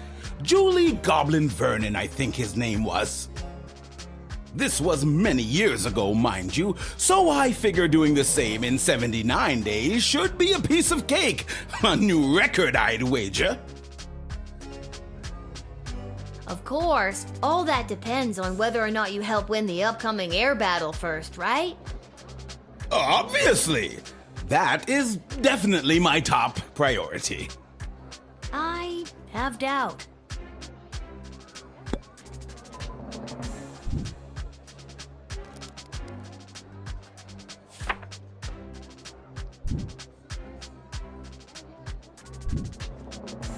Alas, now I will never prove myself to those bastards at the Royal Academy Club who doubted me. Instead of glory in the air, I shall retire to the countryside. Perhaps if I lay low and gather stamps from across the globe, I can convince them that I did in fact make my grand journey and traveled around the world in 79 days. Good luck on your weird side quest.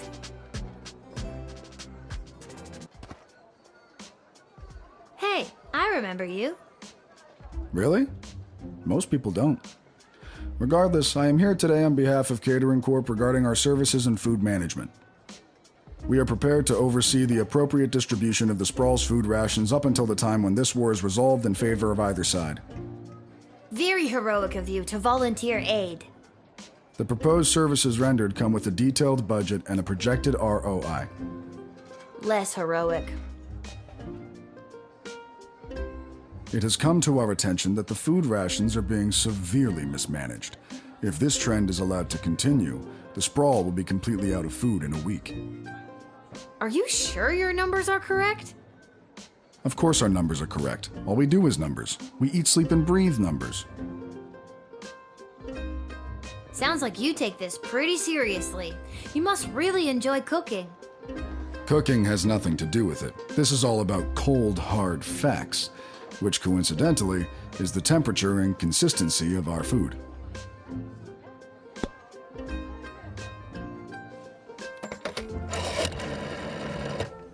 Oh, goody! I've been expecting the Catering Corp to arrive with a plan to aid us with the food shortage crisis. It's said to be a good, solid plan, and a little more. And that's all I need to hear. Let him in at once so we can begin to address this population growth problem once and for all. I thought it was a food ration problem. Tomato, tomato.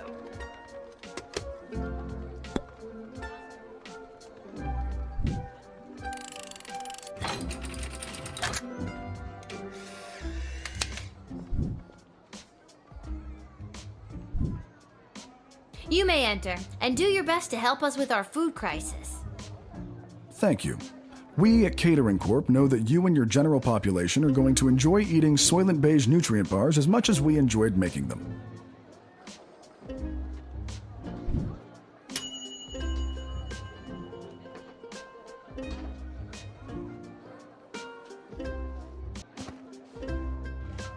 What's the holdup? I figured most of you Guardian Defender types would be out fighting on the front lines. Let's move it along. I got a Goblin Ball match to set up. And you are? Albert St. Lush, manager of the Sprawl Brawlers.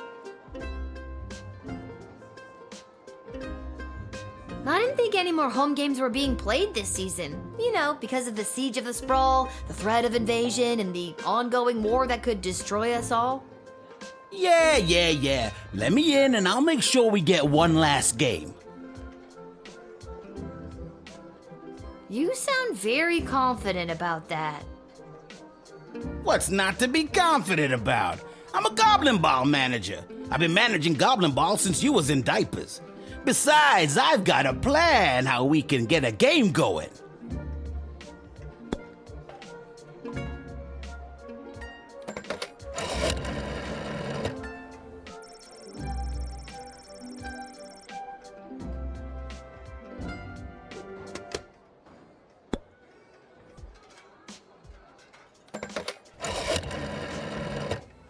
Goblin Ball? Who has time to think about Goblin Ball right now?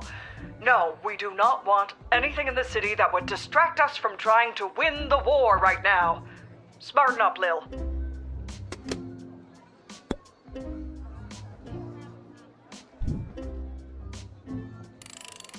Look, can I level with you? I know this will weaken our defenses, but the Sprawl really needs this right now. I really need this right now. And you could probably use this envelope full of gold I've conveniently left for you right there out in the open.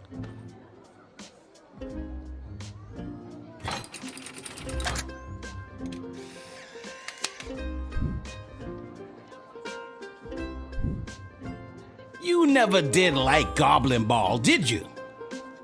Honestly, not really. But my dad sure does. Well, he's probably very disappointed in you right now. Good day.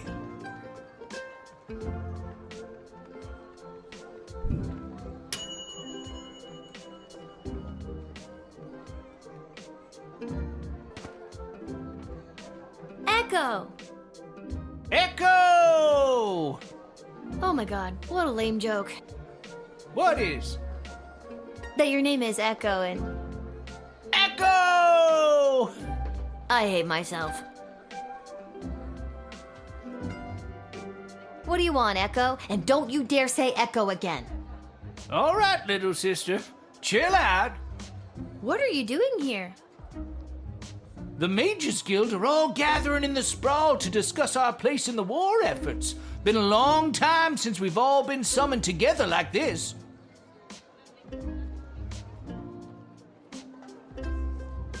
This all sounds like none of my beeswax. We'll see. It may well be your beeswax after all.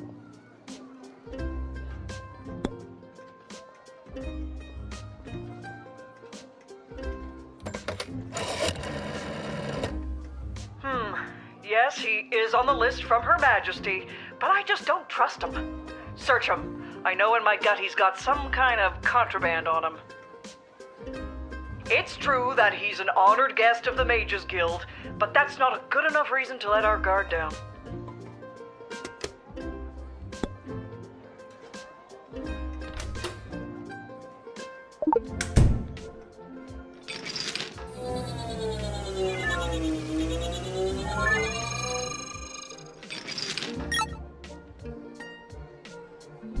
This here's my old power crystal. I don't usually carry it around, but with this gathering of the mages, I thought it might come in handy. Of course, it might not. Haven't used it in an awful long time. Yeah, this looks trash. Yeah, there's around a 67% chance it is.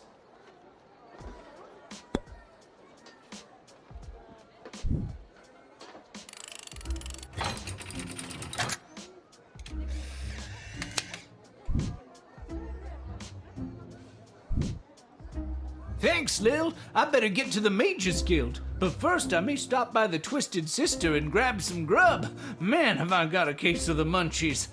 Rock on, little buddy!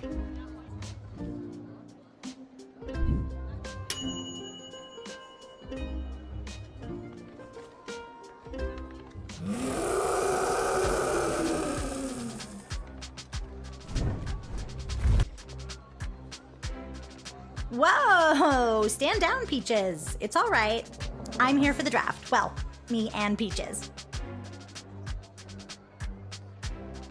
You can communicate with Peaches? Uh-huh. She's really good at taking direction. Sometimes. I'm still getting the hang of it. That is so awesome! Yeah, you get used to it. It comes with the territory when you're a dragon rider. Oh my god! Can I be you?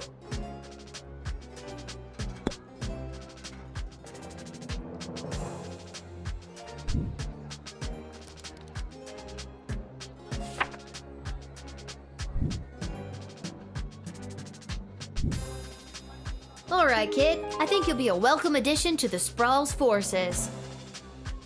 Really?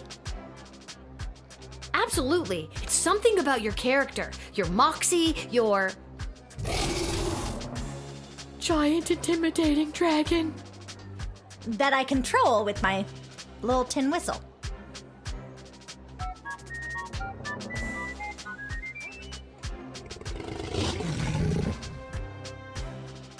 Have fun in the war.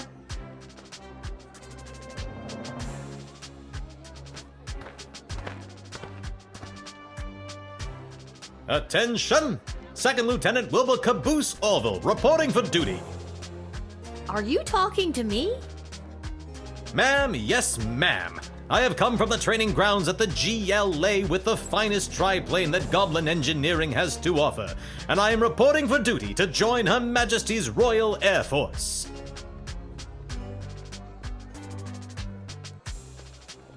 Is that your plane? Yes, ma'am, indeed it is. A sup with gobbo of primo make and model. As I said, the finest that goblin engineering has to offer. Would you like to know her name? Sure. What's her name? I call her the Green Baron. Huh. I don't know much about planes, but I know what I like, and I like it. Ha ha, bully.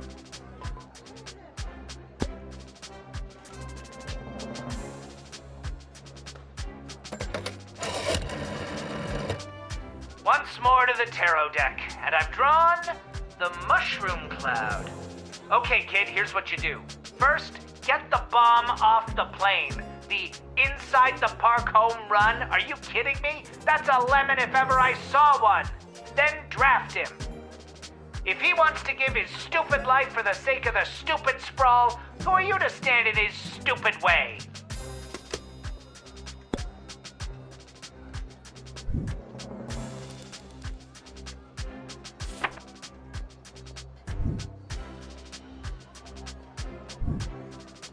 All right, Second Lieutenant.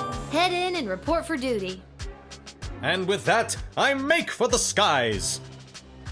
Tonight, look to the horizon. If you see a large flash followed by a giant boom, you'll know I've hit an inside the park home run. Ha ha ha. Wing. Sweet Lord, what have I done?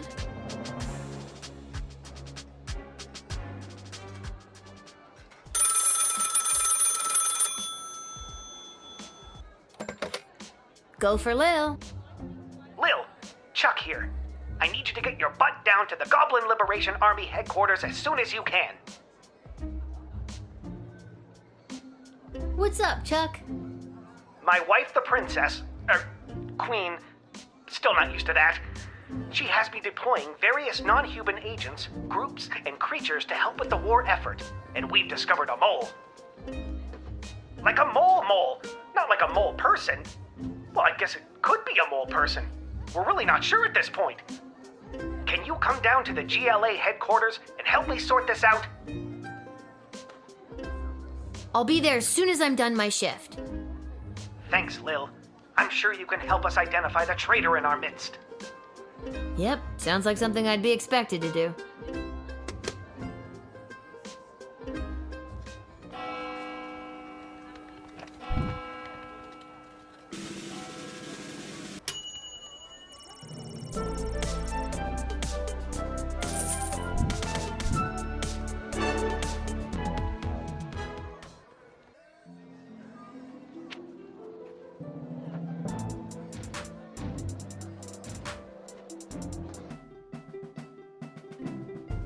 Lil, thanks for coming.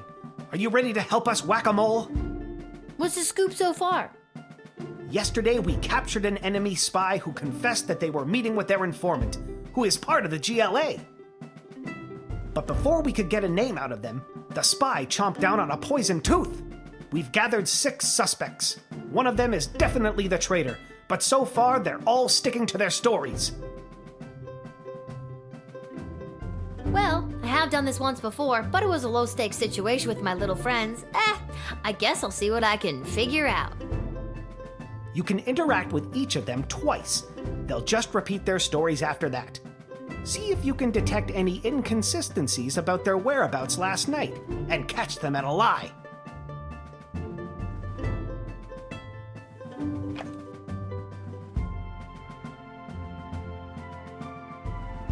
Last night, I was here with Chuck organizing flyers for the war rally. You can ask him yourself, but if you're looking for a mole, look to my left. They're literally a mole. What more could you ask for?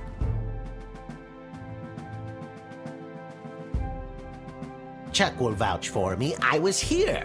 I've got Brawler Season's tickets, so some nights I'm at the arena, but last night they were playing out of town. As to who the traitor is, I don't know what else to tell you. Don't overthink it. They're a freaking mole person. You're looking for a mole! Come on! Listen, I know everyone's gonna think it was me because I'm a literal mole. But last night I was at a bar in Little Ogre Town watching the Goblin Ball game, I swear. I never miss a game, even when they're out of town like they were last night. I honestly have no idea who the traitor is, but all I know is that it's not me. Ask anyone who works at the bar in Little Ogre Town. They'll remember me. I'm a really bad tipper. I was at a friend's house. A friend who was out of town. I was at their house while they were out of town. They asked me to water their plants while they were out of town. It's the truth.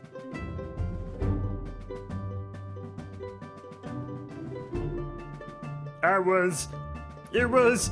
All right, fine, you caught me. I didn't go to a friend's house to water their plants. I was out on a date with a human I met last week. Guess I still feel weird talking about it, but the date went great. I know where I was last night. I was at the big game happening downtown, but I'm more concerned about the big guy to my right. Have you ever met a troll you liked or even trusted? Something seems fishy about his story, if you ask me.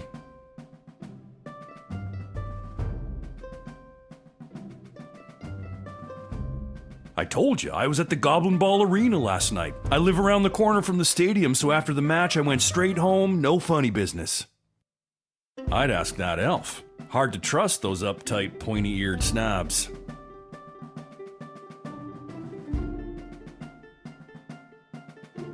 I was quietly meditating in my chambers last eve. The degrading acts of skulking and shadows you're picturing are obviously more in line with a creature half the honor of an elf. Someone like a halfling, perhaps?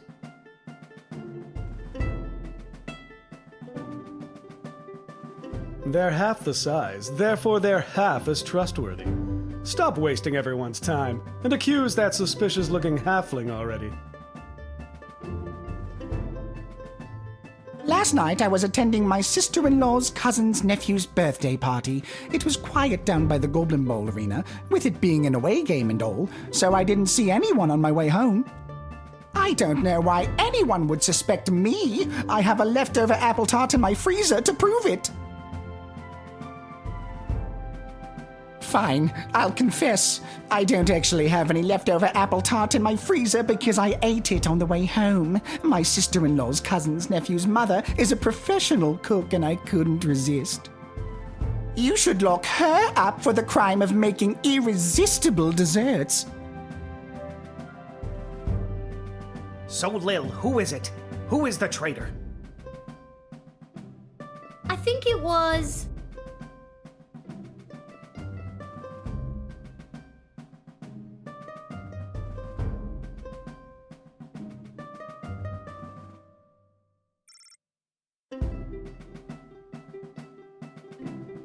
So, Lil, who is it? I'm not sure. So, Lil, who is it? Who is the traitor? I think it was...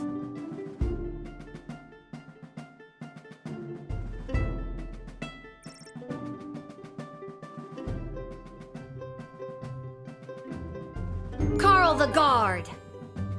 Carl? But he's my most trusted ally. Why would he betray me?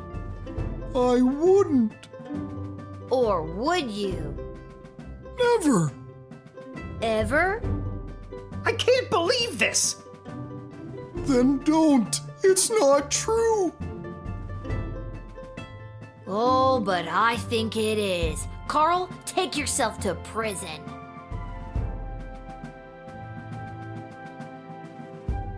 Good work, Lil. We couldn't have done it without you. We'll make sure they're properly punished for their crimes. Oh, just one more thing before I go. Yes? I got nothing. I just always wanted to say that.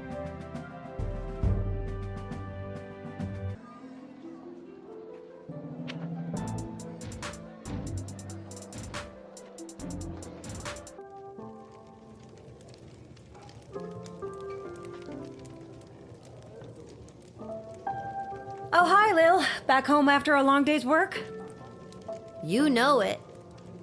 What a laugh. You, a working stiff. It's a riot. Hey Arda, you got a pen and paper? I want to send my dad another letter. Oh, sure. Here you go. This time, I really want to cheer Dad up. What kind of joke should I tell him?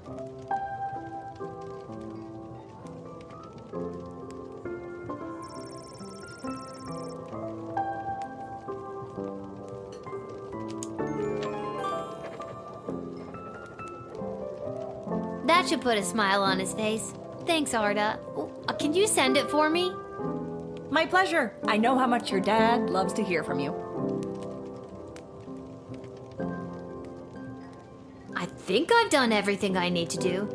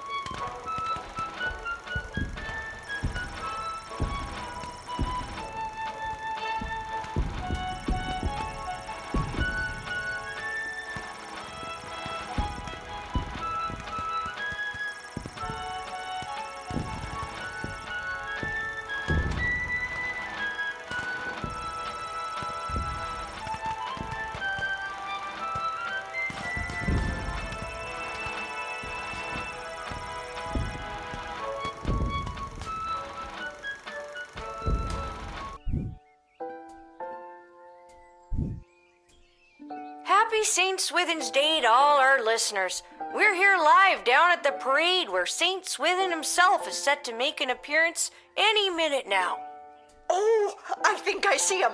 Yes, there he is, riding merrily atop his rain cloud, throwing many barometers to the happy dancing children below. Just a reminder, because of the parade's extensive and convoluted route, many stores and services.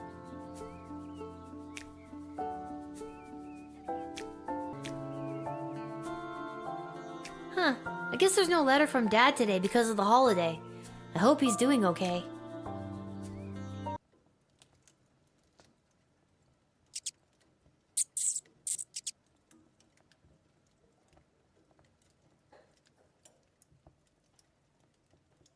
Come on, give it back already.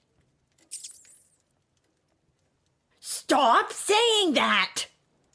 All right, break it up, you two. Lil, what are you doing here? I live here. What are you doing here? I work here. I got a job getting rid of the rats. There's a lot of rats in here, Lamont. I'm not very good at it. These rats are pretty smart. This one stole a crystal that I found.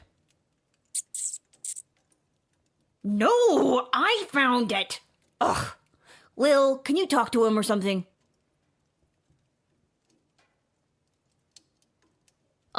Hey, rat. Meow.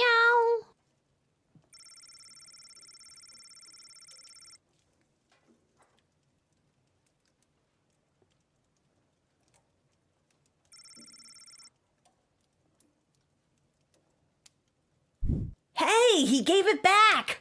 Thanks, Lil. Now, shoo, get out of here. Okay, geez. I have to go to work anyways. No, not you. The rat.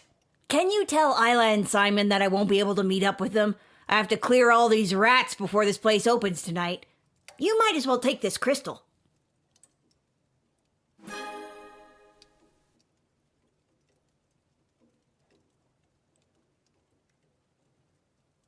I was supposed to meet her at Councilwoman Asher's office. I was supposed to meet him down by the docks. I don't need luck. I need a foolproof way to get rid of these rats.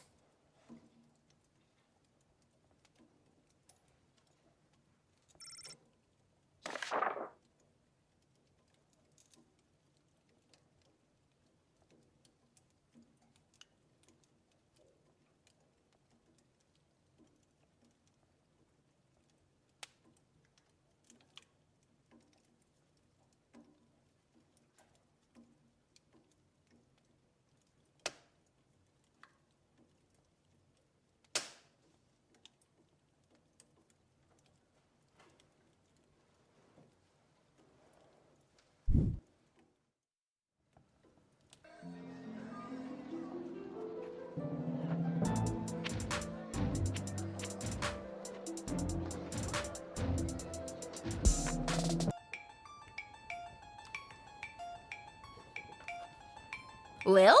How unexpected. I could say the same about you. What are you doing in Ash's office? I'm volunteering as her unpaid intern. My mom said this will fast track me to get into the youth politician training program for two-faced cutthroats and liars, or the YPTPT-FCL. She says it'll help build character. Yikes. I'm here because I'm supposed to tell you that Lamont won't be able to meet up later. He's, stuck at the office. Oh, that hard-working lug. He'll be the perfect trophy husband for me. He's so distractingly handsome that it'll both impress and intimidate my opponents. Okay, well, let me know if there's anything I can do to help you with that. Now that you mention it. Oh, crap. The YPTPT-FCL does have an entrance exam that I could use your help with. And I've got something from Garby if you do. Okay, what do I have to do? There are a couple of questions about current and historical affairs that I still need to answer. Here we go. What was the name of the late King Oswin's father?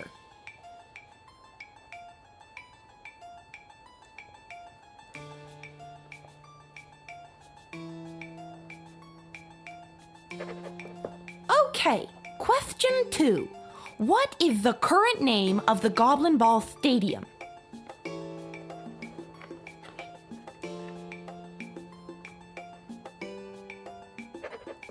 Great. Question 3. The Crown Prince of Petrard, Phineas Pomp, is the son of...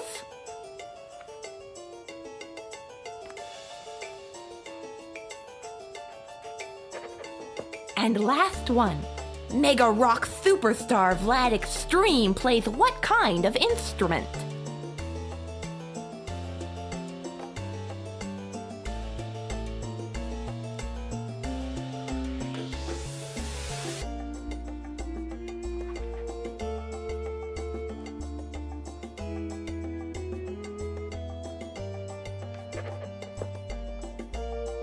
Actually, looking over all these questions, I'm pretty sure all these answers are right. I'm a shoo-in for acceptance now. Here, Garby actually gave me 2 of these.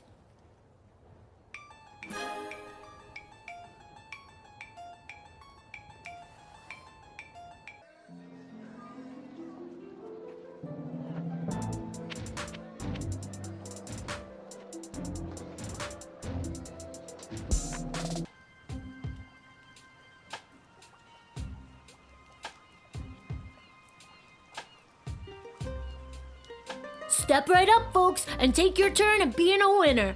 Find the queen and uncover a royal prize. How about you, young lady? Care to be a winner? Simon, it's me, Lil. Lamont says he's stuck at work and won't be able to meet up with you.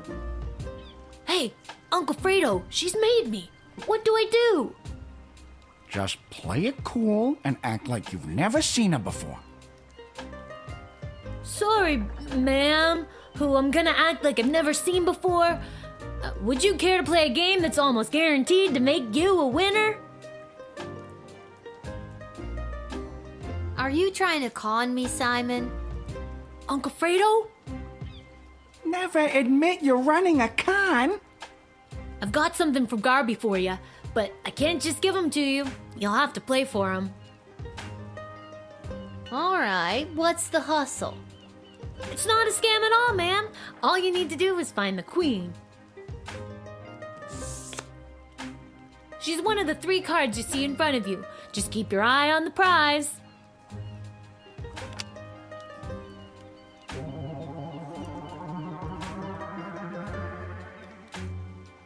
Where's the queen?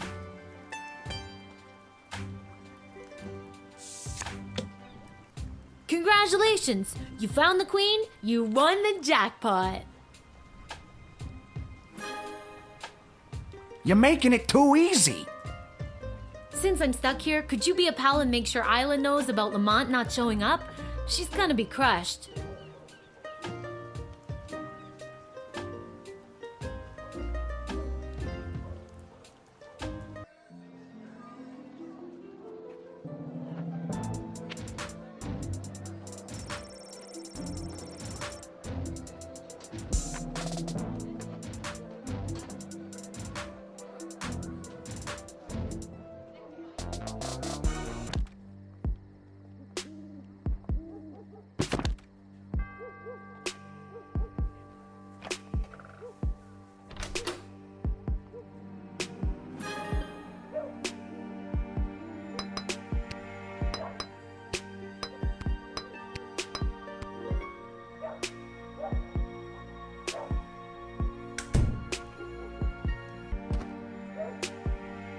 Why, hello, my dear. I'm just coming home from a long night tending the apple orchards. It's almost harvest season, and it couldn't come at a better time with the food shortage. Will you let me pass? I've got the first apples of what looks to be a very fruitful harvest. Tee-hee! Just a little gardening humor, dear. I'm using them to make a delicious pie. It's my absolute favorite recipe from my absolute favorite cookbook. See?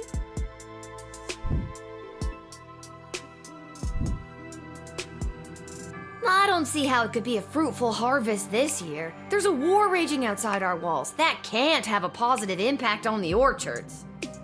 No, dear, you're right. The orchards were a bit sad. But still, a few good apples, and we should be able to make pies for every grown-up in the sprawl.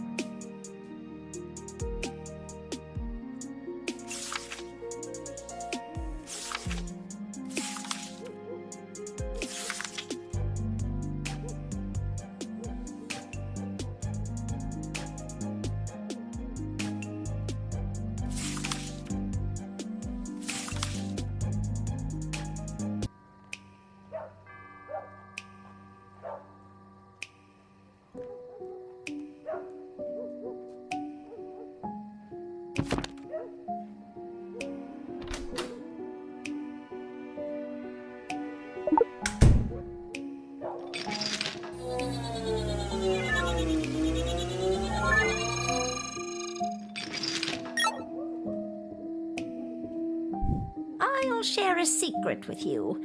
This is no ordinary apple. It's a magic wishing apple.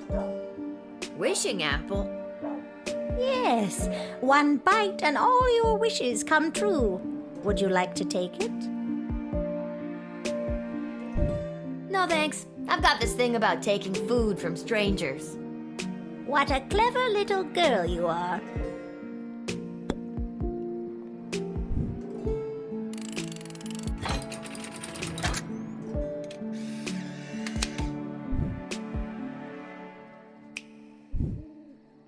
But my plans! My glorious, glorious plans! And my delicious pie!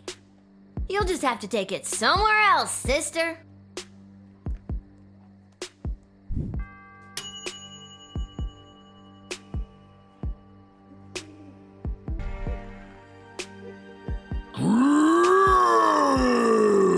It is the same little guardsman who arrested Scary Tree Monster in our previous encounter.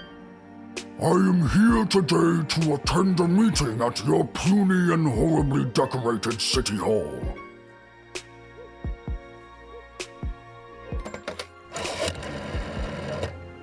Excellent. Mayor Scary Tree Monster will be an absolute asset in aiding our defenses at home. The mayor here should serve as an effective deterrent. His ability to both stomp and thwomp are the stuff of legend. Well done, Guardsman. Admit Mayor Scary Tree Monster without delay, for the sake of the Sprawl's defenses.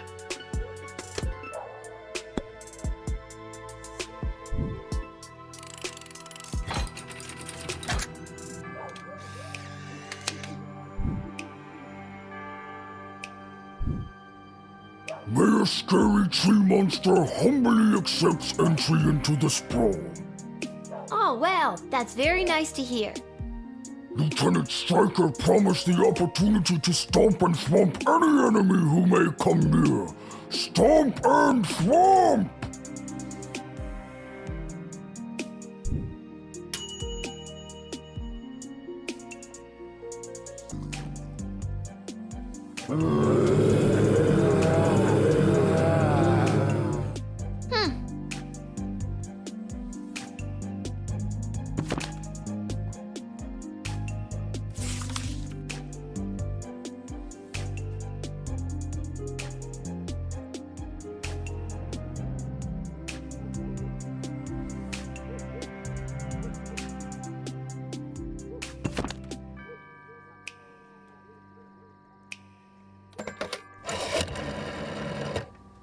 Zombies, eh? Not much use on the defensive front.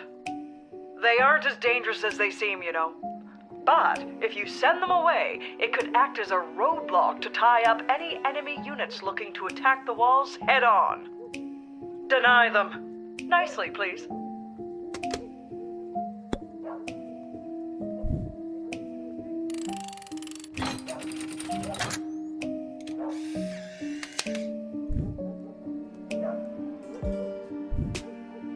Sorry, you can't come in today.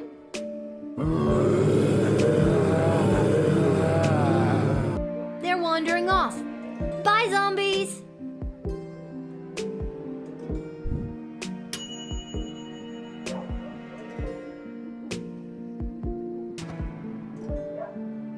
Oh, hi. You must be Lil. I was told to come to these gates so that I could be looked after by you. I'll be heading in now unless you need something else from me.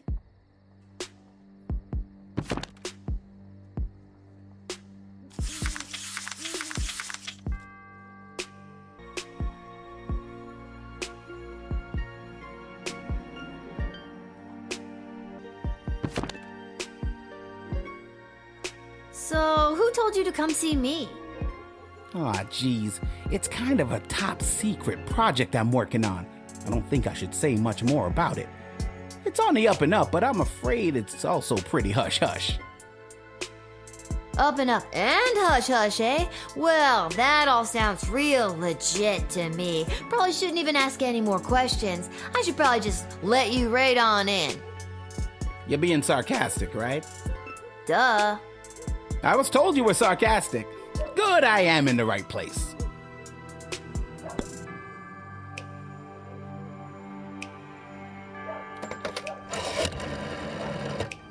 Ah, good. Puxatawny Polly found his way to you. I knew you were the right guard for this assignment. Do not delay him. He's got a very important mission to attend to. Let him in and forget you ever saw him.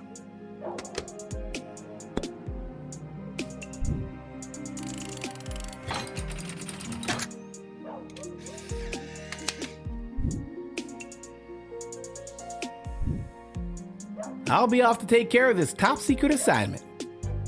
Thanks, kid. I knew I was right to come to your gate.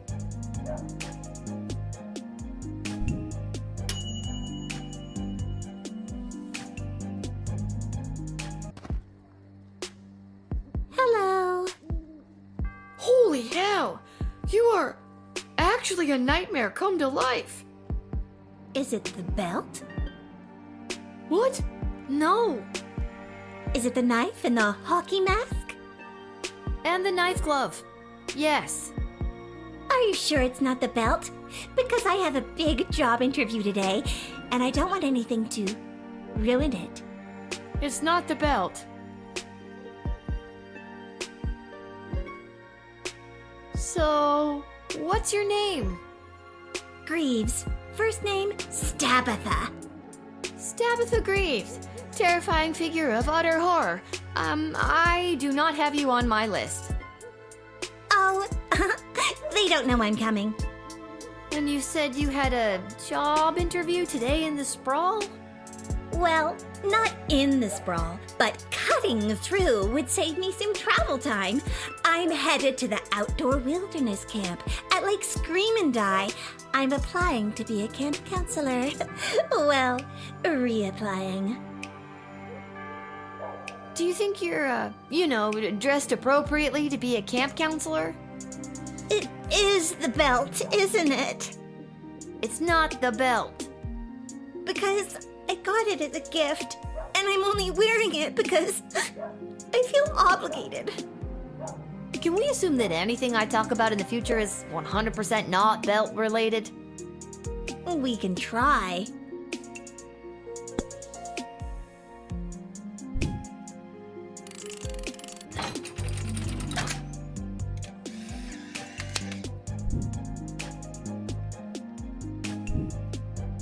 Now, Stabatha, promise you're not gonna murder me. I can't promise that. But I'm not gonna let you in. I understand. You're just doing your job. I guess I'm taking the long way to Lake Scream and Die. If I don't get the job because I was running late, I'll come back and tell you all about it. Oh God, what have I done?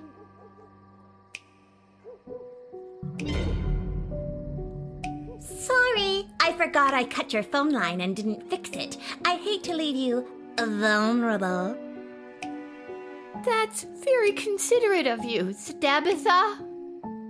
Sure you don't want to change your mind about letting me in? No, I really don't think I should let you in. Okay, I admire your conviction. Okay, thank you, Stabatha.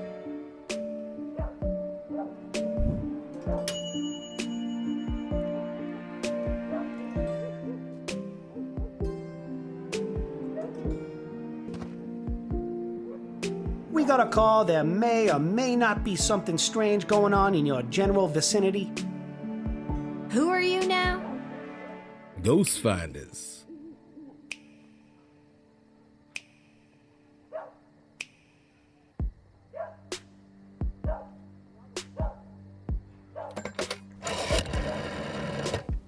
Ghosts? Come on, Lil. I thought you were more clever than that. You know as well as I do that ghosts do not exist. If these charlatans think they are going to use any of our resources, they've got another thing coming.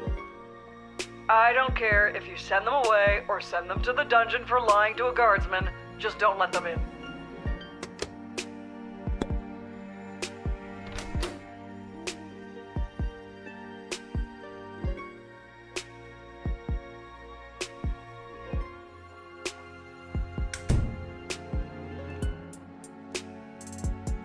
Ghost finders? So what, you find ghosts?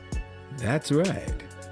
People call us when they suspect some paranormal activities. We come in and we find out what's what. Listen, buddy, you're not fooling me. Everyone knows ghosts don't exist.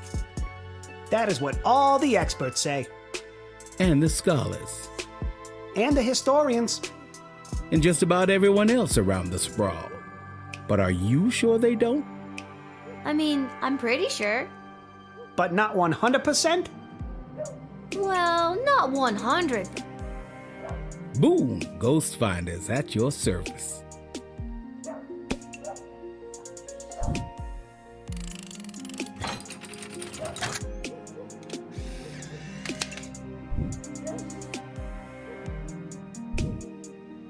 I guess we'll have to take our equipment elsewhere. And remember, kid, if there's something strange and it don't look good...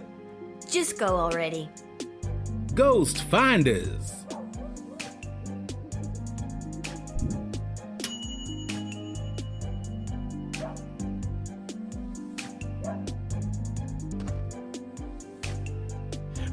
It is imperative that you invite me in! The sun is coming up!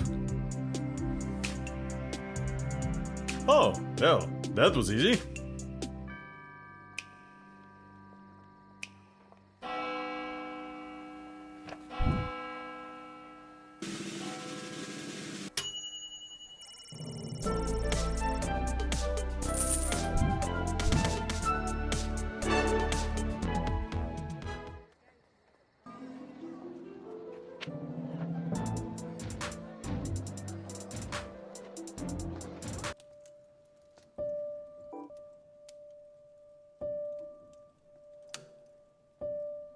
Greetings, Your Majesty.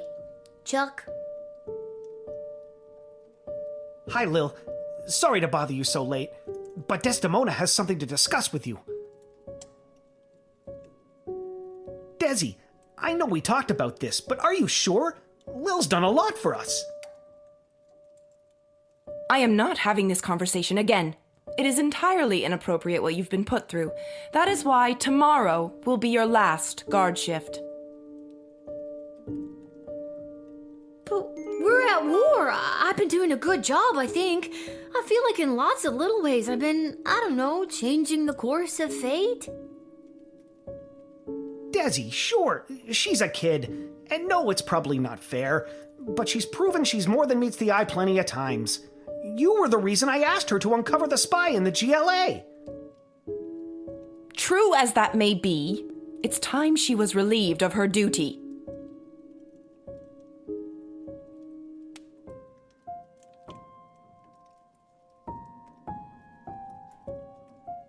Where is all of this coming from?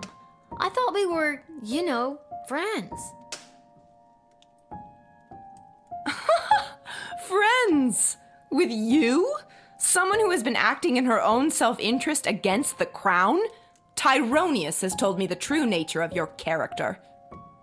Tyronius? He's nuts, and he gives off real main villain energy. Why would you believe anything that creepy ghoul factory has to say? Because he has accepted the role as my advisor. He's your fourth advisor? Fourth, and perhaps only, if the other three remain so utterly useless. You're gonna fire Stryker? I mean, I get Shit Cannon Ash and Malcolm, but don't you think it's better to, you know, have multiple opinions when it comes to big decisions? Not anymore. And neither does Tyronius. He also thinks it is time for this little game to be over. These don't sound like your words. She's right, honey. They don't. Listen to me. I have made my decision. Tomorrow will be your final shift. We will not suffer those who speak against the Queen of the Sprawl. Desdemona, listen to yourself. I will not be spoken to like that by a filthy... I'm sorry. I'm under so much pressure. I need to lie down. I don't feel quite like myself right now. Lil, I'm sorry, but it's almost time for the end. Chuck, take me home. This doesn't make any sense. I have worked my ass off for you and the bloody sprawl, not to mention the idiot triplet advisors, and now you're following that Tyronius asshole's advice? Fine, I quit. You can't quit. You were already relieved of duty. This sucks. I'm sorry, Lil. I'll try to talk to her. Good night.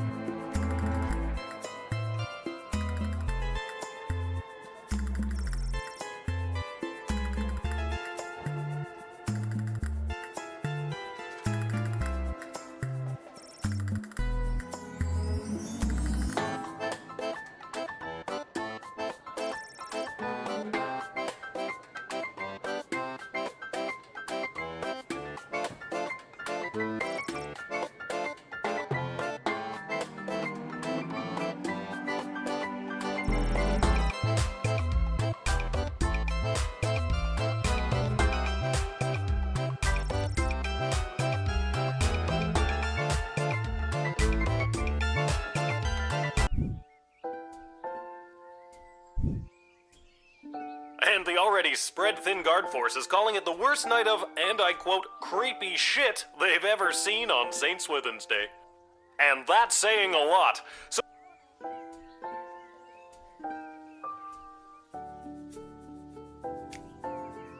Hey, a letter arrived from Dad.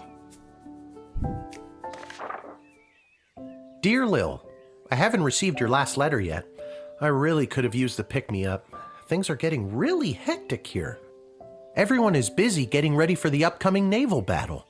Even though I don't have any training at all, I'm getting stationed on one of the attack boats on the front lines. But don't worry, I overheard the Admiral say that there may be a plan brewing to unleash a ferocious sea monster, if they can find one. But they'll have to make sure there aren't allies in the water when they do. So that sounds like a plan, right? I don't really know what's in store for me, but I'm doing my very best so I can get home, and we can finally get our lives back on the right track. Wish me luck. I think I'll need it this time. Love, Dad.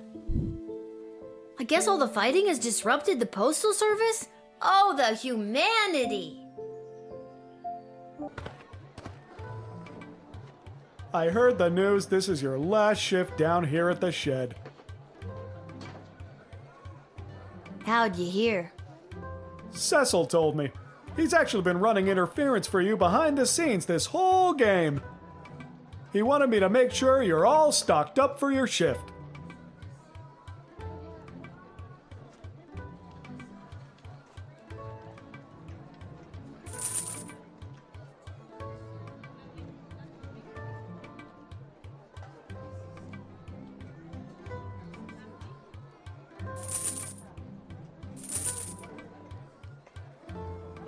Are you sure you've got everything you need?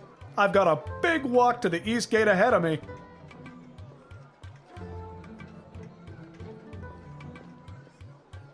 Thanks for everything, Garby.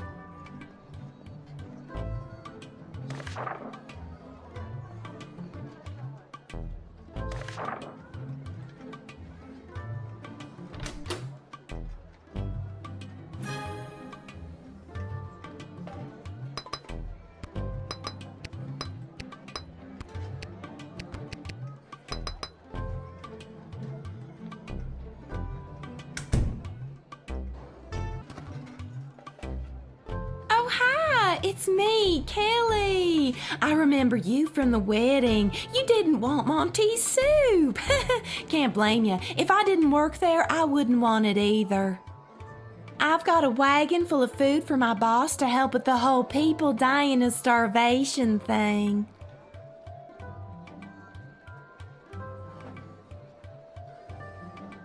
I didn't know Monty's was part of the war effort.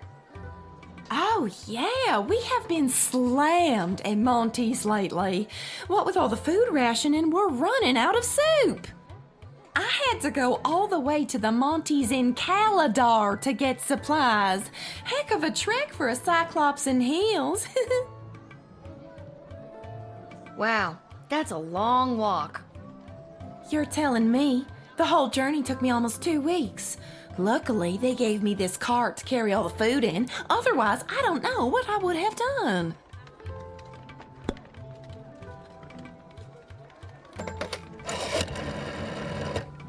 Finally, some food! Even if it is Monty's. Home of the soup, my foot. She says she walked here from Caladar, eh? That's quite a journey. Make sure it's edible, would you? If it is, even I will pull up a bowl. Could I have truly fallen so far?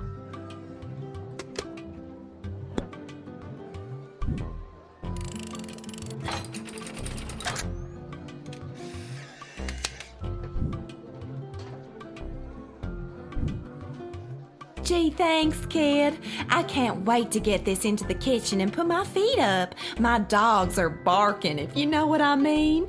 See you around.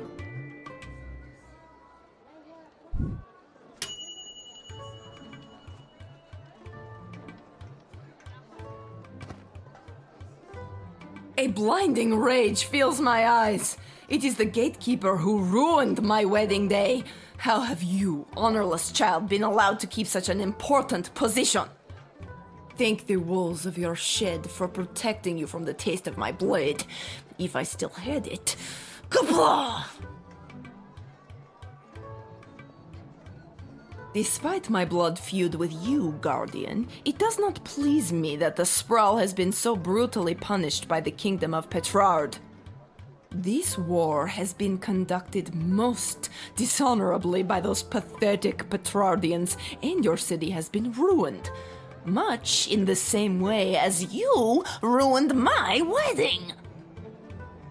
Well, I'm glad to hear that you have at least some sympathy. Maybe Marvog can intervene and stop the war. We could have this war settled in no time. Those bloated Petrardians stand no chance against the might of Marvog. But your queen would have to make a compelling argument why we should help her now.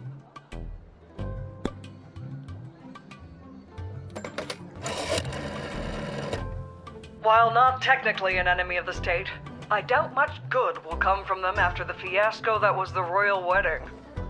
Who knows? They could be a mole for the enemy. I'm not sure how best to sniff out their intentions, but use your tools and see what you can find out.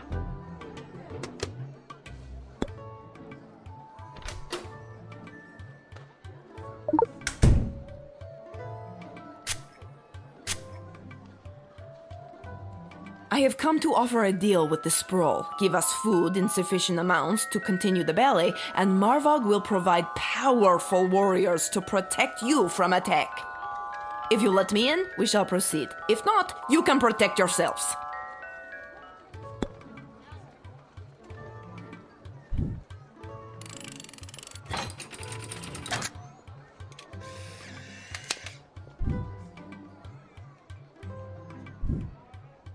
Glory shall come to Marvog this day. Kapla. Well, kaplad, little one. Kapla!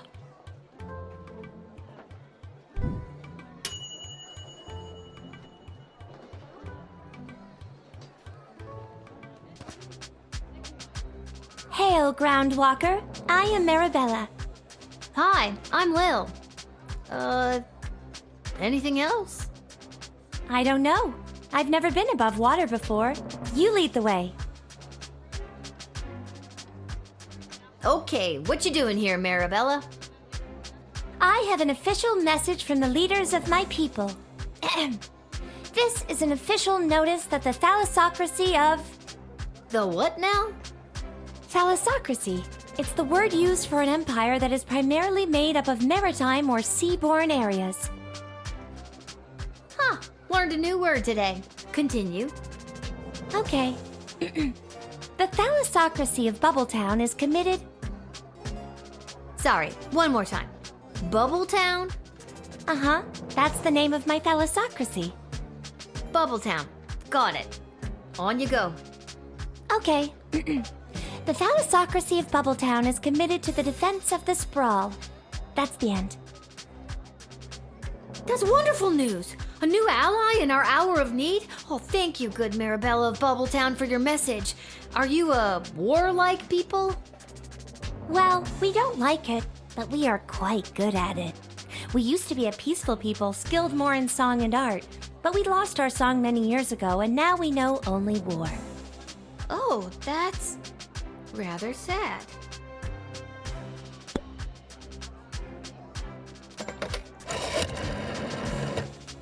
The Mer people of Bubbletown are fearsome warriors. They would be an absolute asset in our quest to control the waterways around the sprawl. Armed with tridents, they could fight off any takers if they have enough support. Great find, guardsman.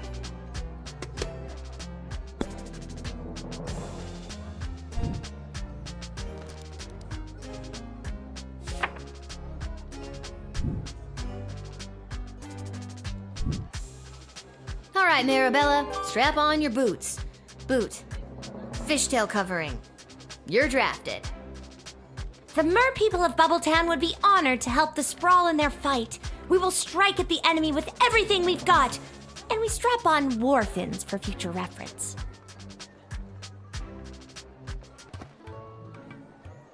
This is the place. I got the call. I'm a mercenary. Your move, kid.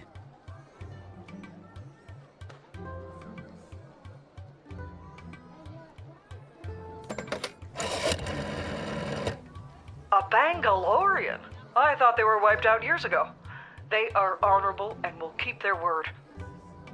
Let him in and our defensive capabilities will increase. But for the love of St. Swithin, try to get a discount if you can.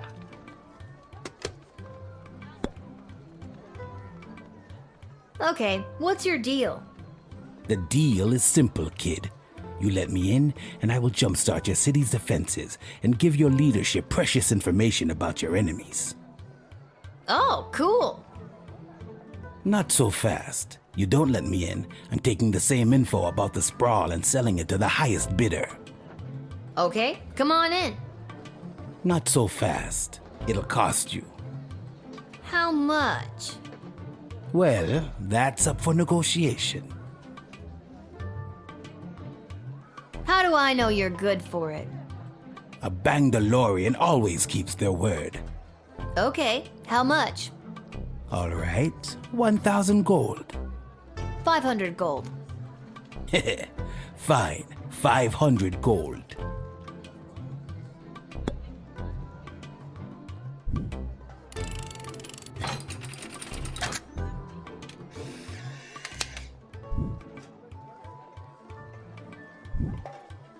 I'll assist your city with its defenses and provide enemy intel for the agreed upon price of 500 gold. Here, take this contract to the castle. They'll settle up with you. A pleasure doing business with you, kid.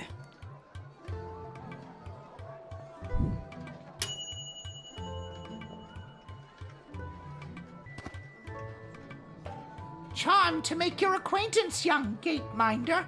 I am Gary Dolt, son of Bee and Brian Dolt, and I wish to pass. Will you require anything else? Geary, it's me, Lil, remember? Magnus the Magnificent. Of course. Pleasure to see you again, Lil.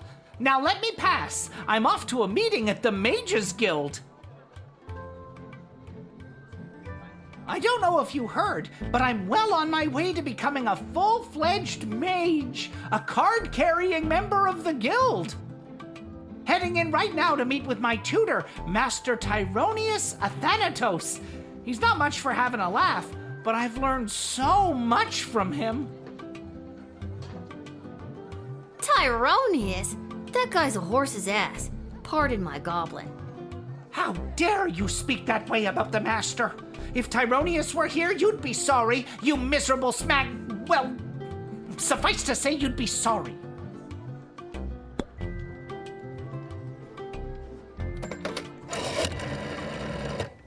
I remember when this guy used to be cool. Something happened right around his birthday. Julian gave him that precious present, and ever since he's been all weird and distant. Shame when bad things happen to good goblins.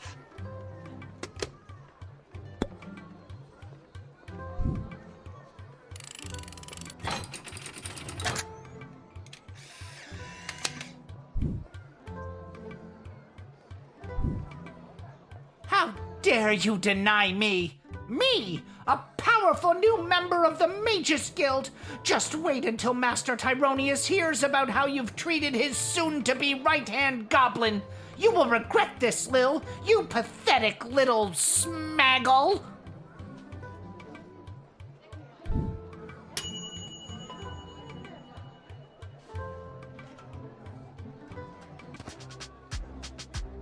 Avast, Petey!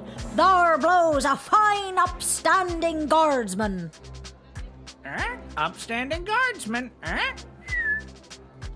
We'll take our ship and blast our way through whatever scurvy barnacles are attacking the sprawl's waterways. Yarr!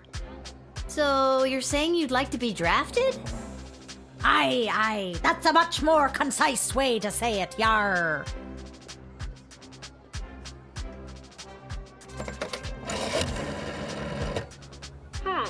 Pirates, eh? This is not that tricky.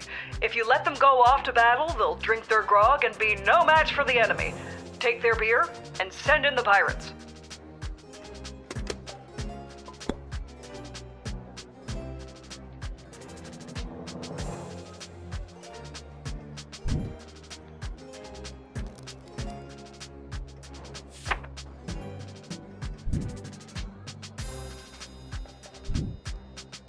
Yarr, another disappointment for the saltiest scallywag to sail these seas. Captain Jane Pigeon.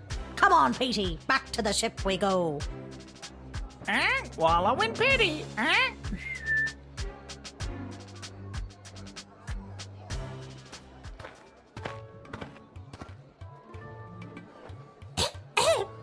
Hello, I'm here to join my family in the refugee camp at the docks. Aww. What's your name, little buddy? My name's Teeny Tom McGoblin on account of I'm so teeny, and my last name's McGoblin. Me dad and mum and sisters already came through the gates. I was lagging behind on account of me bum leg. Aw, what happened to your leg? It fell off. Aren't limbs supposed to, stay attached? I'm too poor to have limbs that stay attached. I know your dad. He's Seamus McGoblin, right? The artist. Him an artist? No, Mum. He has a real job. He's a painter. He paints things.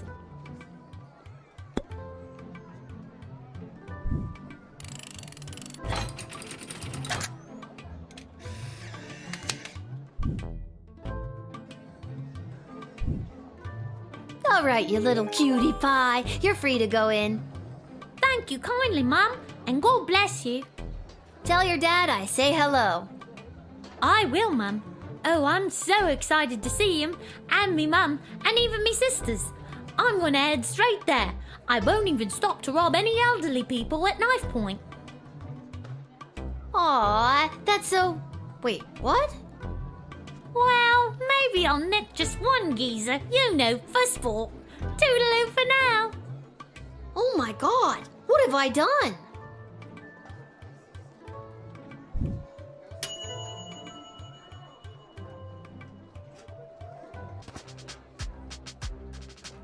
Hi. Is this where to sign up for the draft? Yes, it is. Wonderful. Would you like to be drafted to fight in the war? Oh no, it's not for me. It's for him. For who? My pet fish, Dennis. I'm not sure that I can draft a pet fish. Does Dennis want to fight? He wants to fight, all right, and he is very good at it. I promise you.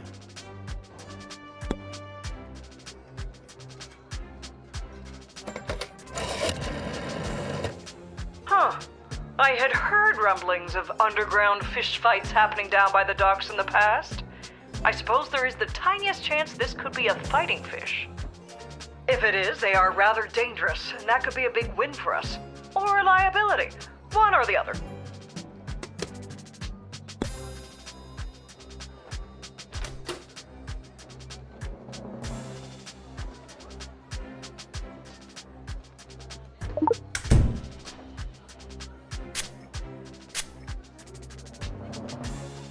Dennis here has gone 28-0 in the admittedly immoral and illegal underground fish fights that happen down at the docks. Or at least they used to before they set up that refugee camp. He's undefeated and shows no signs of slowing down.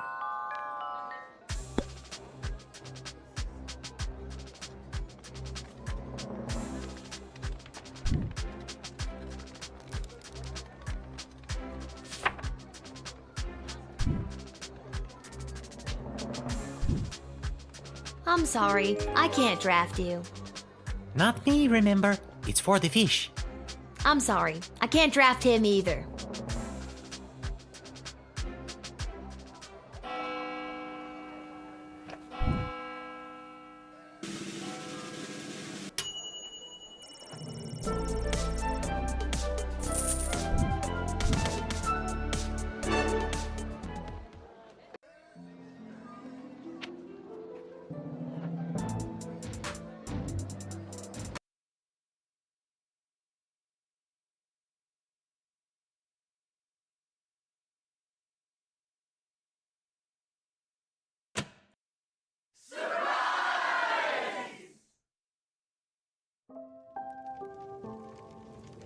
You should see the look on your dumb face.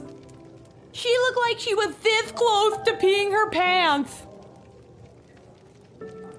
You're not wrong. Well, the surprise isn't even the surprise, Princess Pea Pants. Wait till you see. Shh, don't spoil it. Okay. Congrats on not having a job anymore. We're glad to have you back. Finally. Yeah.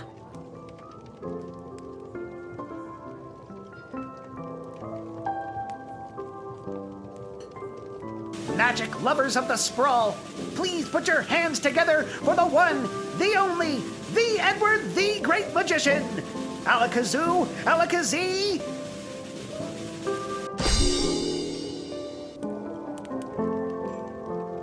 By the beard of Bertram Bartleby the Bloated, I appear. Edward, the official officiant. It's the Edward, the Great Magician again. Come out of retirement to play one more preteen birthday party. How old are you today, little girl? I actually picked up a few tricks from a true blue real deal mage I met. Lil. I am small but nimble with a bushy tail. In trees I scamper, never to fail. I gather my food and store it with care.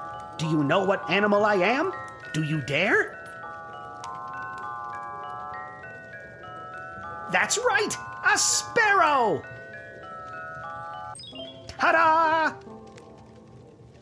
What? Sparrows don't have bushy tails, and since when do they scamper through trees? When they're not flying, of course.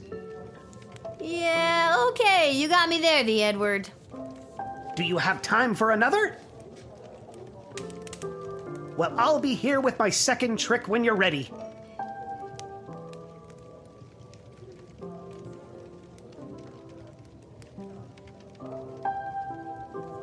I probably shouldn't leave my surprise party, not after they took the time to decorate it so poorly. Well, the surprise isn't even the surprise, Princess Pea Pants. Wait till you see. Shh, don't spoil it. Hey, Arda, mind if I write a quick letter to my dad? Yeah, maybe later, Lil, okay? Maybe later? No, I have to send him one now. It can wait. Enjoy your party. And your surprise is over there by the fire. But first, I know you're just a kid, but I'll mix you up any drink you'd like, on the house, to celebrate everything you've been doing around here. What'll it be?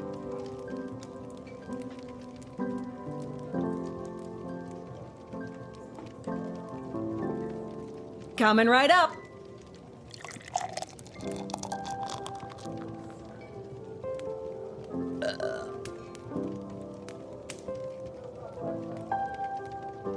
I'm sure between my job at the city council and as an administrator with the Guard Corps, if the sprawl was on the verge of catastrophic collapse from within and without, Mike Melroy would know about it. I may be baked out of my gourd, as per usual, but I'm telling you, I'm seeing bad omens everywhere. Something very bad is about to go down. Oh, Lil, congratulations! What a party! Are you having a good time? Honestly, I am. I'm really feeling the love, Echo. What's a love echo? I'm gonna miss this. I'm here to collect your badge and your gun. What badge and gun? No one gave you a badge and a gun? How the hell did you navigate your way through 11 levels without your badge and your gun? There are plenty of ways to solve a problem without a gun. But the badge, Lil. It's all in the badge. I'm gonna miss this too.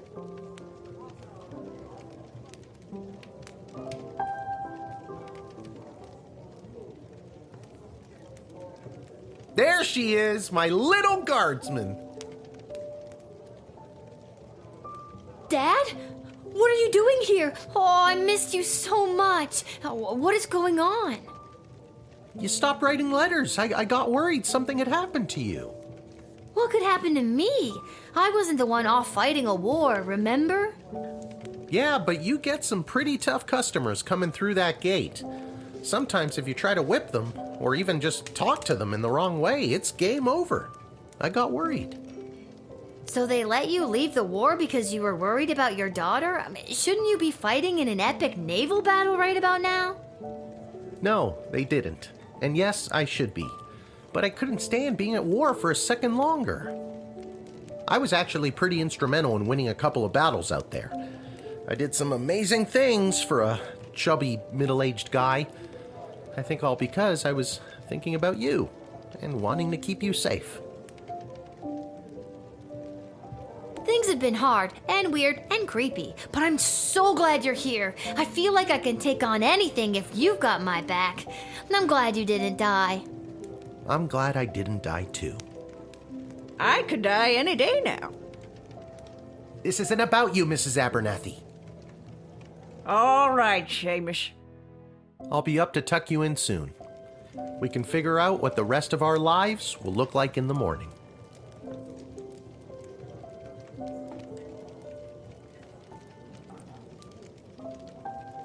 This hat, it is not as fantastic as my previous hat.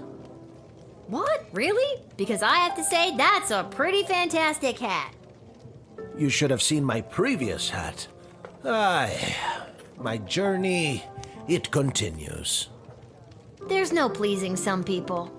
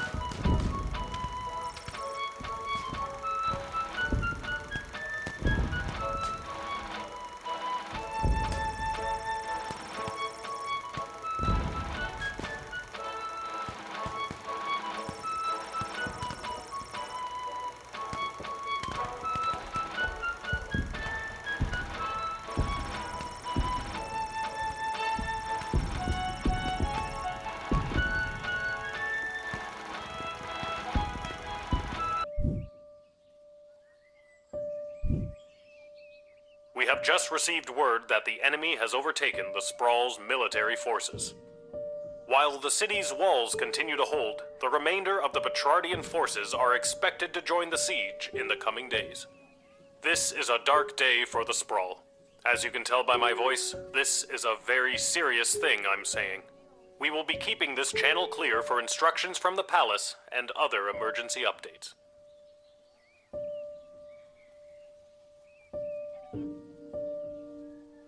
Oh God, it's all over. I should find Dad. We need to get somewhere safe.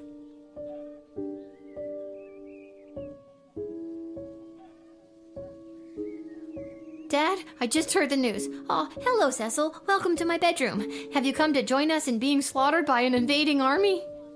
Sorry for the intrusion, but this is official business. I was sent by Queen Desdemona herself to retrieve the Chronometer 3000 device. What does the Queen want with it? It's not my job to know. I just know that the Queen ordered me to get it from you. You mean the Queen that's definitely not acting like herself? The Queen that's almost acting like she's being mind-controlled by someone? It's not my job to know about that either. My instructions are to bring you with me to the war room if you don't comply. Then it sounds like I'm coming with you, Cece. Don't call me that. I'm coming too. I know you got fired, but does that mean I did too? Should I be at work right now? Fine. Dad, suit up. What makes you think I've got a suit? Right. Let's go.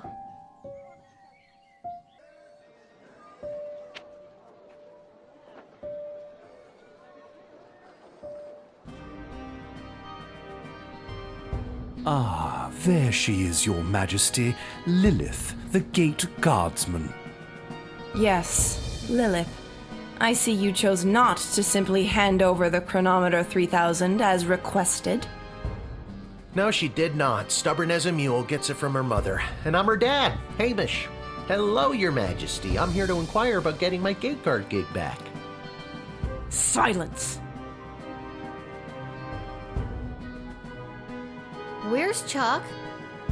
Who? The Goblin Revolutionary is securely under lock and key on charges of treason against Her Majesty. That's crazy! That's enough. Lilith, the Chronometer 3000, hand it over now. No. I beg your pardon? Dr. B entrusted me with the Chronometer 3000 to test it out at the guard shed, so I could make sure that only the right people would make it into the Sprawl. A position you sullied with your own personal agenda and no longer hold. You do not need the chronometer any longer. Tyronius does. I'm sorry, does that mean there's an opening? How dare you interrupt Her Majesty, you useless, pathetic nobody guardsman! Hey, now! So I am still a guardsman. Enough of this. Guards, lock the doors. They are not leaving until they hand over the Chronometer 3000. It won't even work for you, dude. It's set to my life force or whatever. You need Dr. B to reprogram it. Of course she'd do something like that. Unfortunately, the good doctor is indisposed. There was a small mishap at the dig site, and let's just say she fell to her death. What? You killed Dr. B? Well, she was hanging at the edge of that pit when I left her, so who can say? Who can say indeed? Your Majesty, are you hearing this? Desdemona, snap out of it! She can't help you now, child. The Athanatos Amulet of Total Mental Sublimation is among the oldest magic in the world, and its spell is not easily broken. Only the power of true friendship can release the spell's hold. Lil, help me. My friend. What? I didn't know you two were friends. Shit. Okay, new plan. Give me the Chronometer 3000 now, or I'll kill you. Why do you even want the chronometer anyway? Why? What do you mean, why? The war is lost. Thousands of soldiers have died, and worse, those bloated Petrardians have access to the dig site. The sprawl has only been on the forefront of technological and magical advancement because of the power crystals discovered there. That's why you have the chronometer 3000 in the first place. But now the dig site is lost to us due to your poor choices. Make the right one now and hand over the device. Say I was to hand it over. How would you fix everything? Lil, I feel like I'm dropping the ball as the adult in the room. Should I be interjecting more? Dad, shh. All I have to do is get the princess to marry Prince Phineas instead of the Praetor, and kill the leader of the Goblin Liberation Army before he can interrupt the wedding ceremony. Then the war will never happen. It won't work. The side she doesn't choose will always start a war with the sprawl. How could you know that? What is this, your second playthrough? My plan will work. I can't let you do this. You can't kill Chuck. He's my hero. I thought I was your hero, you good-for-nothing little worm. Feel my wrath. Wait, Master, don't. Oh no, Lil, please. Tell Julian Gary! No! Dad, let's get out of here. But the doors and the guards. I'm not sure if this is gonna work, but hold my hand. There it is, the chronometer 3000. Give it to me!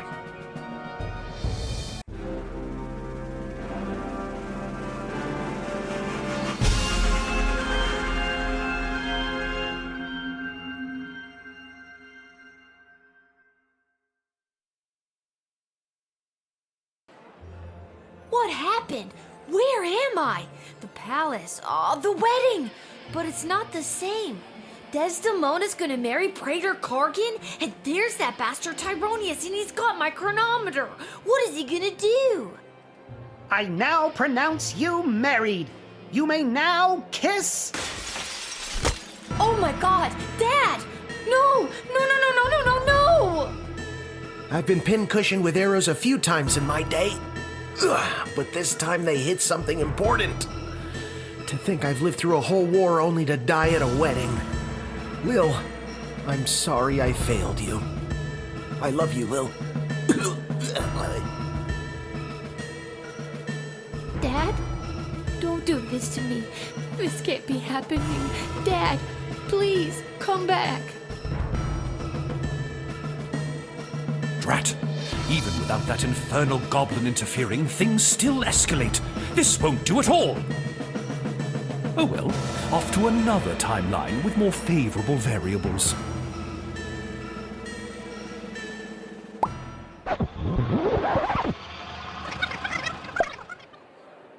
Oh God, what?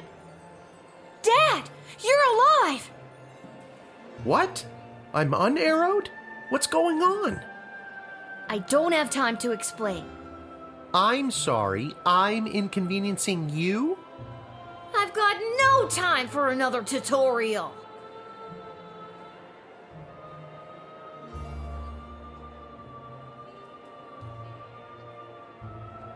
Go get something to eat. Whatever you say, kiddo.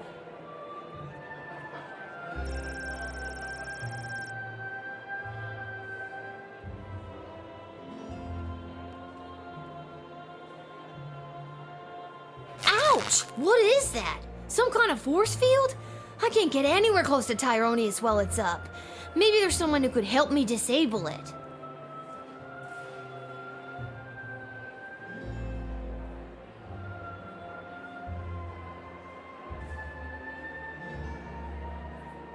Articulus, I need your help. You see that necromancer by the altar? I didn't until you pointed him out. How very strange. Well, he's protected by a force field. Do you have a spell or something that could help me with that?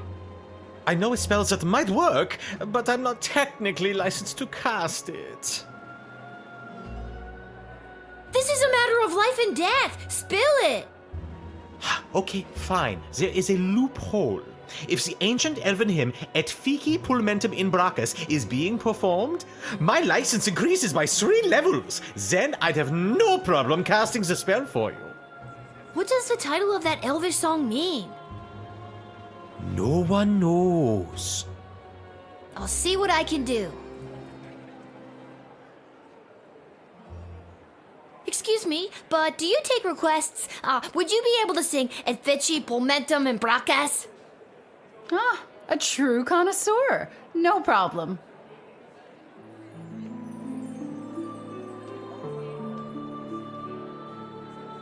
Do you hear that? I can feel the prohibitive and arbitrary restrictions placed on my spellcasting fading away. Behold.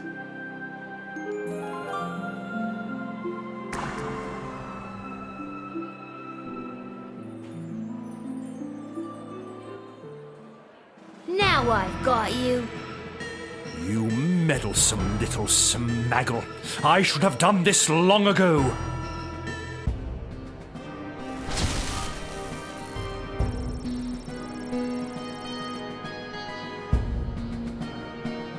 I guess I got excited. I can't go one-on-one with him. I need some backup.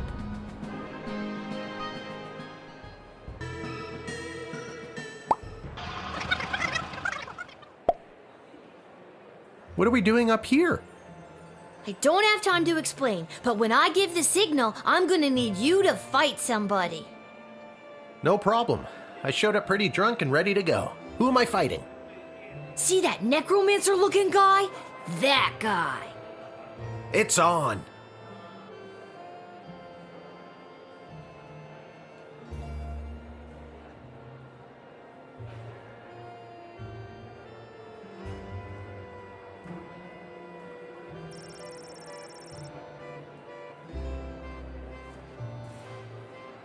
Gary, you're still good in this timeline. How nice of you to say. I need your help. See that necromancer by the altar? I didn't until you pointed him out. How very strange. Well, he's protected by a force field. Do you have a spell or something that could help me with that? I'm pretty new at this, but I should have something. I just don't have enough mana stored up to cast it. But... oh, I shouldn't say. This is a matter of life and death. Spill it. Okay, fine, but you didn't hear it from me. The secret ingredient in Monty's soup is narcotics-grade pixie dust. That's why everyone around here is so obsessed with it. It's really not all that great. And narcotics-grade pixie dust is a favorite of students at the Mages Guild because it gives them a major mana boost. Get me some soup, and I should be able to execute the spell.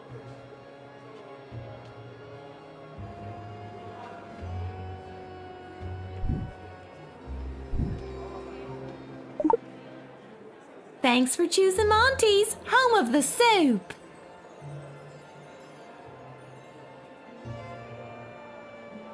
I've got it.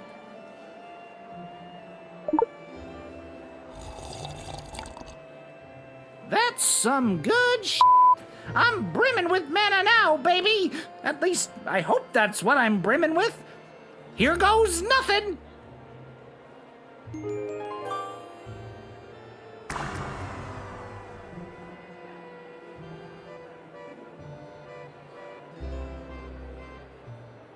Now I've got you. Dad, give me a hand with this clown. How's this for being a useless, pathetic nobody? You continue to annoy me. Lightning!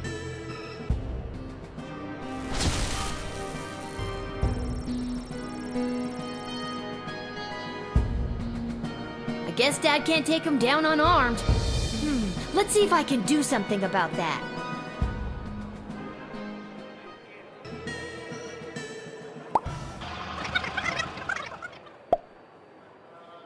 What are we doing up here? I don't have time to explain, but I need to find you a weapon, and when I give the signal, I'm gonna need you to fight somebody. No problem. I showed up pretty drunk and ready to go. Who am I fighting? See that necromancer-looking guy? That guy. Oh, that might be tough. He looks spry. I can try my best, but I'd feel better if I had some kind of weapon to protect you with. I'm on it.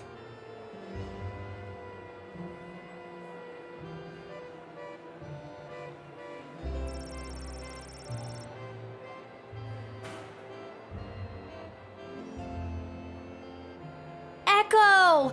I need your help. See that necromancer by the altar? I didn't until you pointed him out. How very strange. Well, he's protected by a force field. Do you have a spell or something that could help me with that? I'm an old wizard, Lil. I don't know if I still have it in me. This is a matter of life and death. Spill it. Okay, fine. I need a shard of pure ice to complete this here magical elixir to cast the spell you need. You're drinking what looks like a glass of straight vermouth. That's right, my magical elixir. Ice for your drink, and then you'll cast the spell. Great. Abso-toodalutely.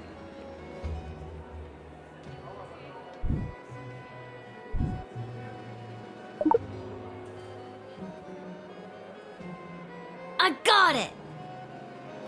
Cheers, Lil. Bottoms up. Now for the spell.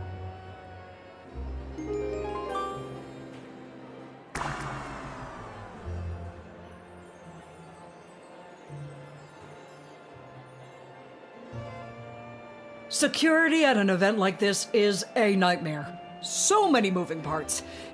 Keep your eyes peeled for anyone using the wedding as a pretext to do something suspicious. The job never stops, Lil.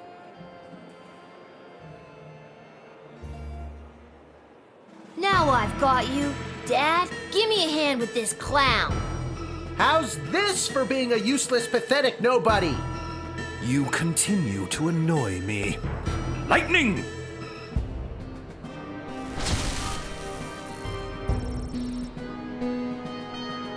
I guess Dad can't take him down on all.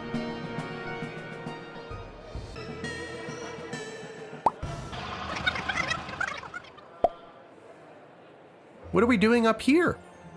I don't have time. No problem. See that necromancer-looking guy? Oh, that might be tough. He looks spry.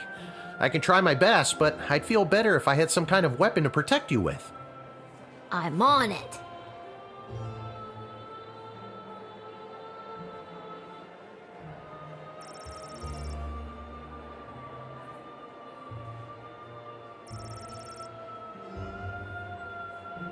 This hat, it is not as fantastic as my previous hat. My journey, it continues.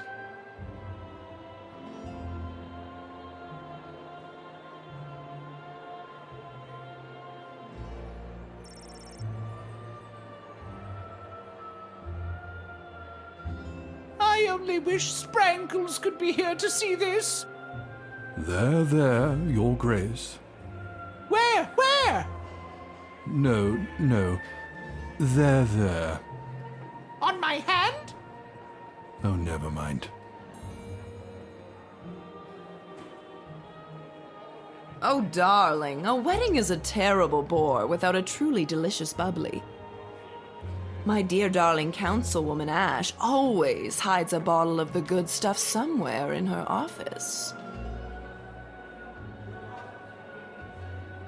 Let's just get to the I-dos already, am I right? I don't know what that wedding officiant is waiting for.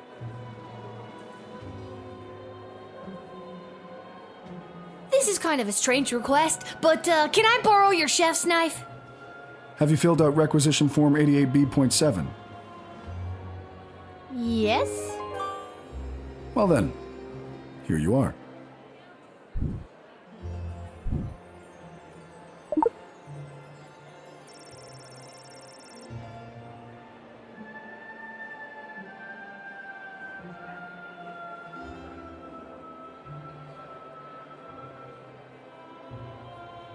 Ouch! What is that?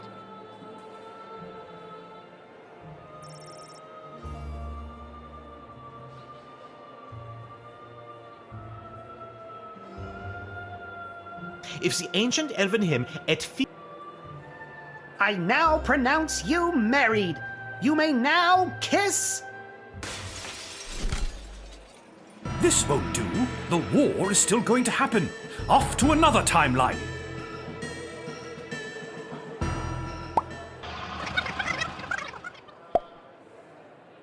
What are we doing up here? I don't have time to explain, but I need to find you a weapon. And when I give the signal, I'm gonna need you to fight somebody. No problem. I showed up pretty drunk and ready to go. Who am I fighting? See that necromancer-looking guy? That guy. Oh, that might be tough. He looks spry. I can try my best, but I'd feel better if I had some kind of weapon to protect you with. I'm on it.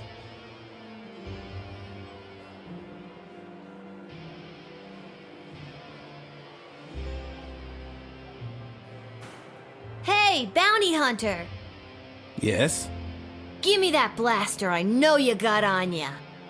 Why should I? It's for the good of the city. That doesn't really appeal to me. Give me that blaster I... Why should I? I'll pay you a lot of gold. Later. Sounds good.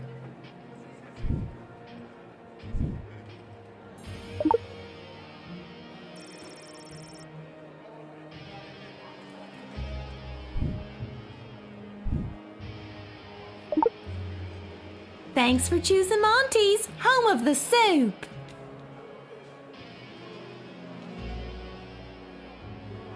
I've got it.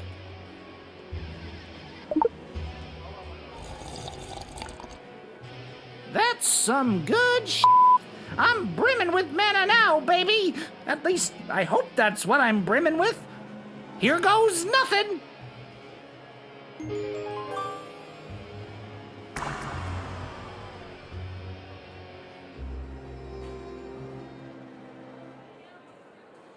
Dad, now! How's this for being a useless, pathetic nobody? You continue to annoy me. Lightning! Don't even think about it. Why, you meddlesome... Now, Lil, get the doohickey. Not before I go back one more time. No!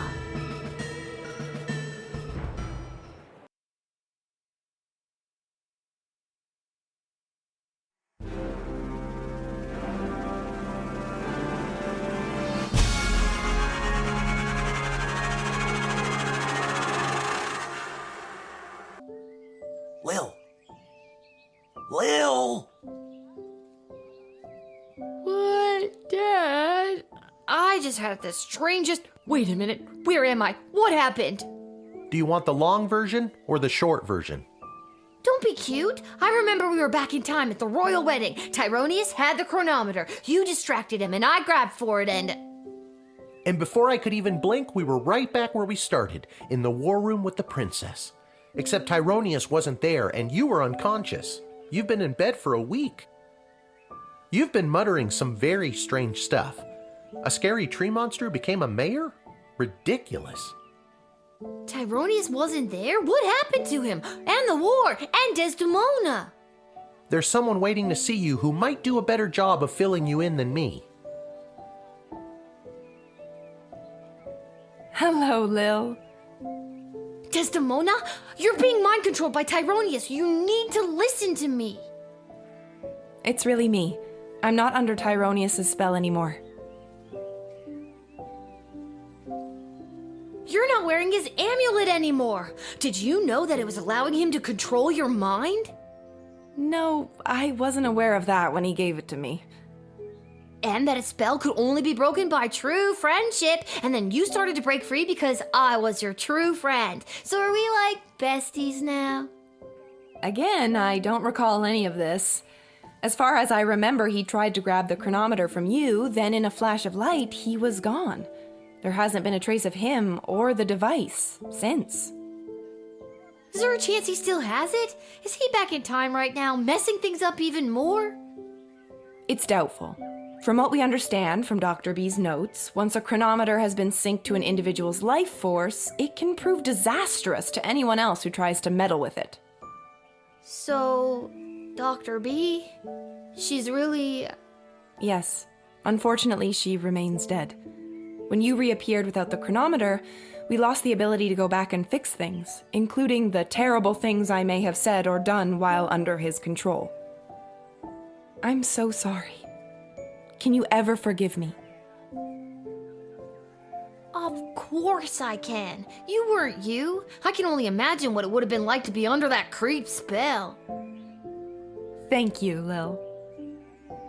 And can you forgive me, Your Majesty, for forgetting to tell you how grateful we are, allowing me to return to my post, and for personally taking such good care of Lil this week? Of course, Hamish. But the Sprawl is grateful to your daughter, Lil, for all she has sacrificed to save it. But the war! Has it changed? Tyrone said that he was going back to kill Chuck and... Chuck is alive and well, thanks to you. And we still lost the war. But with Tyronius missing, things seem to have taken a turn for the better. We are still not out of the woods, but the worst is behind us. The Mages Guild has scattered. We discovered that some of the more loyal mages to Tyronius were supporting the enemy army with magic. But without this advantage, they were incapable of delivering a fatal blow to our fair city. The enemy is still there, just outside the walls, and months of negotiations are ahead, but hopefully I can avoid any further bloodshed. Well, that's good news at least. So, what now? What do you mean, what now? Well, do you need me to unmask a goblin spy? Work the night shift? Harass any of your advisors? Lil, don't you get it? It's over. You don't have to do any of that anymore. Let the grown-ups do their jobs. Besides, I don't want you to be a guardsman anymore. I'd like you to just be my friend. That sounds good to me. Join me at the palace once you're feeling up to it. I'll have the kitchen cook up some tacos. Finally!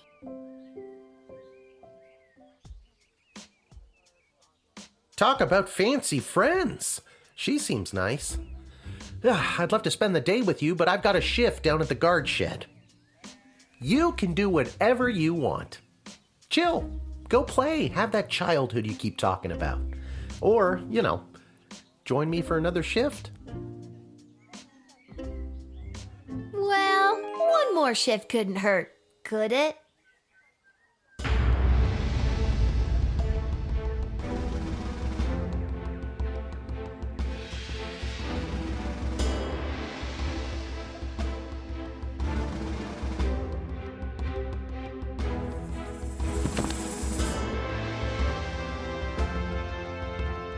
Without the burden of Tyronius's amulet affecting her judgment, Desdemona became the strong ruler the Sprawl needed to negotiate its surrender and lead the subsequent peace talks.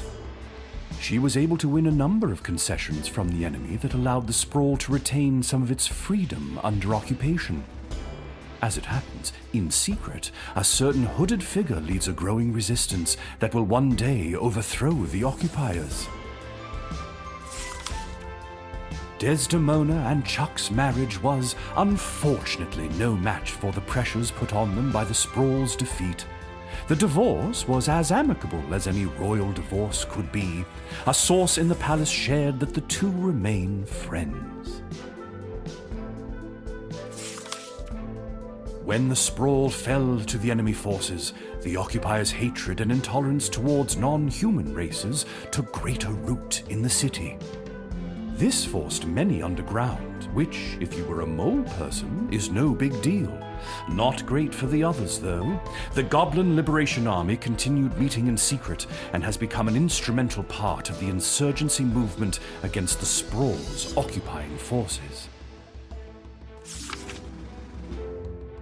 On the final day of the war, a power-hungry Tyronius used the wicket on his 3 rival advisors. Thankfully, he was confused by the contraption and accidentally denied them instead of sending them to the dungeon. Ousted, they walked to the nearest tavern outside of the sprawl and began to plot how to overthrow Tyronius and save the queen. It wouldn't be necessary in the end, as Lil did their jobs for them, again, but the act of plotting over drinks really brought the trio together. After the fall of the sprawl, Councilwoman Ash was enlisted by the enemy to be their intermediary to the Queen. The occupiers saw her as an effective and ruthless new hire, but they greatly underestimated her spycraft. This Employee of the Month secretly fed intel to the Resistance, which monumentally weakened the enemy's hold on the sprawl. Lieutenant Stryker's execution was immediately scheduled by the enemy. However, before she could be hanged, she disappeared from prison. Cries of "Viva la Goblution" were heard in the vicinity of the dungeon, and although she hasn't been seen, it is believed that she is in hiding, assisting the insurgency. Malcolm disappeared, as did a not insignificant sum from the palace treasury. Meanwhile, rumors out of Fireball Canyon tell of a new circus, the most outrageous and lavish circus the world has ever seen. The rumors also tell of its charismatic ringleader and the fish he wears on his belt. Dr. Beatrix von Matterhorn's body was never recovered. Since her presumed death, Lil has been having the most vivid dreams of Dr. B, traveling through alternate versions of the sprawl.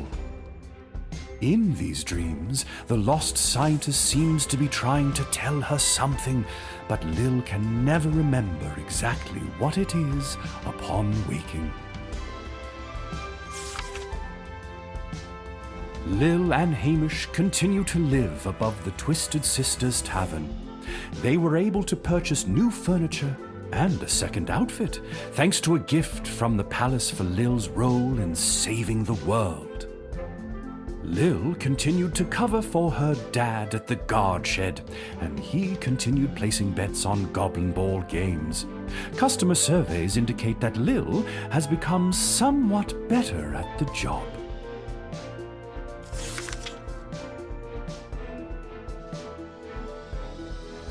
What about old Echo the Wanderer, you ask? Well, that's me! I'll continue to chronicle the happenings of the sprawl, from the migration of the birds to the illegal fish fights down at the docks. So remember, when you get a snoot full of pungent peace blossom in your nose, I'll be there. When you overorder pizza at your place of business and people are invited to take some home, I'll be there. And when the next calamity threatens the lives of the good people of the sprawl, I'll be there.